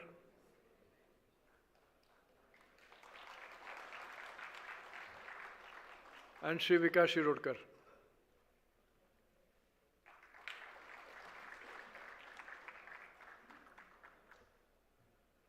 So before we proceed, I would like to introduce Shri Marcel Parker to all of you.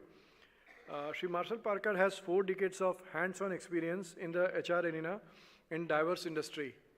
He started his career with the Voltas, followed by companies like ITC, Coromandel Fertilizer, the Oberoi Hotels, Xerox, Royal Dutch, Shell Group, and SAP before his last corporate assignment as President Human Resources with Raymond Group. He is currently Chief Mentor in Quest Corporation Limited. Shri Marcel has worked in all arenas of HR profession, from employee relations to compensation and benefits, employee engagement, HRIS, learning and development, change management, strategic HR, and leadership development.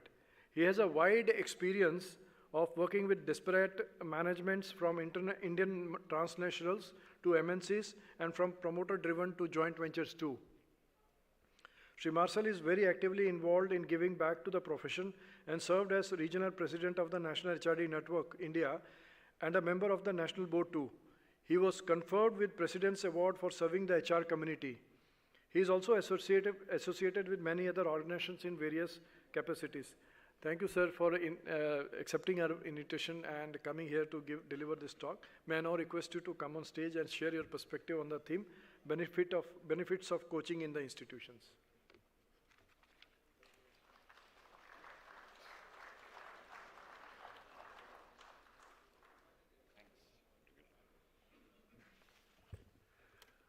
Good afternoon, everyone. It is indeed challenging on a Saturday afternoon to keep everyone awake after that lavish lunch. So I'm particularly going to look out for yawns. Please feel free to yawn, because the normal tendency of a human being is to pay attention for not more than 6 minutes. So when the 6th minute comes, somebody can wave out, and we'll try and enliven this session so that there's learning. But first of all, Dr. Gill, thank you so much for inviting me, NDDB. Vikas, thank you for inviting me over here. It's a great honor. It's the first time I've ever been to this campus, and I'm really, really impressed by what I see. And I must also confess total ignorance of the cooperative sector. But I was very, very lucky. I was just telling at lunch just now that 52 years ago, when I was at IIM Ahmedabad, we were from the 6th batch.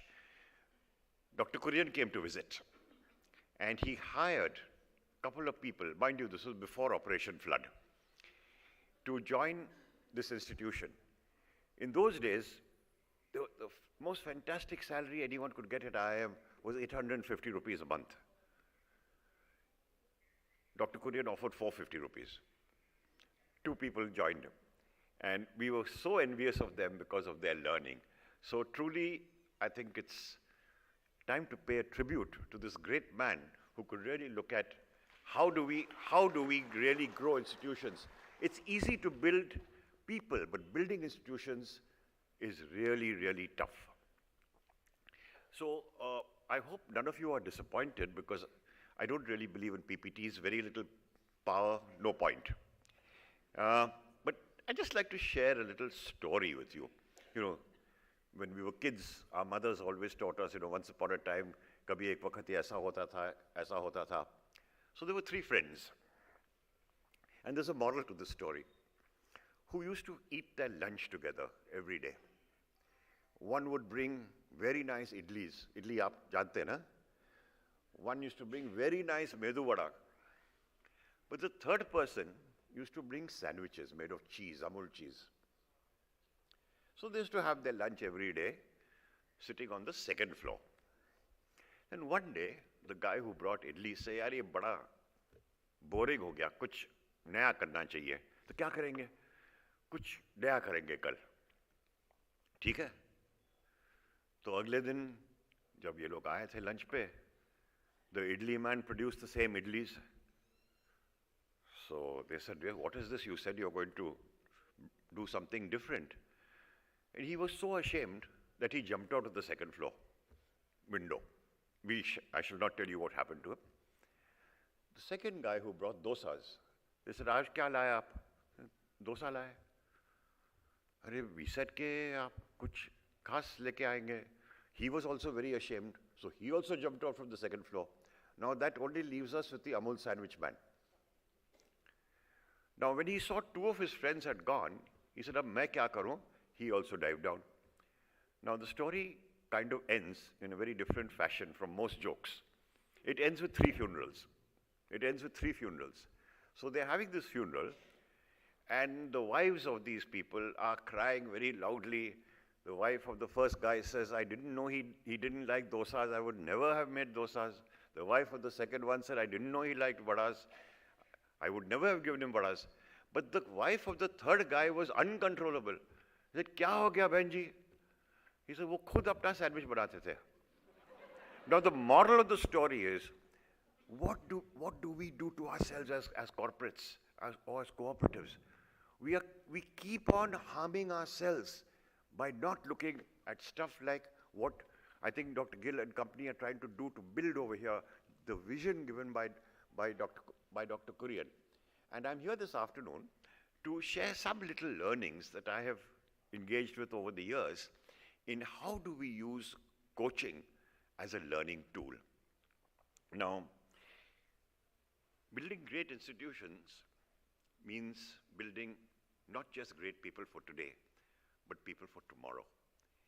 And sometimes I think we get a little blindsided by looking at 2 years and 3 years. Are we really looking at development of individuals over the long term? And I'm sure that all of you will agree with me that building my career and taking responsibility for my career is my job. I cannot blame Dr. Gill, you didn't send me to this training program. Organizations, all they can do is to help and to facilitate. But taking responsibility for your career is your own. And particularly if some young friends from IRMA are here, I would urge you to start looking at your career development in a very, very different way. Now, coaching is one tool that will help us in our way to develop our people. How many of you are aware that Virat Kohli has a coach? Do you know that Virat Kohli has a coach? Yep. Sachin Tendulkar is somebody we all Indians love and admire. When Sachin was 12 or 13 years old, there was a gentleman called Ramakant Achrekar. And Ramakant was at that time in his 30s, and this young boy used to play at a place in Bombay called Shivaji Park. And Ramakant ji saw this young boy and the way he played cricket. The rest, as they say, is history, because Ramakant became his coach. Now, was Ramakant a better cricketer than Sachin? I don't think so. What did Ramakant do to build Sachin into what he was? Or what do all successful sports stars have? Roger Federer, Martina Navratilova. You name any sports person in the world, they have a coach. What does this coach do? And what I'd really like to do this afternoon is, remember my thing about 6 minutes, everyone getting bored? So if there are any audience responses, I'd really be happy. Yeah? And there are no wrong answers. Okay? So any volunteers as to why sports people have coaches?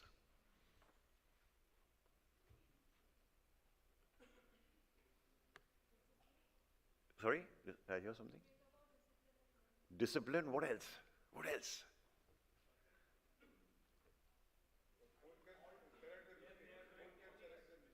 Coach can correct mistakes. What else?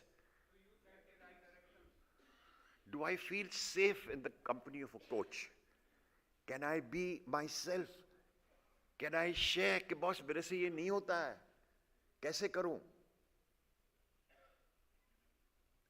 So a coach is a person who provides a very safe place. The coach is not there for his own power or his own glory. The coach is there to make you successful. Right? Now, coaching sounds very nice. Nice to have presentations, benefits of coaching in institutions. But how do we actually do it? Kaise hota hai ye? Now, as a corporation, you're a very different kind of corporation. You have so many institutions within the NDDB. Is it one size fits all? I don't think so. However, we need to look at coaching very seriously as a tool which will help us as managers, which will help us as leaders, which will help those being coached to build great leaders for tomorrow.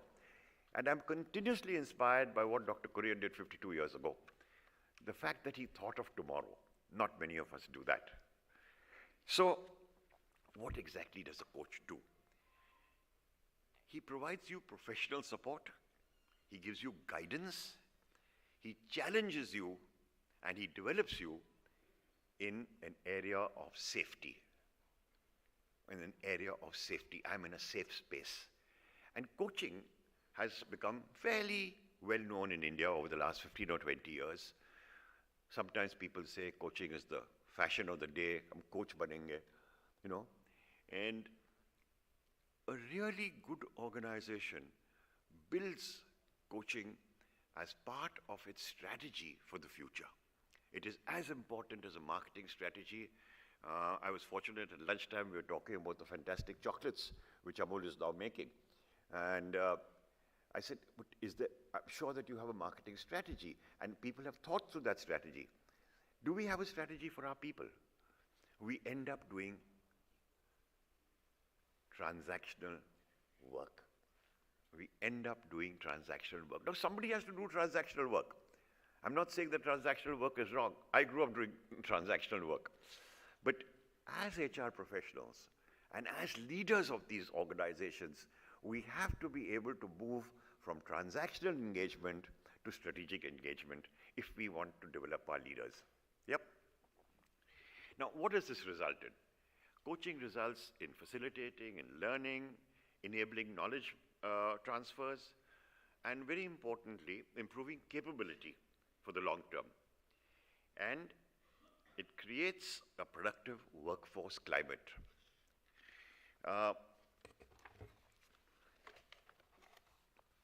Very often we say, you know, I've been in this company for 5, 6 years. Now I think I should move on. Why? Because my batchmate is getting 2 lakhs rupees more than me. Right or wrong? I'm particularly looking at the younger people. Yeah? We tend to keep comparing ourselves all the time. Ki wo acha, see what he's doing over there. We have to take control of our own careers and take responsibility for it. And coaching is a tool which an organization can use to help you to take control of. Coaching is a long, painful journey, let me assure you. It's not something which happens overnight. It also encourages and creates a culture that if I'm being coached and I get something out of this coach, and who is the best coach for me? The best coach is my manager. Who knows me better than my manager?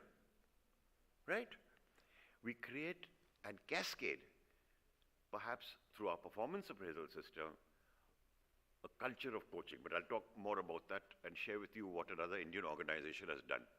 Because we are too often used to Western examples. In the US they do this, in Europe they do this. In India we are very fortunate to have started some of this also, and I'll talk about that in a bit. But I just want you all to be very clear that coaching is not therapy. Coaching is not consulting. Coaching is not training.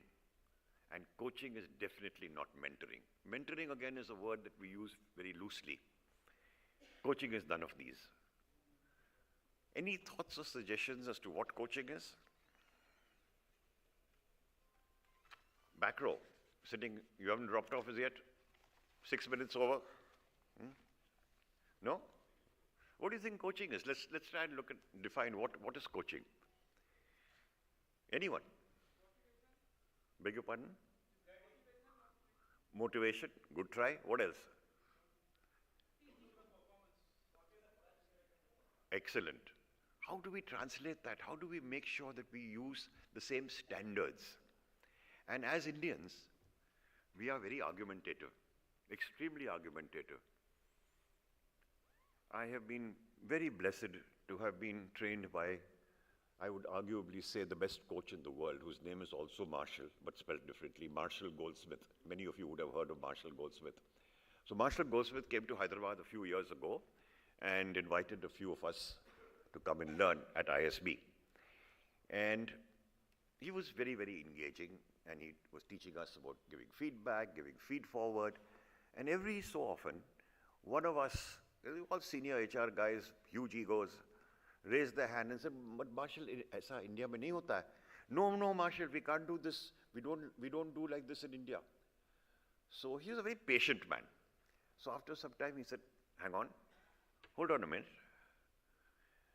I noticed that you all keep interrupting all the time. Why don't you pay attention to what I'm saying? Because if you don't pay attention to what I'm saying, you won't learn." So he said, "We'll do a small experiment.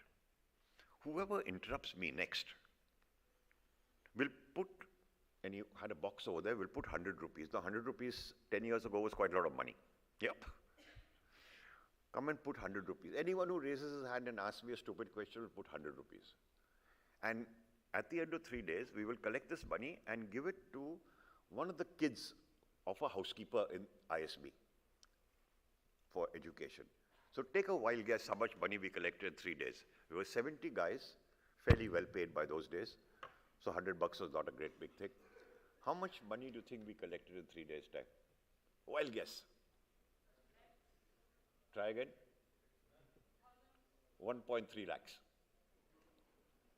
That just shows our need not to listen. And one of the biggest skills that a coach has is to be an effective listener. But we'll come to that in a bit. Okay?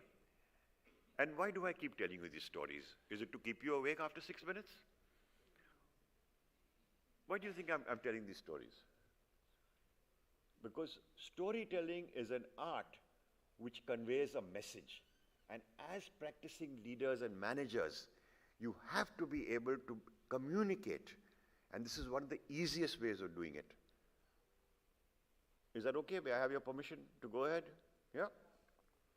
Now there are different kinds of coaches. There are performance coaches, there are life coaches, there are, and I hate to say it, marital coaches. There are sports coaches, which we've also talked about. There are transition coaches. Some new guy joins a company, he's not sure, so they get a coach to transition him into the new organization. And my latest discovery was there is now something called a climate change coach. Have you ever heard of a climate change coach? We all love to talk about climate change. None of us really know too much about it. Let's be very, very honest. So there are coaches who can do that. But I'm here today to share with you a model of coaching, which is a very, very simple model. And it's called the GROW model, G-R-O-W. If you just recall this acronym, G-R-O-W. Many of you would have heard it, many of you would have read about it.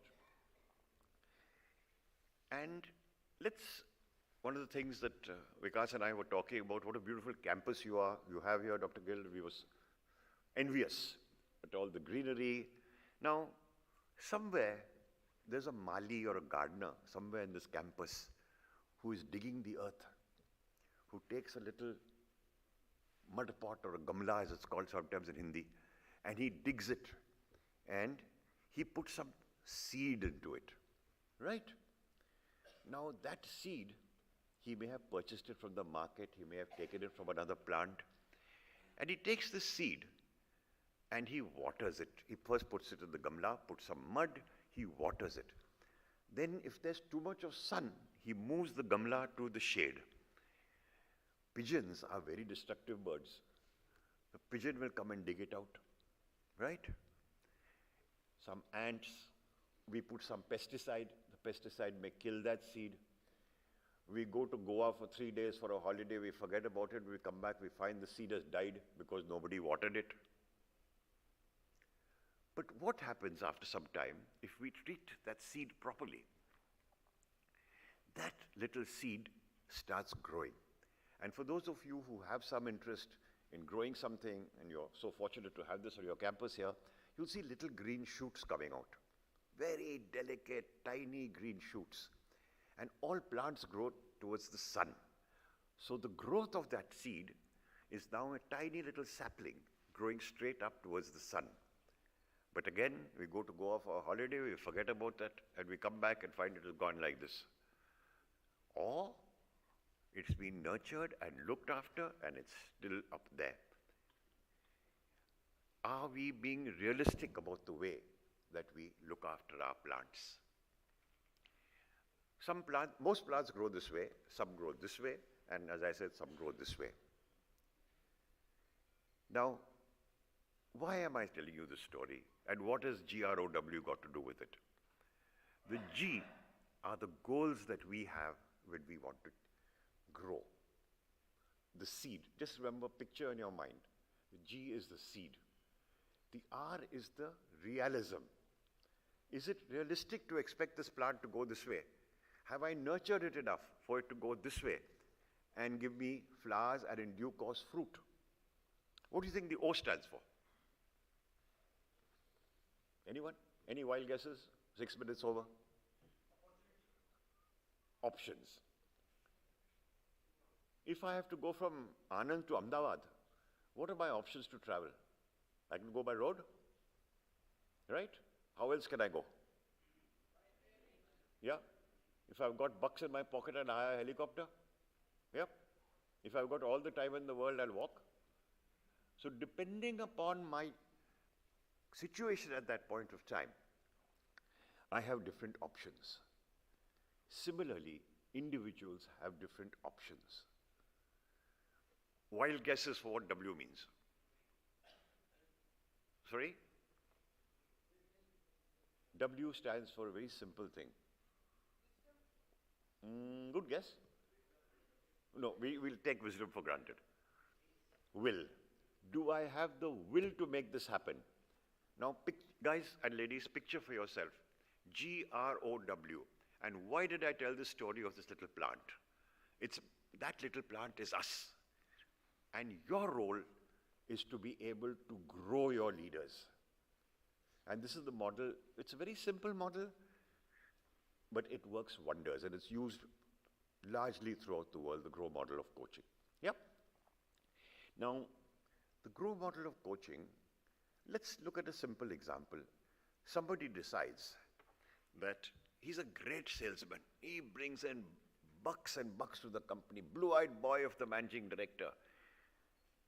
He can do nothing wrong. Next in line to become the chairman's assistant. Great relationship with customers. You can't fault this guy. but he's a terror with his teammates. He shouts and screams at them. He abuses them. He stands outside the door and says, "Don't come in unless you've got this order." He's a complete different person. Nobody in the company has the guts to tell him, "Boss, you may be the greatest salesman going, but this behavior is not acceptable." Haven't we come across people like this? Of course we have. We don't have the guts to tell him. And you call him in for a performance appraisal and say, "Hey, you got the President's Award for sales, you're a great guy, you're going to Hawaii for a conference. But, can you just look at the way you talk to your people and the way you treat your people?" And he'll say, "Me? I'm the guy who brings money to this company. What are you talking about? Without me, this company won't go forward." A person like this is a prime candidate for coaching. And I'm taking an extreme example of somebody with a very different way of handling people. You get people who are not motivated to work. Why? Because my boss doesn't delegate anything to me. We get people who are lousy performers. My boss doesn't tell me what to do. My boss thinks that I should be knowing what I do. So if we start going deeper into all these, we find that there's huge scope for the manager, that guy's manager or that lady's manager, to be able to be an effective coach. And what does coaching do to this person? What does coaching do to this person? Does it produce wonders? There are 6 or 7 benefits that come personally. And the first is self-awareness. Self-awareness. Very often we are not aware of what we do, the impression that we have on others.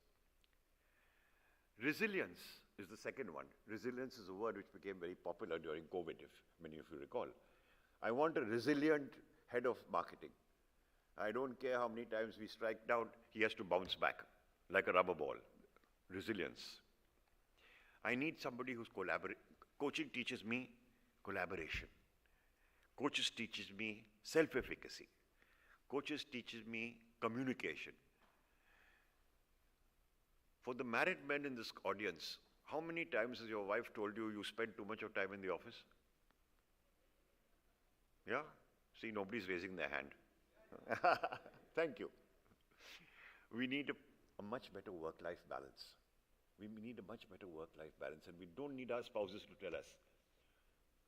We have to do it ourselves. Yeah?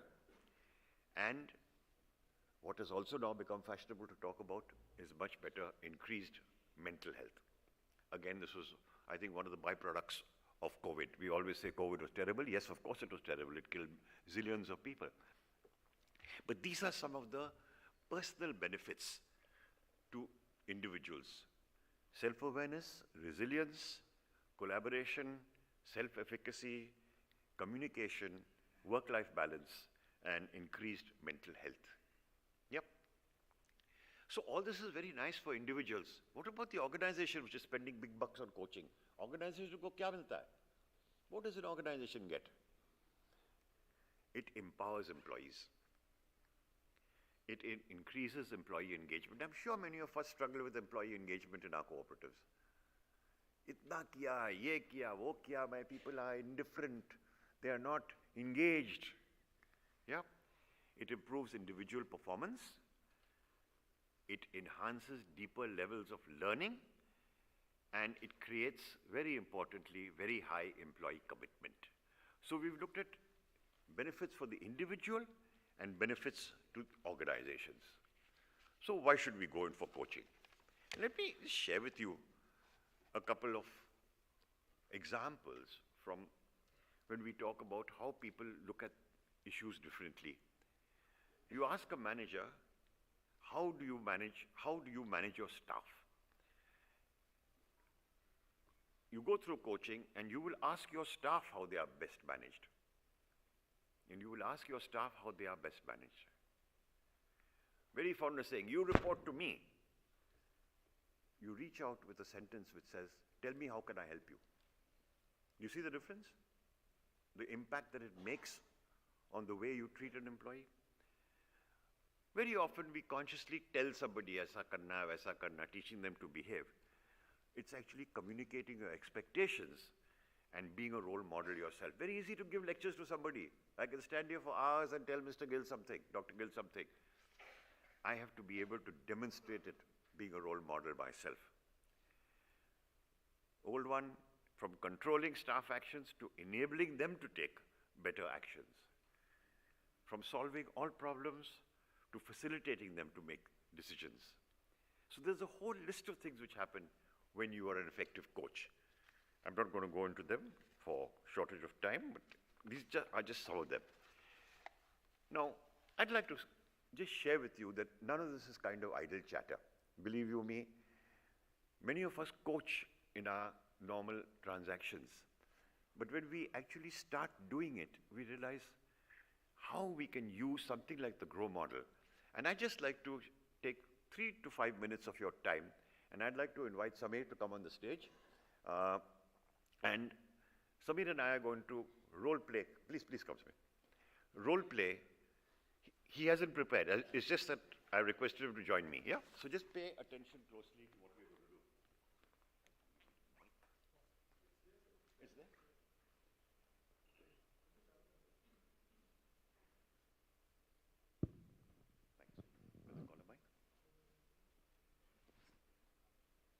So what do you think we're going to do just now? Am I going to ask him to do something funny?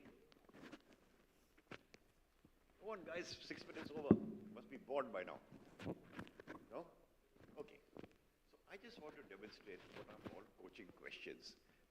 The advantage, the coach is best skill lies in asking the right questions. I don't know what Samir's problems are. I don't know what his problems are. We just met. Yeah? My skill as a coach comes in bringing out, asking the right questions. And it's not a skill which is rocket science. It's something, if you practice as a coach, it will happen. Right? So Samir, thank you for volunteering. I don't know whether you volunteered.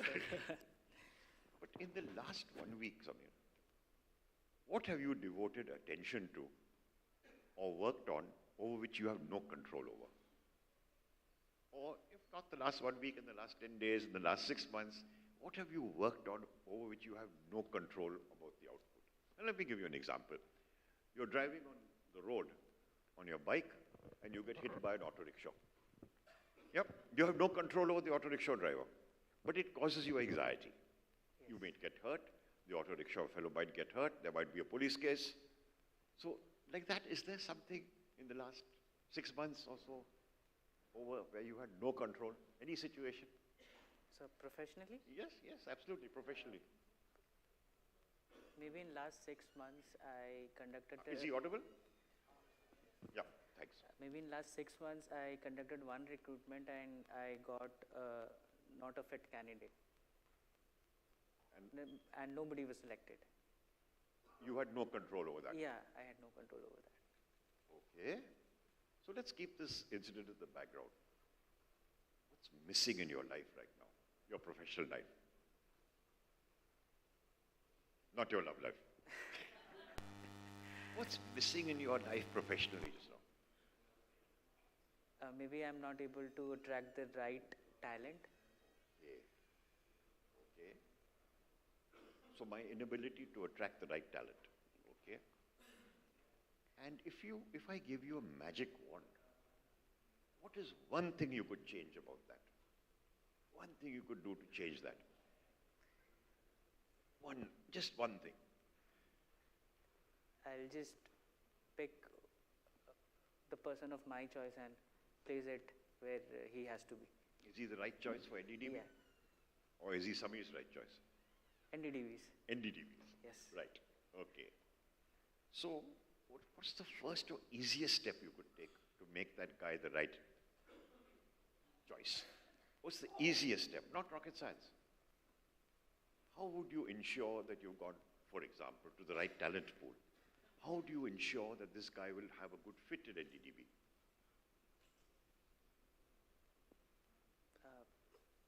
There are no wrong answers.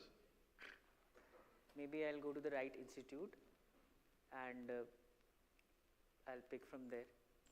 So is that very difficult to do? No.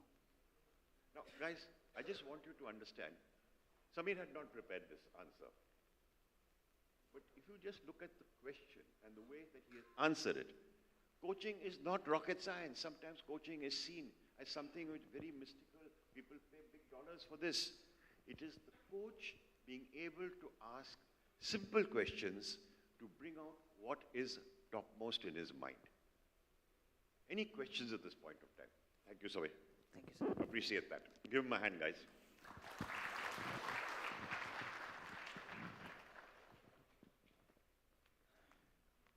Any questions on that?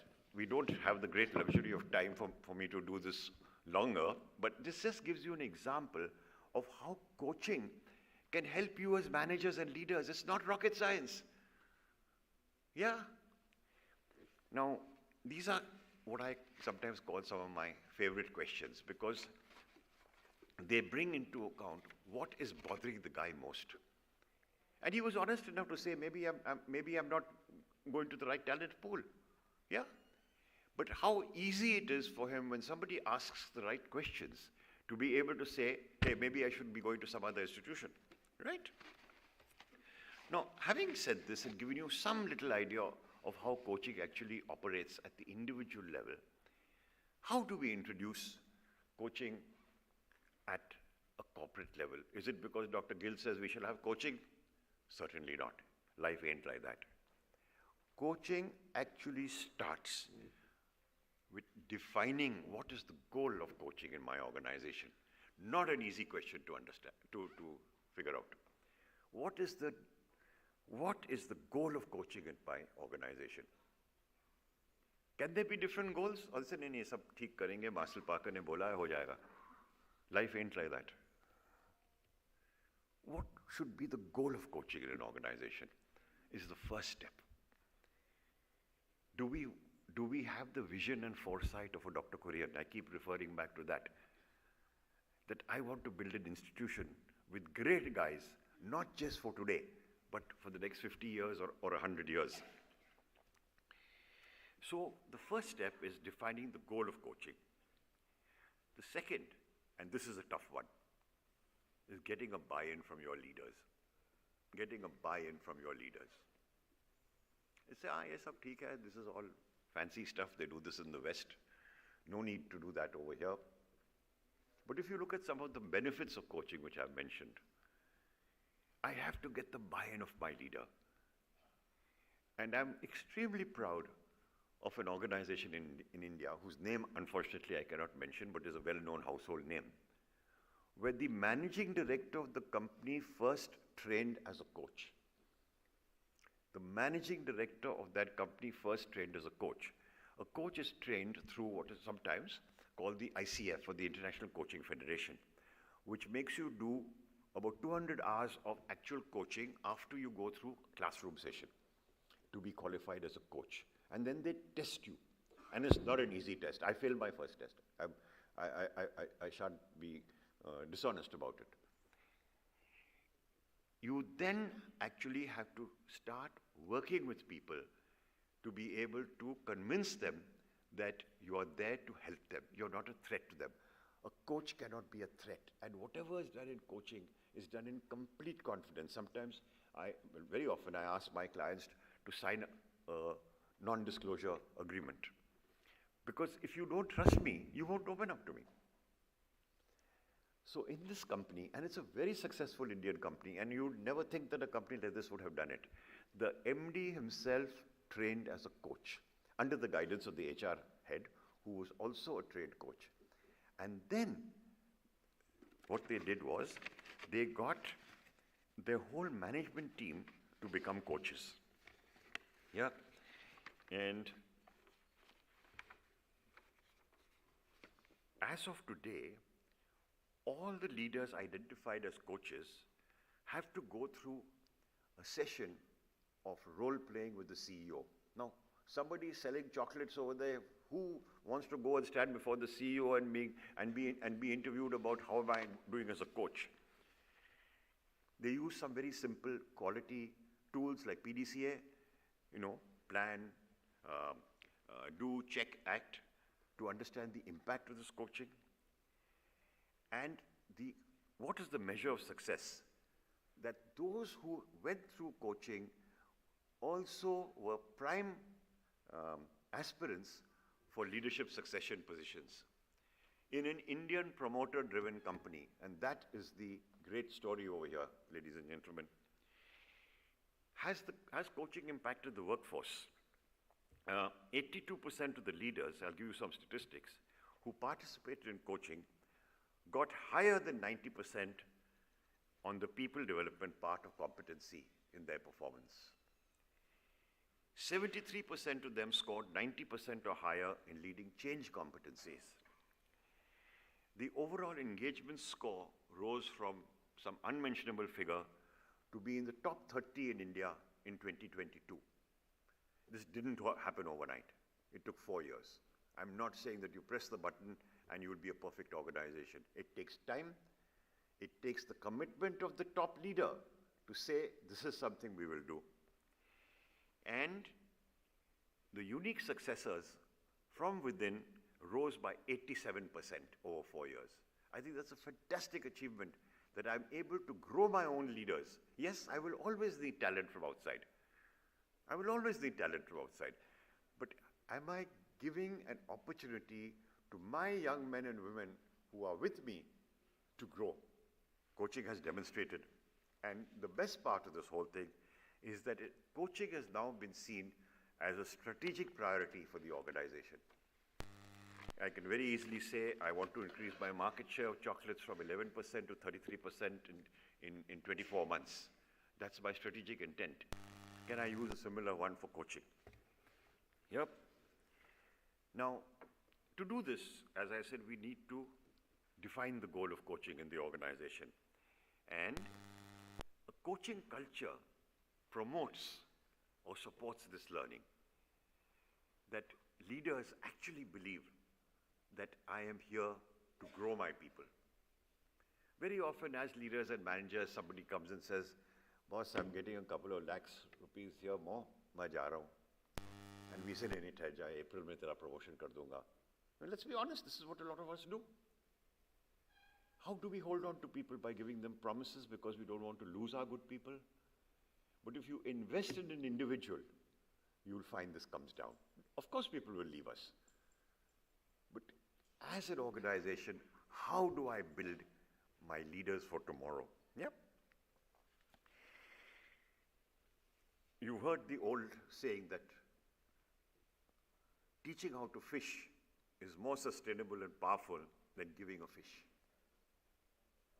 And that's one of the simple rules of coaching.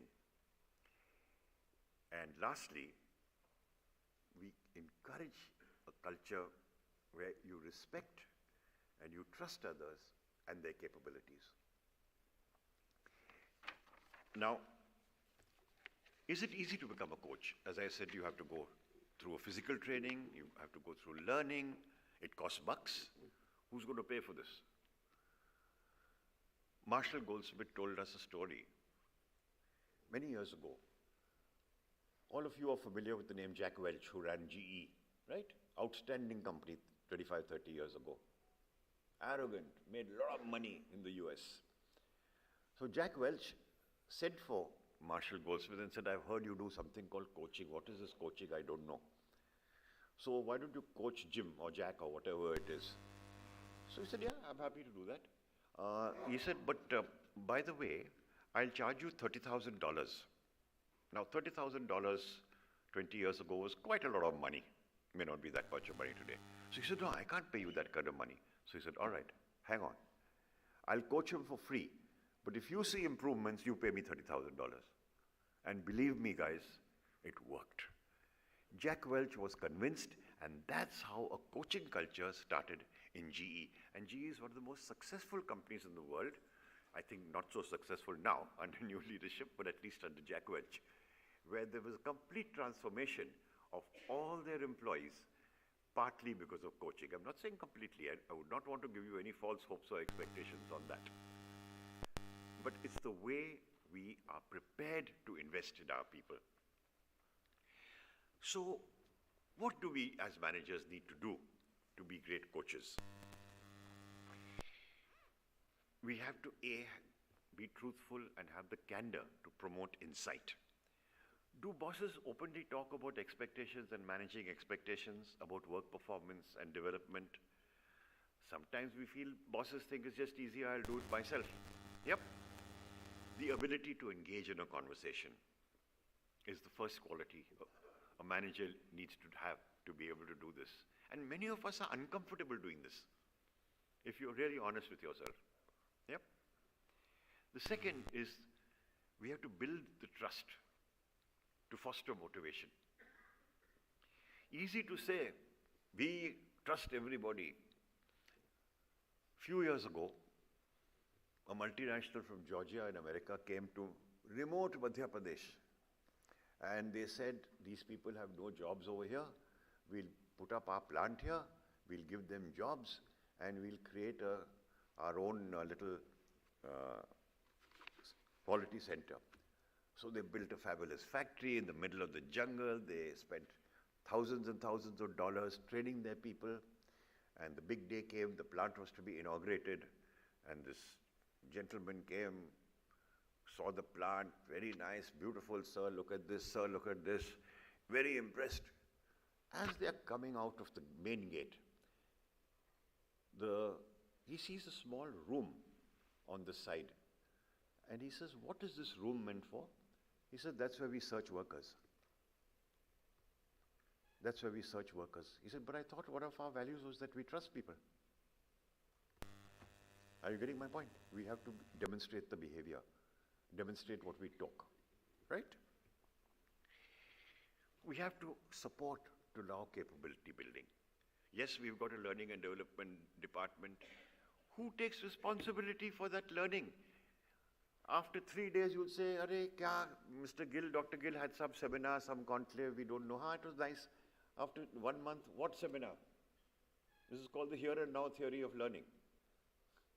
So I have to constantly allow capability building through performance improvement plans, through follow-ups. Yep. I have to allow flexibility to allow practice for coaching. We won't get it right the first time. And with responsibility is aligned accountability. These 5 or 6 simple steps, well, they're not so simple actually, help to create a coaching culture.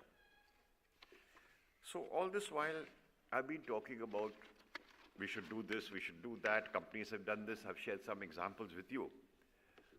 So I do a fair amount of coaching with a number of people. I coach people from young students to CEOs of companies. I have particularly worked with coaching of women leaders because, again, that's something that we pay a lot of lip service to. I dare say my friend Vivek Parajpe would have talked about diversity yesterday also, but sometimes it's sticking in the box, doing what is fashionable. One of India's largest companies realized they're a great company making a lot of money, but they had not invested in their women leaders at all. So suddenly, 56 women were identified, and we were a batch of 7 coaches who helped them transition. It's not enough to put somebody through a training program. You have to enable that lady is handling her difficult mother-in-law, difficult husband, her difficult child, and at the same time delivering the results that you want. And that encouragement comes when you are a trained coach. Yep. So a colleague and myself did a little research. And we went back to the people that we had trained, some whom we had coached, and we asked them some very simple questions. That, does coaching really work, or is it all naam ke vaste? And we were so gratified that 100% of them, these are actual women, men and women in Indian organizations, 100% affirmed that coaching had helped them to build their confidence and understand themselves better.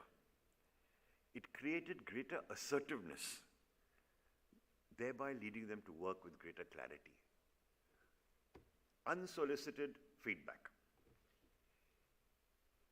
82% confirmed that coaching provided them with a fresh perspective about themselves, that they would have difficulty in figuring out their own ways. The expectations to enhance coaching effectiveness was to have outcome-based coaching. Anyone remembers what GROW stands for? Anyone? Grow. What is the outcome of that growth? Is there a flower and then a fruit? And does that fruit get cut up and put on the MD's table? Sir, have this peach or pear or something with honey. The fruit is when I see my company growing, not just by profitability, but by people. I'm able to hire people from within. Samir is able to attract the right kind of people who will grow. And that's what what you as managers and leaders have to do. Especially in an organization which is where the HR is largely transactional. With due apologies, Dr. Gill.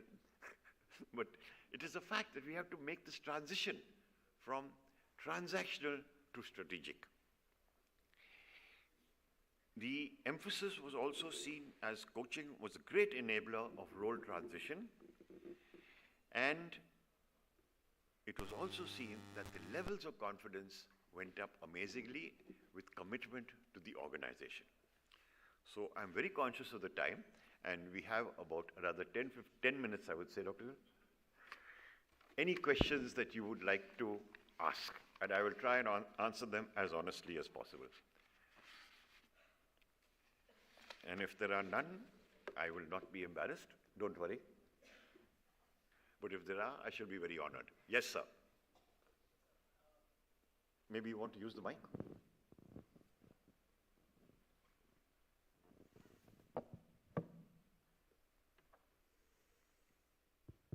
Thank you for such a wonderful session, sir. Actually, I would like to ask something that I must throw my own experience. Actually, we were 3 people working in an NGO, and in starting of our career, we found a good coach. Those were our manager, but 2 of us faced a very surprising challenge in our organization. What happened in starting of 3 months, our manager were very happy because we were doing so many things. But after 3 months, they start seeing us, like 2 of us, as competitors in a short run. So we started a couple of things there. Like we had a direct talk with her. Like we were not your competitor or something, we were just small in this. Second, we started praising her in the public platforms. Third, we restrict our ideas to like share in the. So these 3 were not worked because it's her call. It's not my call. So what we do in that condition when our mentors or coach saw us as a competitors? Very good question. So how much of this did you actually go back and share with your mentor? I think it's very, very important to be able to share. I did great work in this, but in this I'm a miserable failure. I couldn't handle this. So one is the candor which you develop. The second is being empowered to take, as you said, you took decisions which perhaps you may not have taken earlier. Now, does this come exclusively from coaching? May not be. But the fact that your manager trusts you, and the trust is the most important thing that any manager can do in allowing people, okay, go and make a mistake. Don't make them too often, but go out there and make that mistake, because without making that mistake, you won't learn. And when you get that confidence, and when you are the boss, you will use the same thing in dealing with your subordinates. Very often we think of great bosses, bosses who allowed us to do this. They were mentors. We may not have called them mentors. Yeah? And very often somebody reminds me there's very little difference between the word mentor and tormentor. Yeah? So it's also very easy to torment somebody. Yeah? But I think the main thing is to be open about what you're doing, go back, seek advice. The third thing is, since there were 3 of you, is to use what is called peer coaching. And very simply, sometimes you just have 3 guys sitting around in a room and say, tell me one thing about myself which I think I should improve. And I will not be upset if you tell me I'm a lousy so-and-so. But tell me one thing. And you get, if there are 3 of you, you get 2 very nice opinions, and then you reverse the role. And you are accountable to one another. Yeah? It's like saying in public, if you're a smoker, I'm not ashamed to say I used to be a smoker, I worked at a tobacco company, that I'm giving up smoking because smoking is bad. But when you say it publicly, you know, you are held accountable for that. Yeah? So look at peer coaching. Very simple, very effective. So I have a question. Yes, sir. It was a wonderful session. I think the way you put it, it was wonderful. My question is more on the certifications part. So when we talk about coaching these days in the field of HR, and specifically in corporates, so one is that you go through your certification through the ICF. Not necessarily, but ICF is one well regarded, yes. And another one is, of course, the gold standard of Marshall Goldsmith. That's right. So which exactly works? Is it more on the fact that you can take a certification and start working towards it, or there is a specific difference between the two? Okay, so let me answer that in two ways. One is, a lot of managers use coaching techniques without having the sort of handle put onto it, you know. A lot of us do that. What coaching certification is, to make that into a proper process. Yep. And therefore they insist that you do X number of hours of coaching, pro bono, record it, log it. I still have a log somewhere of the hours, and I was very resentful that we had to do so many hours. But you do that not with friends who will tell you nice things.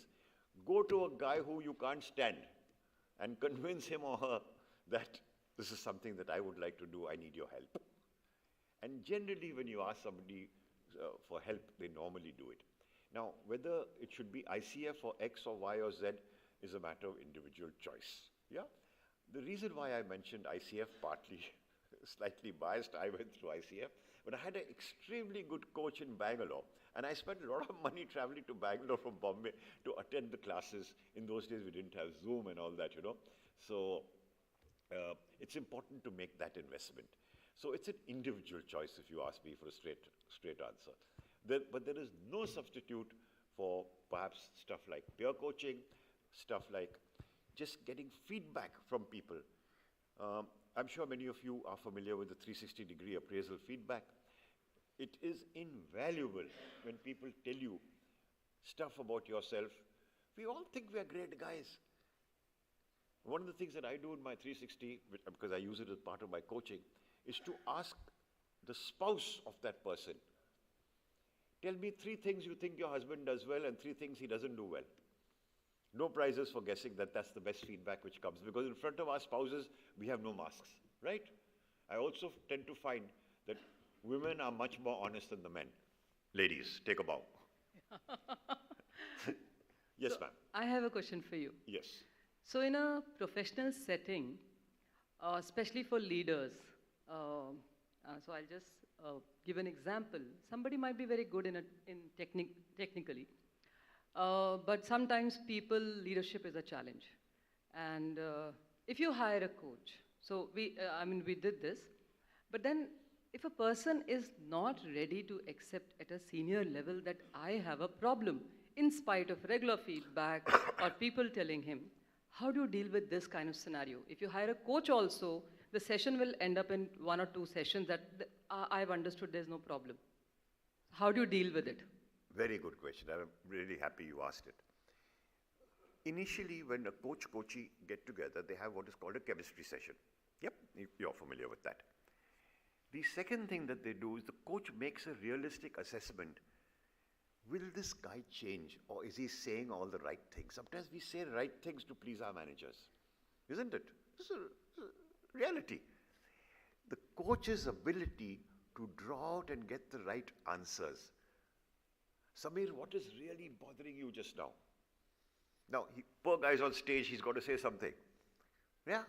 But the coach tries to figure out what is really bothering you and what can you do to resolve the problem. Very often people say, I don't have a problem. These guys think they have a problem. They have appointed a coach. The coach will take the banduk and put it on his shoulder and fire at me. This is reality also. Yeah? But the coach's ability to figure out, will this guy change or not?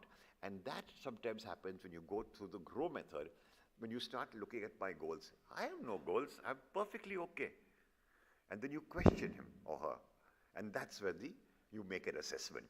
Sometimes you can be very wrong. I have been very wrong couple of times in my assessment. I am not ashamed to say that. And because you learn from these kind of mistakes. Particularly in command and control situations. Currently, I am coaching, I again can't mention the name, of a very, very successful businessman who's a 7th standard pass.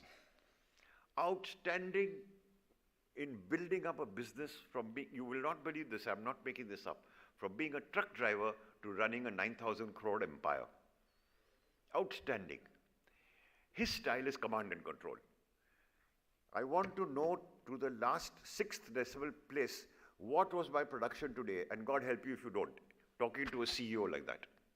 And he tells me, Mr. Parker, will you go and coach my so-and-so? I said, sir, with due respect, I need to coach you first. So there are difficult people. The coach's skill is being able to identify patience. And most important is the ability to have these conversations in confidence. If you don't trust me, you won't open up to me. Yeah? But I'm not a father confessor like a Roman Catholic priest. I'm not a mentor. I'm not a therapist. I'm not a trainer. I am somebody that you feel safe with. Yeah? Thank you. Any more questions? Conscious of the time. So thank you all very much for being a patient audience. Thank you particularly for staying awake on a Saturday afternoon after a lavish lunch.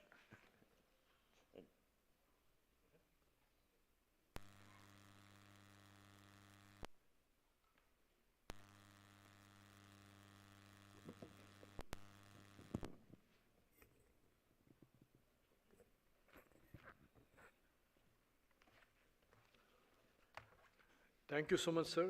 It was a great session, getting enlightened about GROW. I was directly looking at ICF. So I think moving on to the last session, as we move towards the final presentation of the conclave, we can say that we have had pleasure of hearing such great and seasoned veterans talk about how great institutions are built. With equal pleasure, I am pleased to welcome our final speaker, Shri Vikas Shirodkar. Before his introduction, I would like to take this opportunity to share that Vikas sir has been our mentor and guide who played an instrumental role in helping us design the HRD Conclave and get the stalwarts from HRD fraternity to speak during the conclave.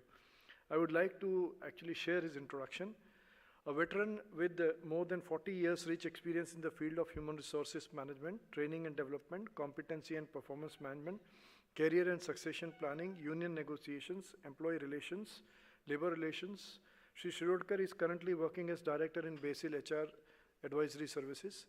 A seasoned HR professional, Shri Shirodkar has 38 plus years of vast experience and has worked with organizations namely General Motors, Johnson & Johnson, Siemens, Atul Products, etc.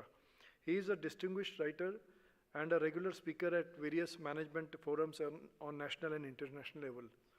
He was awarded innovative HR practices that drive business results, national recognition by Dr. APJ Abdul Kalam, and award for excellence in HR by Bombay Management Association and BRIMS. He was also listed among top 40 HR superstars in Asia by HCA Singapore and was ranked 11th in India's HR top 40 power list in 2008. Thank you so much, sir, for accepting our invitation and for having supported us throughout the program. With immense gratitude, I call him on stage and request you to give a huge round of applause, please.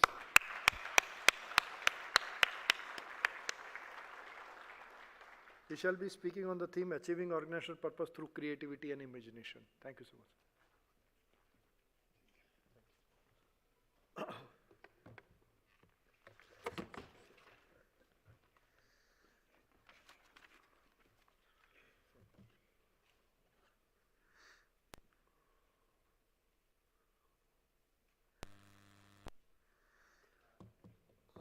Good afternoon, everybody.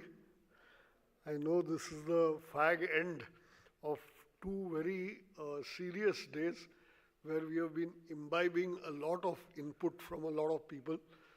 So I have two tasks actually, which Dr. Gill has given me. One is to take a very quick overview of all the speakers. हमने अलग-अलग लोगों से क्या-क्या सुना और क्या-क्या main conclusions थे उनके. वो एक चीज़ मैं बताना चाहूँगा. And after that I will go to my presentation itself, which is on achieving organizational purpose through creativity and innovation. Good part of this presentation is going to be कि इसमें कोई ज्ञान नहीं है, इसमें सिर्फ examples है. Okay, so we can go through it very easily, very simply.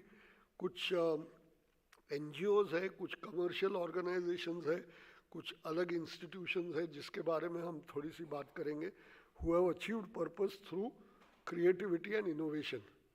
लेकिन उसके पहले मैं I just want to take a stock. हमने कल से क्या-क्या सुना और what are the main things, main points which each of our speakers highlighted. So of course first we had our chairman Nimesh bhai, who basically came and talked to us. और उन्होंने एक first point which actually gladdened the hearts of all of us is that great organizations are made by people. As a chairman, he is saying it in so many words in front of all of us was a very heartening thing. बहुत अच्छा लगा. और development of people is the main agenda. ये भी उन्होंने खास करके कहा. And वो कह रहे थे कि ये conclave में हम क्या कर रहे हैं. We are seeing what other organizations are doing. It was literally an outside in view. You know, हम लोगों को सबको मालूम है हमारे organizations में हम क्या कर रहे हैं या cooperative में क्या होता है. लेकिन एक अलग नज़रिया से हम इसी विषय को डेवलपमेंट ऑफ पीपल को देख सकते हैं क्या, बाकी लोग क्या कर रहे हैं और उनके पास से हम क्या सीख सकते हैं. This was the point which he made, which is why we put together such a list of eminent people to basically come and talk to you, to give you that outside in perspective. उसके बाद में अनिल खंडेलवाल जी आए और उन्होंने बहुत सुंदर point से शुरू किया कि NDDB has every right to talk about institution building because NDDB is itself a great institution. बहुत तगड़ी बात, बहुत सुंदर बात. और मैं तो बहुत सालों से 10 साल से ज़्यादा मैं डॉक्टर गिल से एसोसिएटेड हूँ, NDDB से एसोसिएटेड हूँ और आता रहता हूँ इधर. और मुझे आई एम कन्वर्ट, मुझे कोई किसी ने कहने की ज़रूरत नहीं NDDB is a great organisation. But मैं आपको बताता हूँ कि जब मेरे 5 दोस्तों को मैंने जब पहले बार बोला कि भाई ऐसा ऐसा कॉन्क्लेव और आपको आना है, all 5 of them immediately said yes. That speaks volumes for the type of reputation which you enjoy. अच्छा, मैं उनको बुला रहा था तो थोड़ा शर्मा को उनको आगे बोला because they are all big people. Akhil Basrai, Pramod Sadar Joshi, Marshall Parker who is sitting over here, Alok Shivpurkar, Vivek Paranjpe, बहुत बड़े बड़ी हस्तियां हैं HR में. हम लोग तो उनको भगवान मानते हैं. उनको जब मैंने बोला कि बुला तो रहा हूँ लेकिन पैसा कुछ नहीं मिलेगा, they got angry on me. विकास किस तरीके की बात कर रहा है. NDDB में आने को तुम बुला रहे हो तो हम बड़े प्यार से आएंगे. We would love to share our experience. Yeah? So really that again reiterates the point which Anil Khandelwal made कि this is a great institution, great organization. उन्होंने दूसरी एक बात बहुत सुंदर कही जो हमको सभी को याद रखनी चाहिए.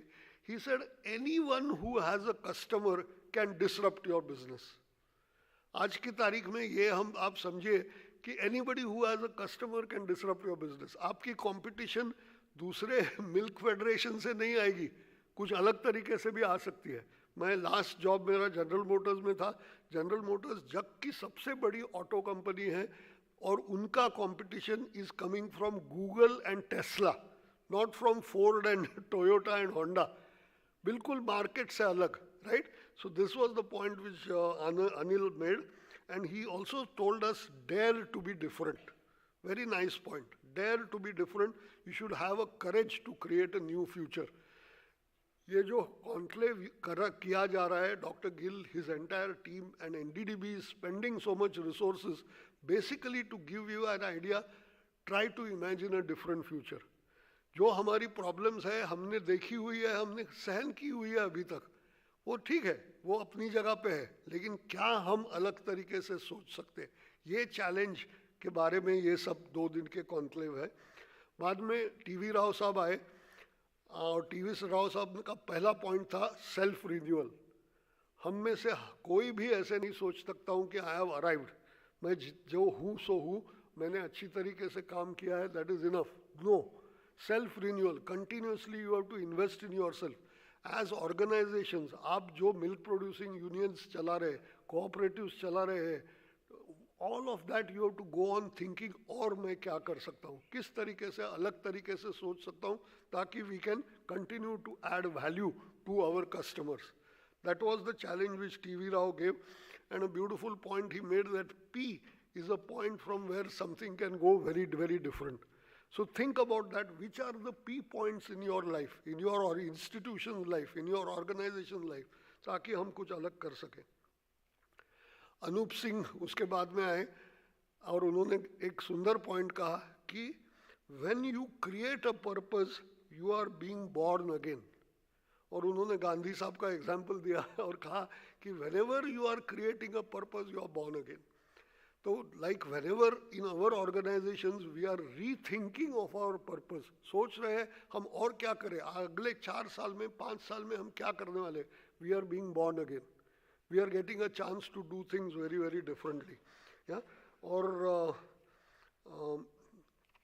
दूसरा उन्होंने एक अच्छी कहानी हमको सुनाई कि वो बंदा गाड़ी चला रहा है लेकिन उसको गियर बदलने के लिए टाइम नहीं है तो ज़रूर हमको टाइम निकालना पड़ेगा गियर बदलने के लिए, क्योंकि जो हम सब लोग मोटरसाइकिल चलाते हैं या गाड़ी चलाते हैं, हम जानते हैं कि गियर बदलेंगे नहीं तो it will not give you the performance that you desire. Gear बदलने के लिए टाइम निकालना पड़ेगा। सुनील शुक्ला उसके बाद में आए, बहुत अच्छी बात की उन्होंने, और उन्होंने खास जो कहा नॉलेज और स्किल इम्पॉर्टेंट है, लेकिन aptitude and attitude, this makes a big difference in life. हमको इसके ऊपर फोकस करना है। और हमारे भी ऑर्गेनाइजेशन में जब भी हम काम करते हैं, बहुत बार हमको लगता है कि यार ट्रेनिंग तो दिया, नॉलेज और स्किल तो क्रिएट किया, क्यों बदल नहीं आ रहा है। Think about the attitude. Have you given inputs for attitude, have you given inputs for aptitude. ये करेंगे तो ज़रूर बदल आएगा। रिस्क टेकिंग और फेल्योर टॉलरेंस की भी उन्होंने बात करी। हर एक नया चीज़ जो हम करेंगे सक्सेसफुल नहीं होंगे, अब ये सोच के ही चलना है, but we have to develop risk appetite and we have to be ready for failures. ये नहीं करेंगे तो we will stagnate, we will get stuck. उसके बाद में Vivek again he came and gave us superb suggestions and ideas in terms of diversity and inclusion agenda. बहुत सारा data उन्होंने शेयर किया और कहा हमको क्या, और हमको मालूम है कि हमारे मिल्क कोऑपरेटिव्स में fortunately thanks to doctor Kurien, one of the objectives with which he started this whole sort of movement was to empower women. Yeah? The village women were not having money in their hands, they were not having a say in their households. उनका यही मंतव्य था कि किस तरीके से मैं उनको support करूं। Are we doing the same thing in our milk cooperatives today? Are we ensuring that there is diversity and inclusion? Are we having an agenda to see that women are able to speak up? Things for us to think about. After that, Professor Madhavi and Sushanto came and talked to us about the IRMA study. I would say it was a wake-up call. Wake-up call for each one of you to think. If I was in your place, I would ask them for the report and really look at it with more detail to really think ki what are the action points which I need to take up. You know, I'll leave it at that.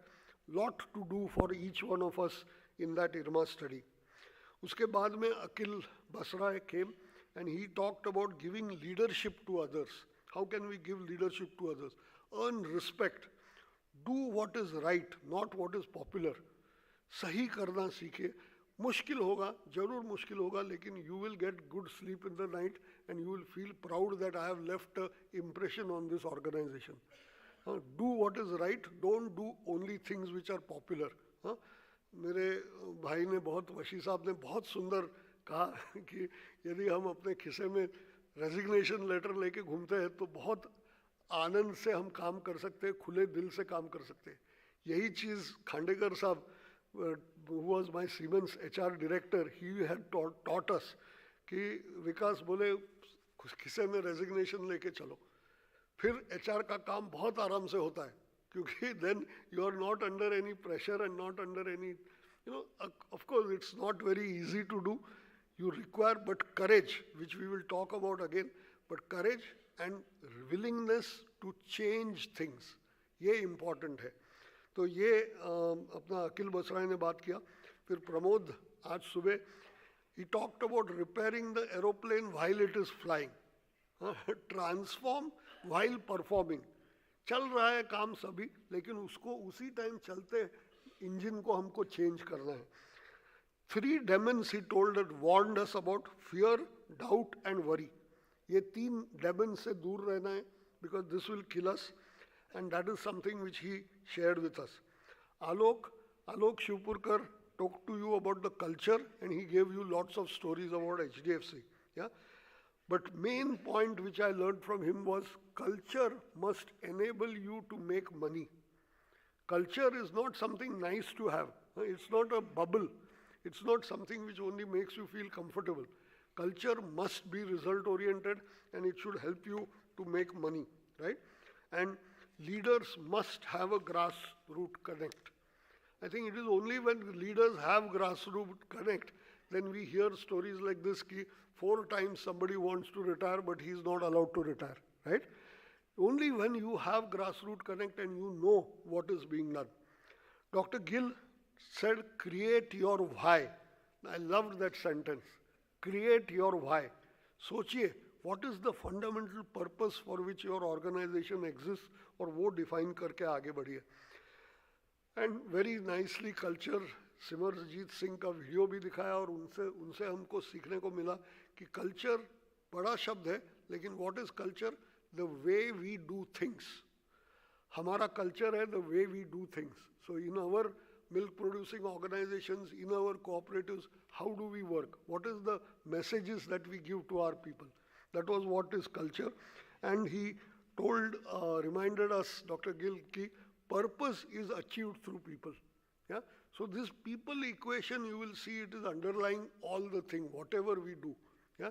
It's not only about technology, it is about how the people who are running that technology are able to add value. Finally, Marcel told you about mentoring, powerful concept, very, very useful. And he also shared with us the GROW model, but underlying theme, especially for the youngsters who are there, take charge of your own career. Yeah? It is your life, and you need to understand that nobody else is going to be able to run your life for you. ये उन्होंने कहा. So this was what we heard up to now. At the end, we are also going to have we are going to listen to some feedback from all of you in terms of क्या आपने सुना और क्या आप. So that will be the last session. So this is the penultimate thing. और मुझे आपसे share करना है achieving organizational purpose through creativity and imagination. As I told you, I'm going to share with you some just examples which organizations have done it. But just to set the context, this is a slide which is telling you that purpose actually drives your culture. If you are able to define your purpose, then your culture gets defined. Culture will speak to the operations, marketing, and all the employee engagement will happen. So the starting point is purpose. Starting point which drives everything is really the purpose. But unfortunately, this is of course an English US study, but it can give us an indication. शायद हमारे number इससे भी खराब होंगे. इसके लिए ये number पे ध्यान दीजिए. 82% of the employees say that it is important to have a purpose. So they understand the importance of purpose. But 72% say that purpose should have more weight than profit. Organization exists for profit, but purpose should have more weight. The bad news is on this side. 62% organizations have a purpose statement. Glass is half full, half empty. 38% of the organizations do not have a purpose statement. Yeah? हम कहाँ पे हैं, हम ये line के कहाँ हैं? हमारे इंस्टीट्यूशन में यदि पर्पस स्टेटमेंट नहीं है defined, this is the right time to take up this point and really see that we are not in that 38%, but we actually define our purpose statement. And 42%, their organization's purpose, feel that their organization's purpose drives impact. Again, if you look at the other side, 58% of the organizations say that their purpose is not driving impact. This is not a good situation to be in, right? But it's not all negative. There are basically, it has some very strong points. So the basic thesis which I'm trying to tell you is that purpose empowers employees and it enables a lot of collaboration, people to come together. Workplace innovations happen through purpose. And our whole idea is to create this agile network of people who are able to move from one innovation to another innovation. Yeah? And definitely we need to keep remembering that it is all for the betterment of the consumer. Are we able to provide the right thing for the consumer and see that the consumer mindset should drive everything that we are doing? So what are the examples which I want to share with you?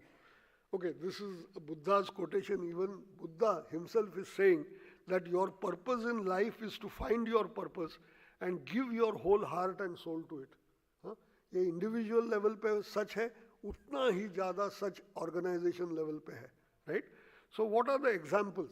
I would like to begin with Amul, because I think Amul is an organization which has very, very clearly defined its purpose, and it is able to continuously innovate and really look at how are we achieving that purpose.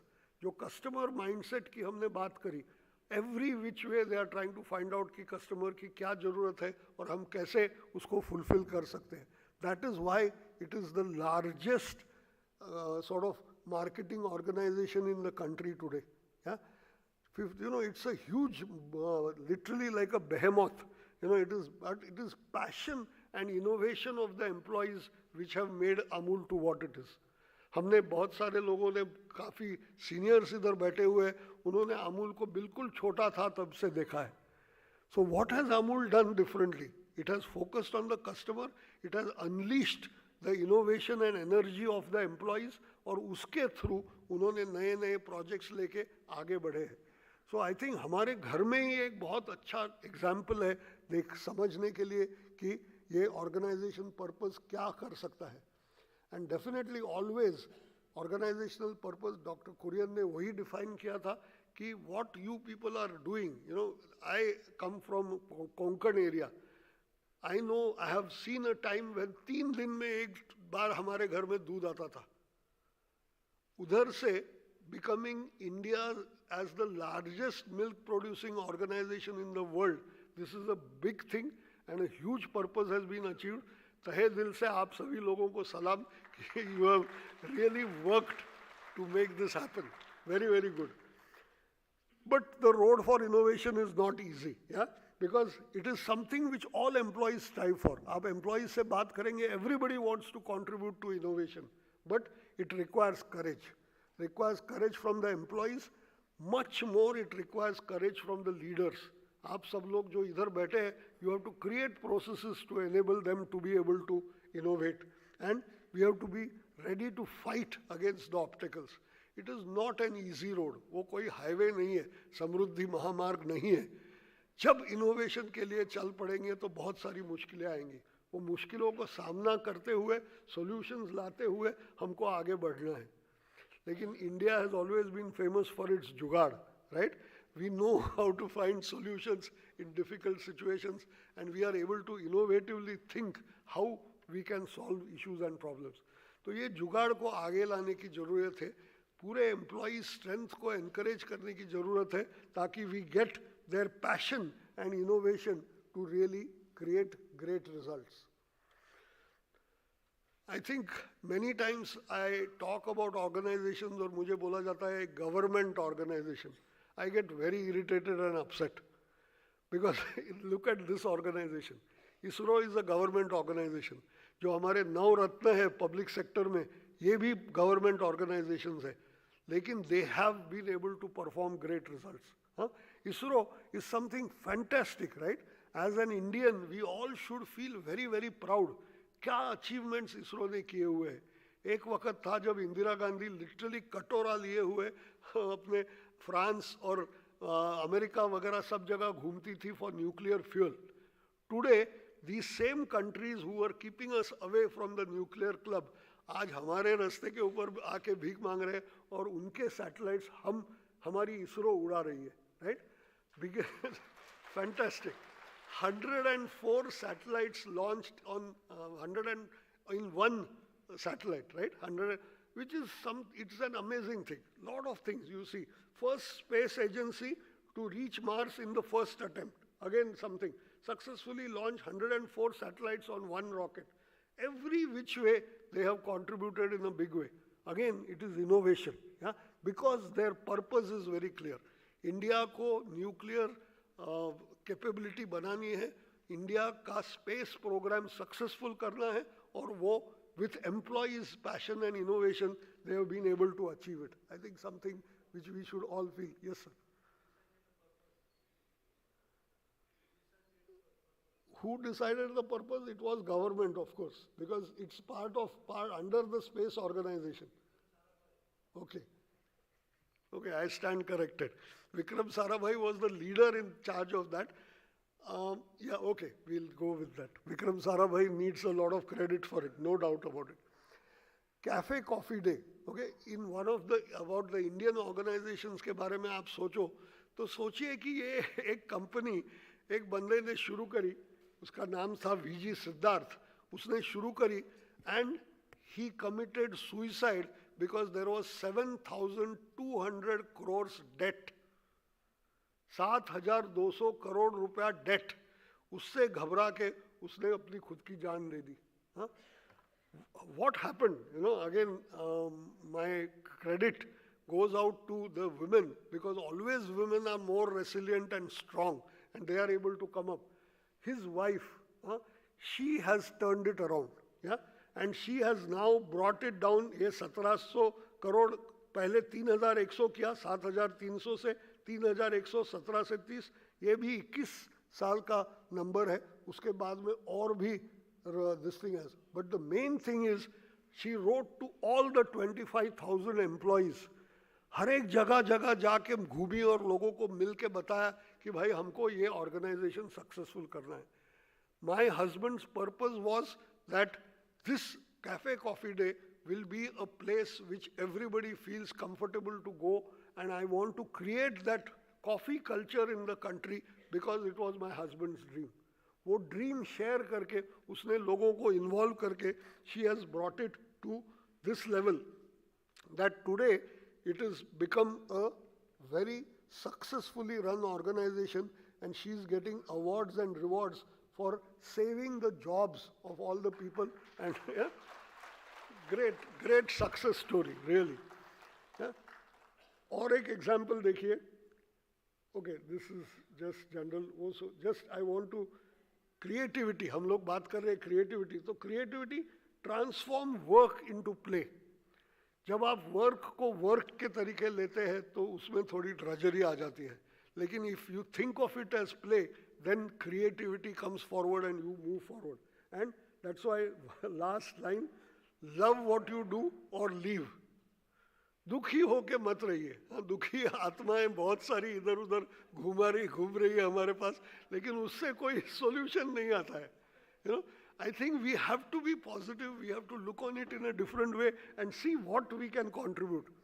Again, this is one example.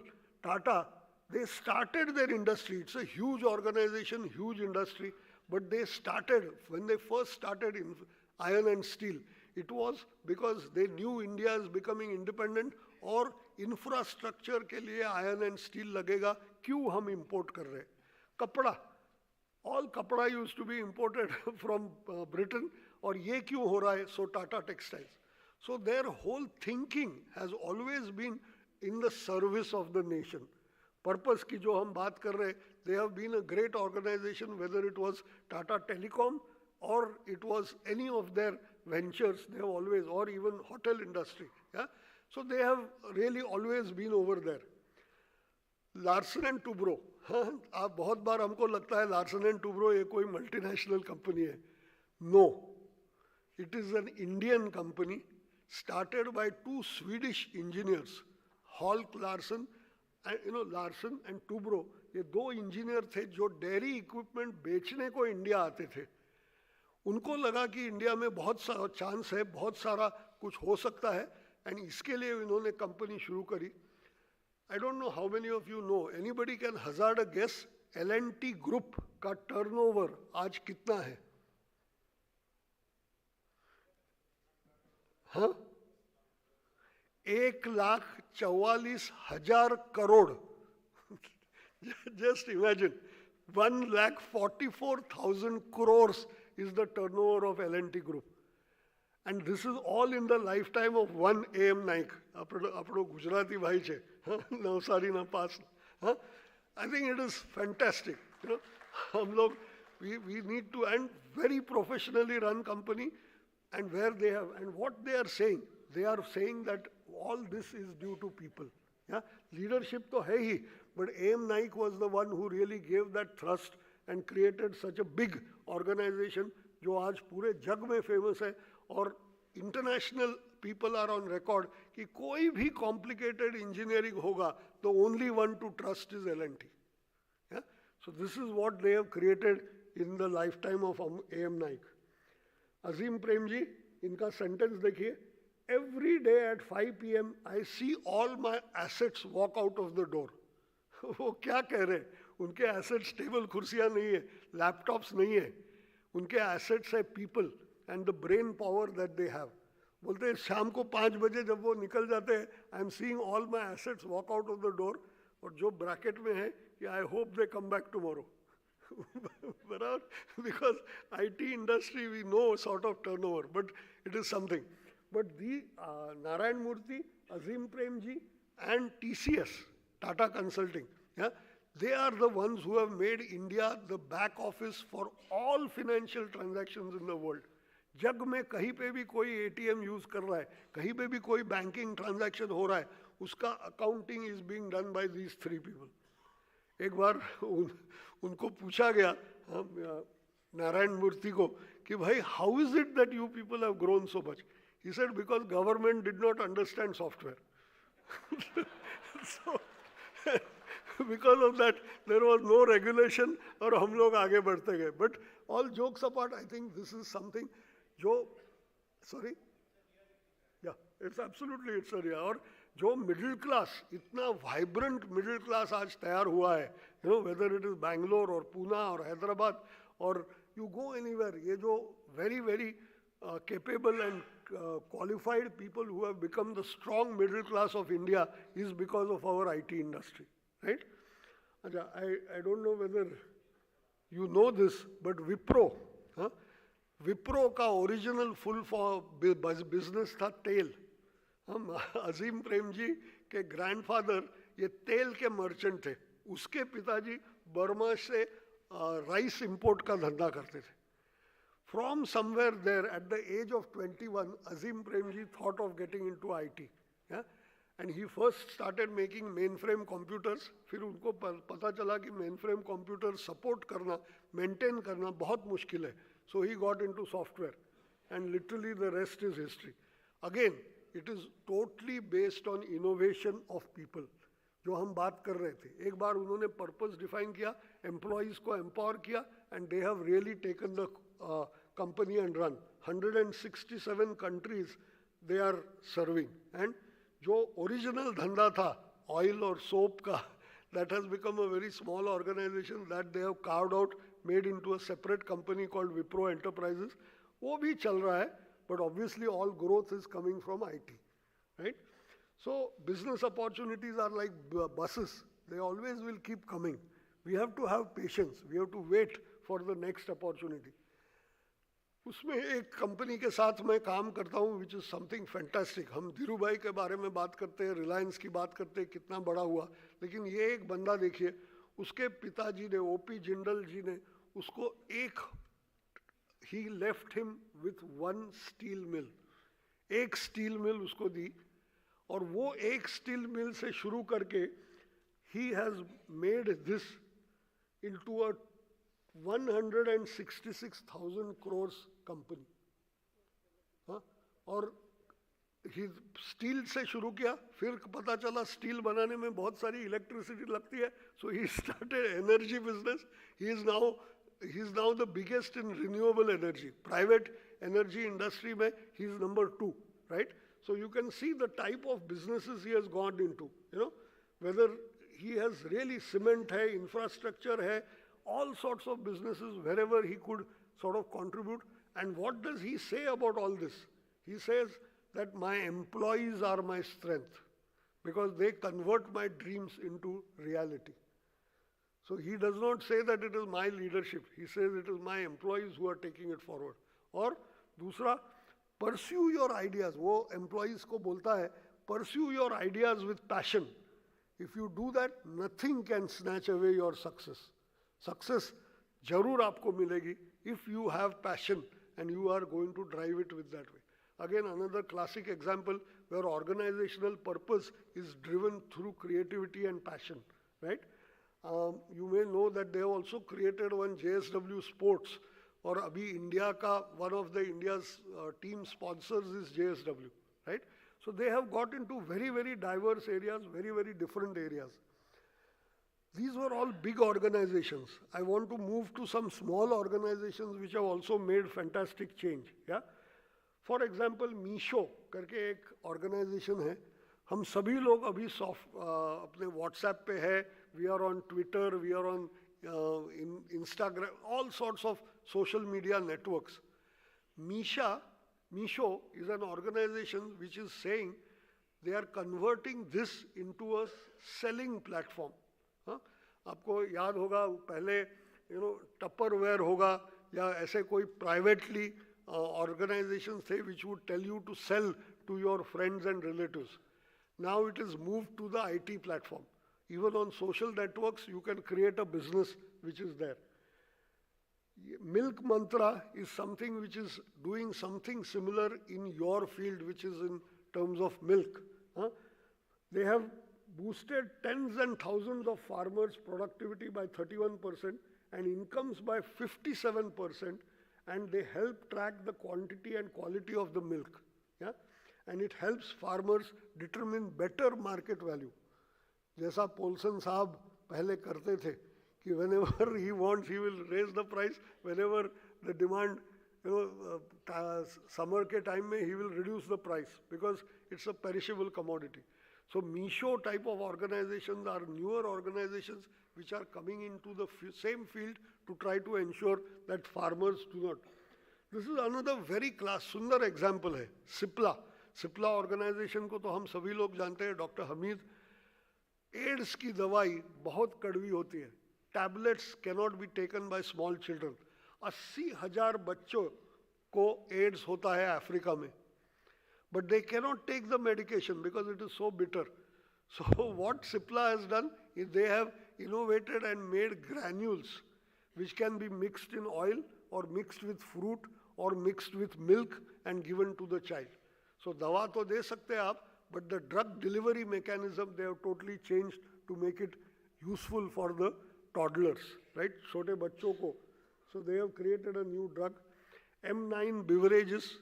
Since I am a Goan, I have to talk about liquor. Though I know I am in Gujarat, but Bira beer. आपने जो किसी ने यहाँ पे non Gujarati भी बहुत population है तो आपने सुना होगा ये नाम बीरा beer.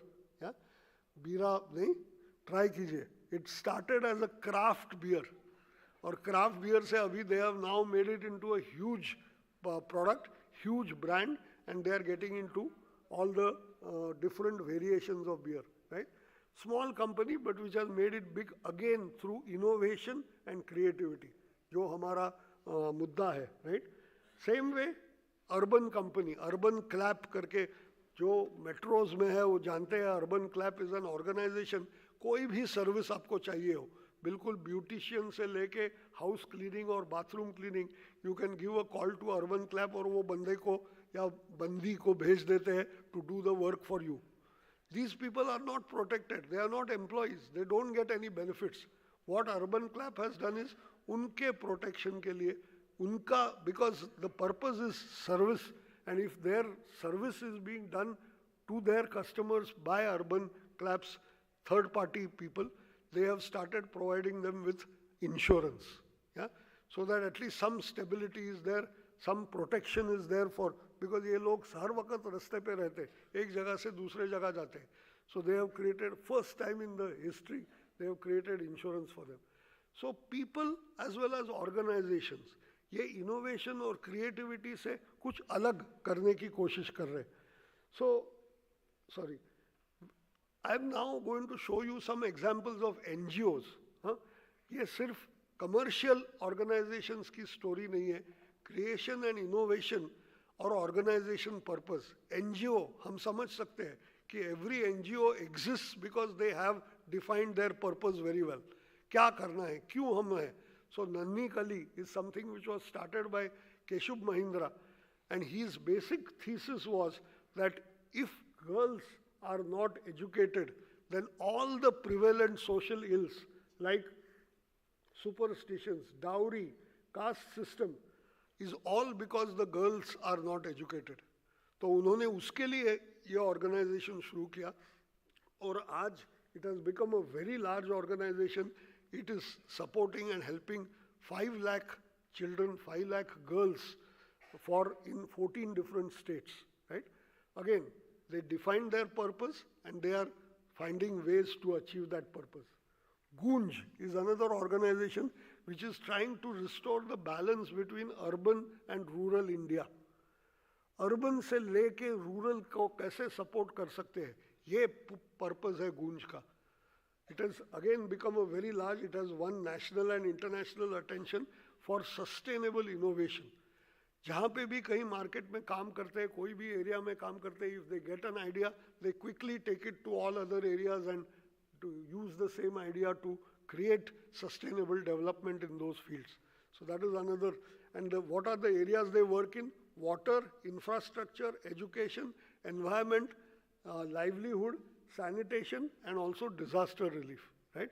Again, these are all very fundamental things. हमारे देश में, unfortunately, all these are very important subjects. Government तो पहुँचती नहीं है. So individual organizations are taking up कि भाई, this is my brother or my sister who's getting affected. Disaster relief में, तो मैं क्या मदद कर सकता हूँ? And Gunj has got into that purpose and they are solving their issue.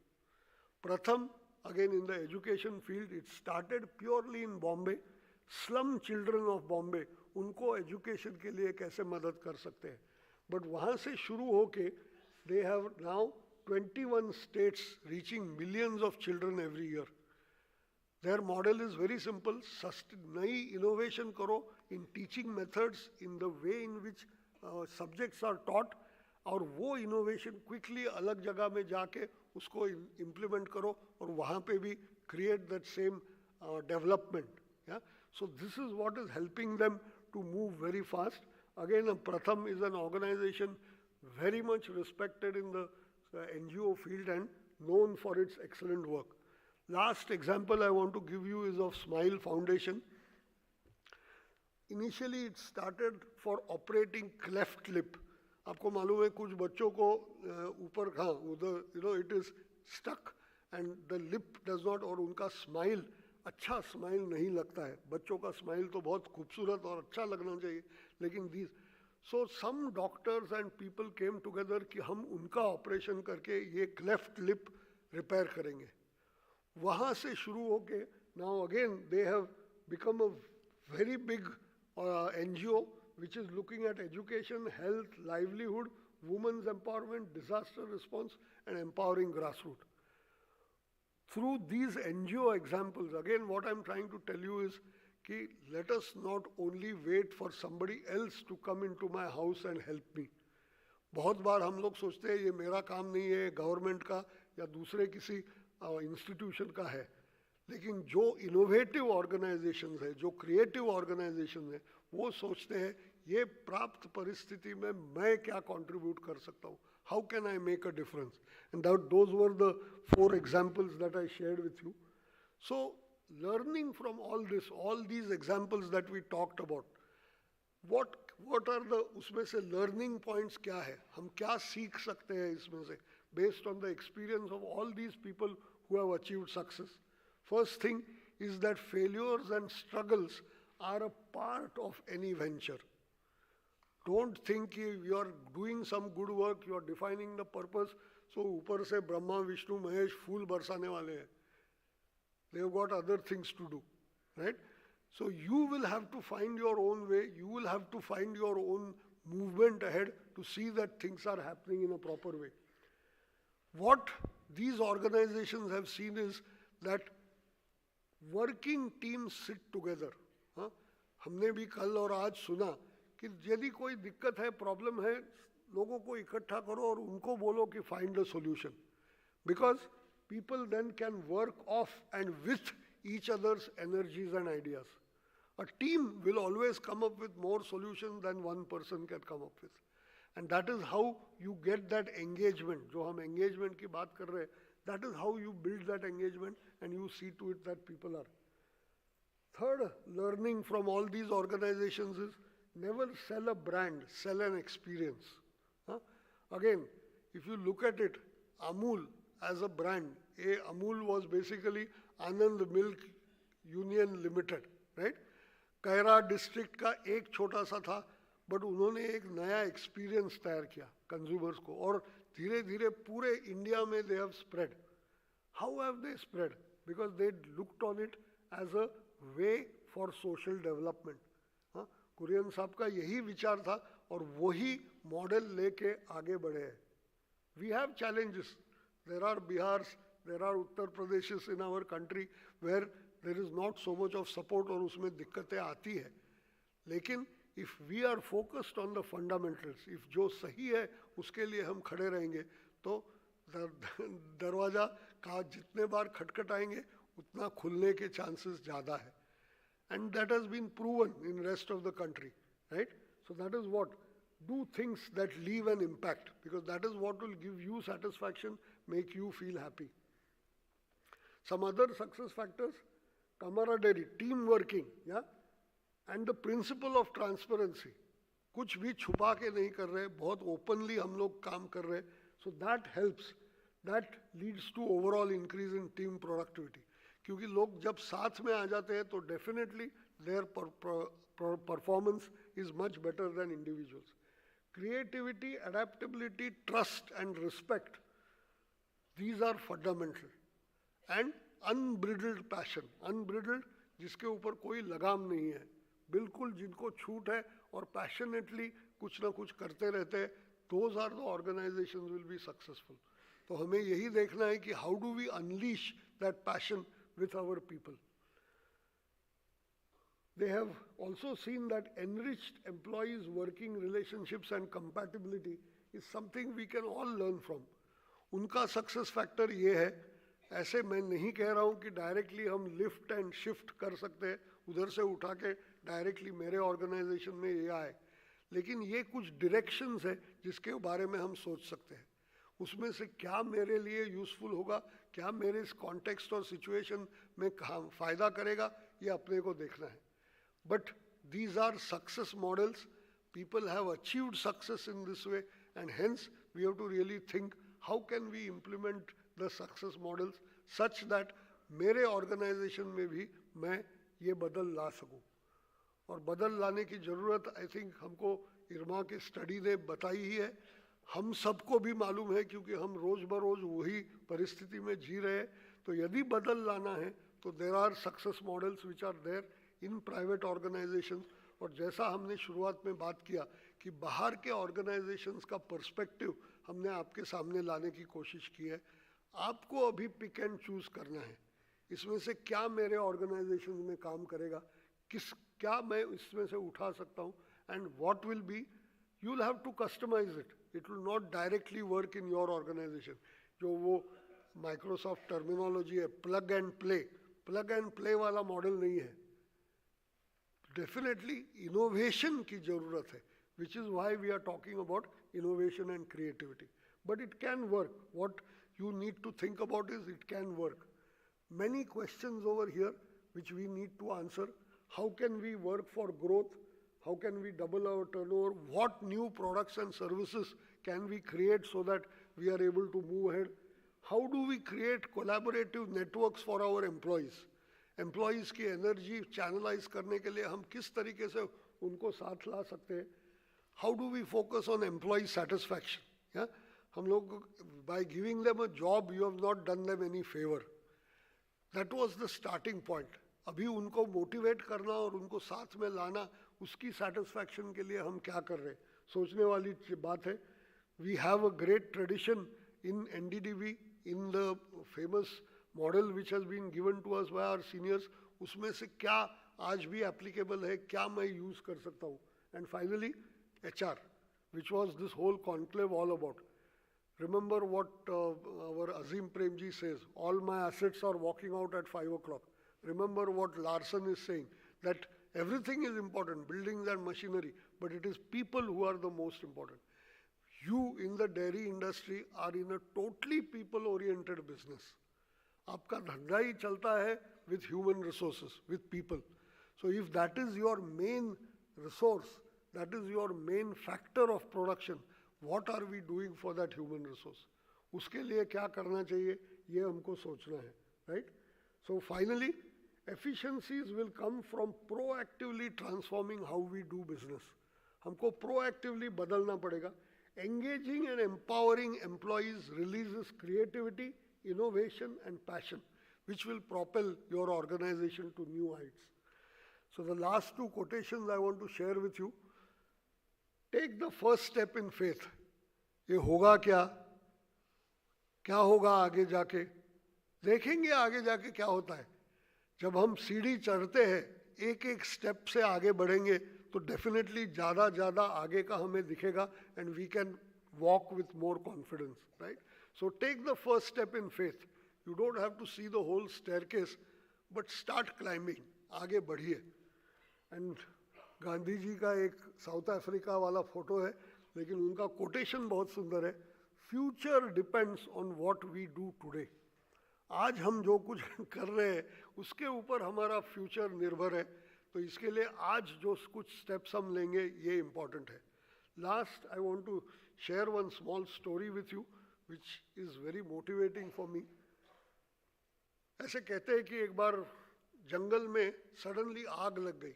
हर जगह से आग जल रही है, and there are trees, wood है, तो आग भड़कती गई, बहुत ज़्यादा बड़ी होती गई, ज़्यादा बड़ी होती गई.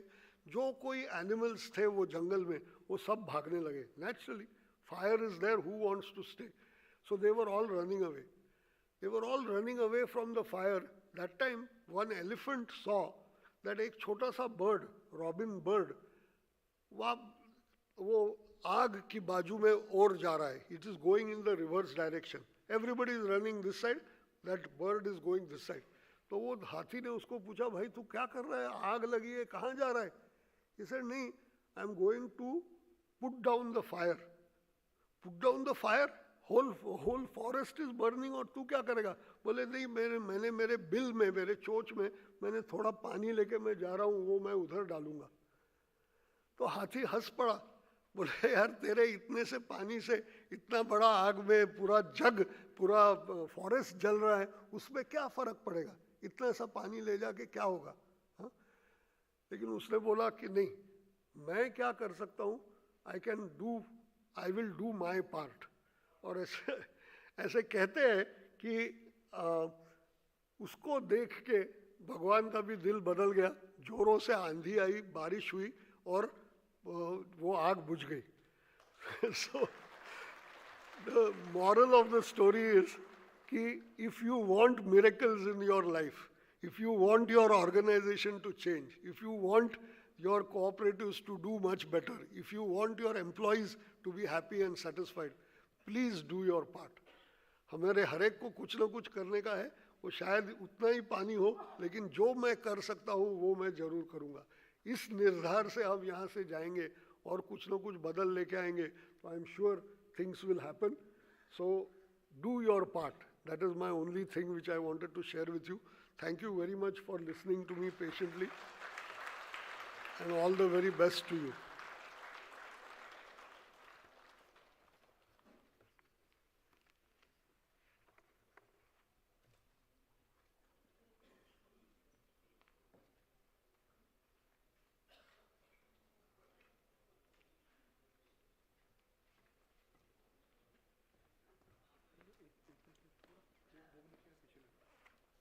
Thank you so much, sir. You did all the work that I had to do, summarizing the conclave findings. And in fact, I would request you that, we should get those summary from you. We have chairman with us. I would request chairman to come on stage and felicitate both our speakers, Mr. Marcel Parker and Sri Vikas Shirodkar. Please, sir. Please, sir. Yeah.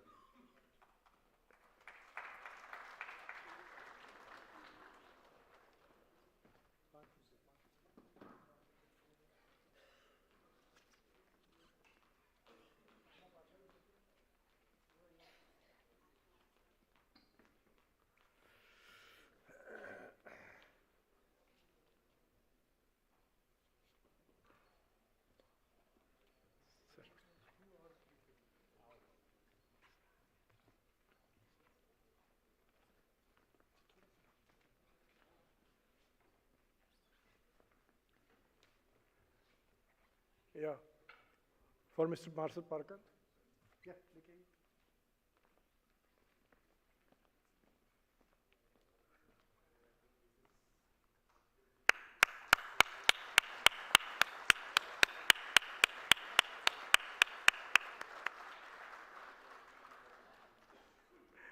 For Sri Vikas Shirodkar.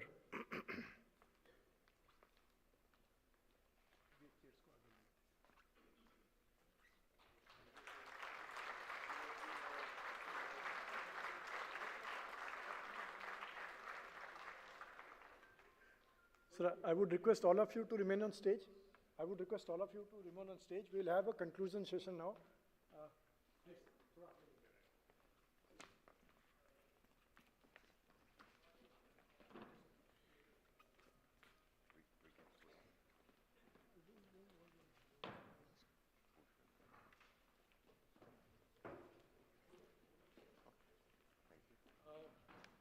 May I request MD Milma to come on stage, please? Yeah, and Vashi Sab, please.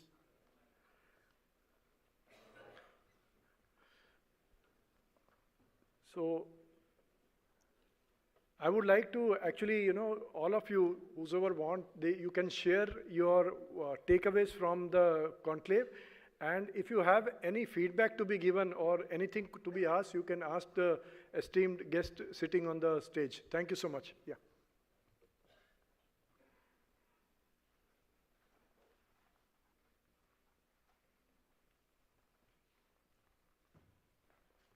किसी को कोई feedback देना है, please. This is the right time.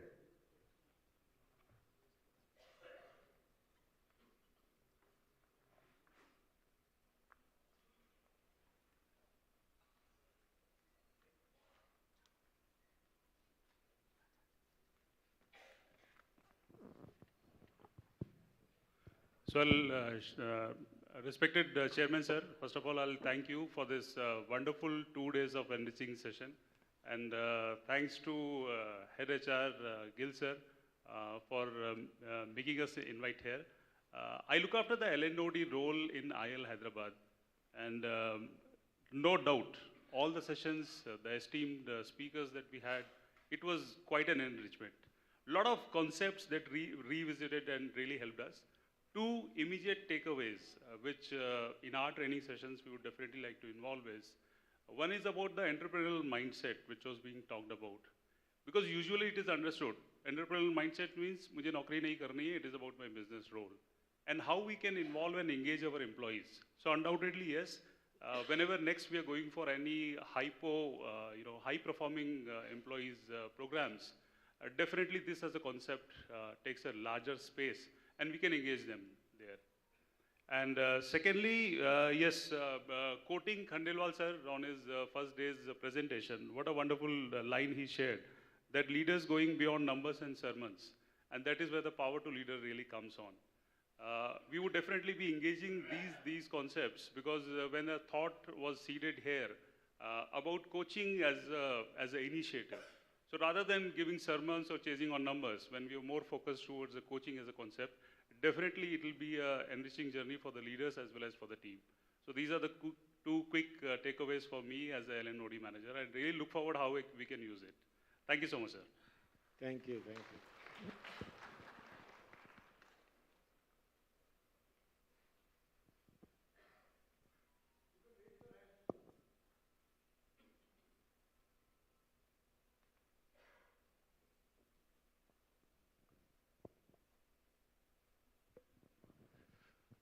I'm Dr. Suresh, working as the Managing Director of Bangalore Milk Union. This conclave has given us a confidence, and the courage, and some sort of relief for what we have faced, all this, what we have learned in the last 2 days. We have experienced everything. As what our speakers has told us, we have experienced. Still, we are doing more because it is commitment as NDDB, as a Korean was what he has given us, and we are doing with that. So it is a very good program. I request NDDB to do this in the regional level so that all our middle level officers can build this, inculcate this, and come out of this stress and do their full capacity to build this organization to further. Sure, I think let us take that as a suggestion and have some kind of regional follow-up workshops basically.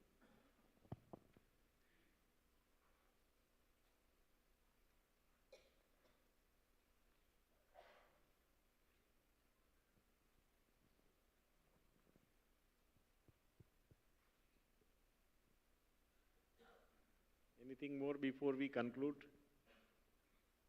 मैं खाली एक चीज पूछना चाहता हूँ. पूरे दिन आप लोग यहाँ रहे. Unfortunately, मैं आपके साथ पूरा टाइम नहीं रह पाया.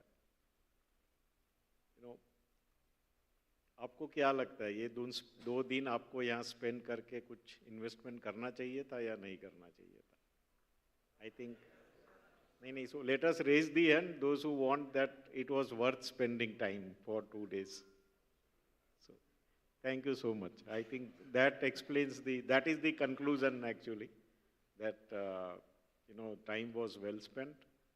We had learned many things, many concepts as he told. At least for me, whatever lectures I could attend, it was really a good learning. Many things were getting reinforced, knowingly or unknowingly, because I am not hardcore HR person like many of you are. But somehow, whether we know the concept or not, in our day-to-day working, we are actually using those concepts. And so when you learn some of them, telling these concepts, you try to correlate, you try to reinforce that whatever you have done. Like I told yesterday about the risk aversion. I think we have seen in many institutes, actually the cooperatives and the government setup, that has been a major challenge. And it was actually one of the red flags which was raised by Dr. Khandelwal. So I think there are many things. If you try to relate in our working, we realize that we have been, we know concept, we have been using it wherever required, but I think coming it from some of the faculties, some of the experts who have been in this field for a long time, they reinforce our commitment, what we do. And ultimately, it will help us to perform better duty. Whatever we do, I think it will help us to actually help the farmers for which we are all working. It's a single motto with which we all work, all our institutions, and which will further help us to improve our focus on farmers. That's from me. I think we can listen all of them.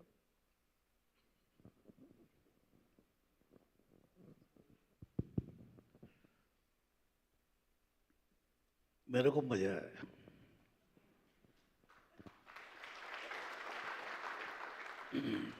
मैंने ये इसी auditorium में एक programme attend किया था NDDB का. वो था सीडी लॉन्च कर रहे थे हम, कोऑपरेटिव डेवलपमेंट, और मेरे को पूछा गया आईडीओ कौन है,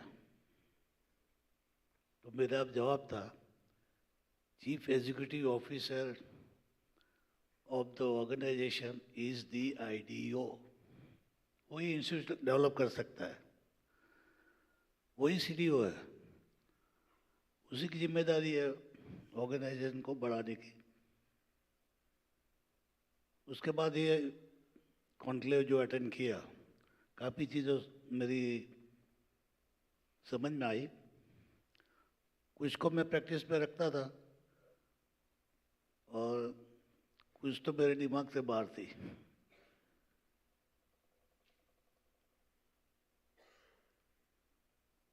कहा गया कोचिंग करना चाहिए, हम जो है ना सरमन करते हैं, ऐसा करो वैसा करो, ये करो वो करो। In a real sense we are not doing coaching. तो ये कंसेप्ट मेरे को नया समझ में आया कि भाई हमें कोचिंग करना चाहिए, सरमन नहीं देना चाहिए। दूसरा जो फियर वाली बात है, रेड फ्लैग में फियर वाली बात है, अगर ऑर्गेनाइजेशन को बनाना है तो फियर जो है वो आपके दिमाग से निकाल दीजिए, क्योंकि कुछ भी नया करोगे तो क्रिटिसिज्म तो होना है, और उसका डर अगर हमको रहेगा, एक स्टेप जो चल रहा है हमको अगर फियर में नहीं चलेंगे तो फिर ऑर्गेनाइजेशन हम अच्छा नहीं बना सकते। मेरे को at the age of 75 years I have learned a lot. Thank you for organizing such a conclave.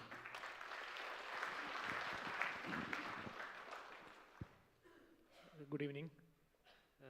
I attended the whole 2-day session here. So personally, it was very inspiring, and from institutional point of view, as MD of Federation, I mainly look at the procurement, marketing aspects. So we lose sight of the HR area.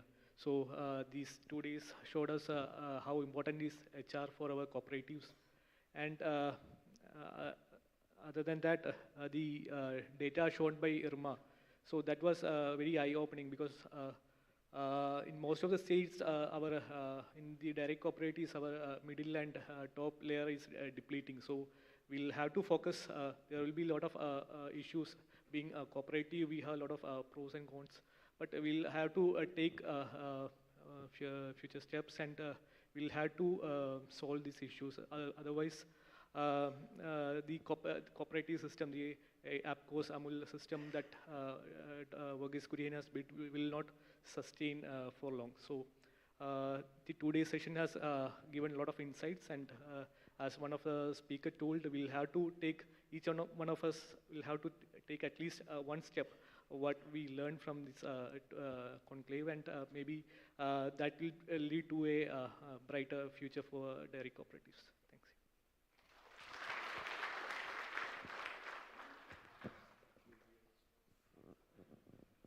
Well, I'm not very sure why I'm sitting over here, but thank you, sir, for inviting me. My one takeaway from this very brief session, and I was particularly inspired by what Vikas shared in the last part after so ably summing up, was that as an integral part of an organization that we are all so proud about, I could sense the pride. And every time, for example, Dr. Kurian's name was taken, many of you clapped. Now, I'm a total outsider to this thing. But what I took away from this, that you all are immensely proud of NDDB. Can you, of the products, of the services, of what you're doing for the community. If you want to live Dr. Kurian's vision and build the NDDB of the future, what is it that I can do differently from tomorrow? It doesn't have to be rocket science. You're not sending Chandrayaan 3. What is it that I, as an individual leader of people, am doing for the community? If you can just think of that one simple thing and share it with your boss. Thank you.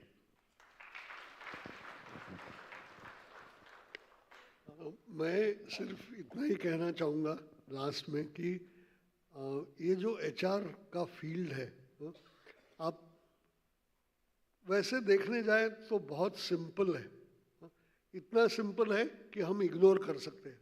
इसमें क्या खास बात है?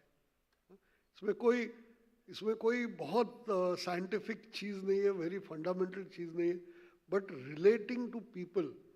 मैं आपको इतना ही कहूँगा कि 42 years में I have been in this field, it is like a multiplier. इसमें यदि हम सही तरीके से लोगों को एंगेज कर सके, सही तरीके से उनको एम्पावर कर सके, उनको encourage कर सके, तो you will see exponential change in your results. Because finally एक चीज़ याद रखिए कि all the value addition which happens in any organization is because of its people resources. ये fundamental है, right? It is always people resources which are the most important. Unfortunately, we don't give it that importance when we think and talk. Huh? So because of that, वो जो मेरे भाई साहब कह रहे थे कि बाबा, आई वुड से कि जोत से जोत जलाते चलो, वो मेरे कॉलेज के टाइम में एक गाना था, जोत से जोत जलाते चलो. If I feel very strongly about it and I talk to one more manager, that manager talks to another manager, इस तरीके से हम करेंगे तो it will be really like a very, very powerful movement and we will get fantastic outcomes and fantastic results. एक मन में तय करने की बात है and moving ahead in a very conscious and systematic way. Yeah? And though I am also an outsider like him, I consider myself as a part of NDDB because I've been coming here for 10, 12 years. So I would promise you on behalf of Dr. Gill and the entire HR team over here and even all the people who came over here to talk to you, कि कोई भी support हमारे लायक होगा, कोई भी सेवा हमारे लायक होगी, तो I can promise you that we will be there by your side to help you implement whatever plans you have. But आप तय कीजिए, आप take the thing in your hand, आगे बढ़िए, हम आपके साथ हैं.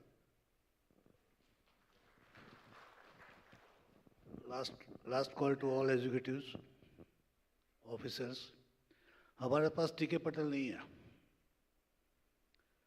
टीके पटेल का लड़का इंजीनियर बन के किसी ने बोला अमूल में तेरे फादर तो चेयरमैन है, जाओ बोलो उनको नौकरी दे देगा.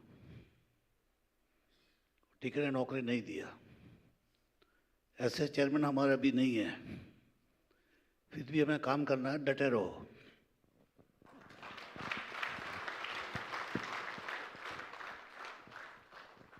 So thank you thank you everybody from behalf of NDDB. That's actually great to see that even in the concluding session, almost everybody is present. Normally, after 2 long days and all the theoretical lectures going on one after other, you don't find such a presence in the concluding session. So thank you all of you for making this interesting, for making this interactive, because at this stage where we are in, it cannot be one-way traffic. It has to be both ways. And the kind of feedback what we have received, I can say that it has been an interactive 2 days, and learning from each other, learning from what we have been doing, maybe some of the things we are doing, some of the things some other institute is doing. I think that also provides a great opportunity. So NDDB believes that once in a while having such a workshop, not only focuses on only one part on which the workshop is, like for example, this is HRD, but you can learn many things, when you talk to each other, including the new products being developed and the marketing issues and the procurement problems. So I hope this have been the fruitful time for all of you. It's a great privilege for us. We are taking all your feedback very, very constructively, and we hope that we will continue such dialogues and workshops in future. Thank you very much. Thank you, everyone. We meet outside for high tea, please. Thank you.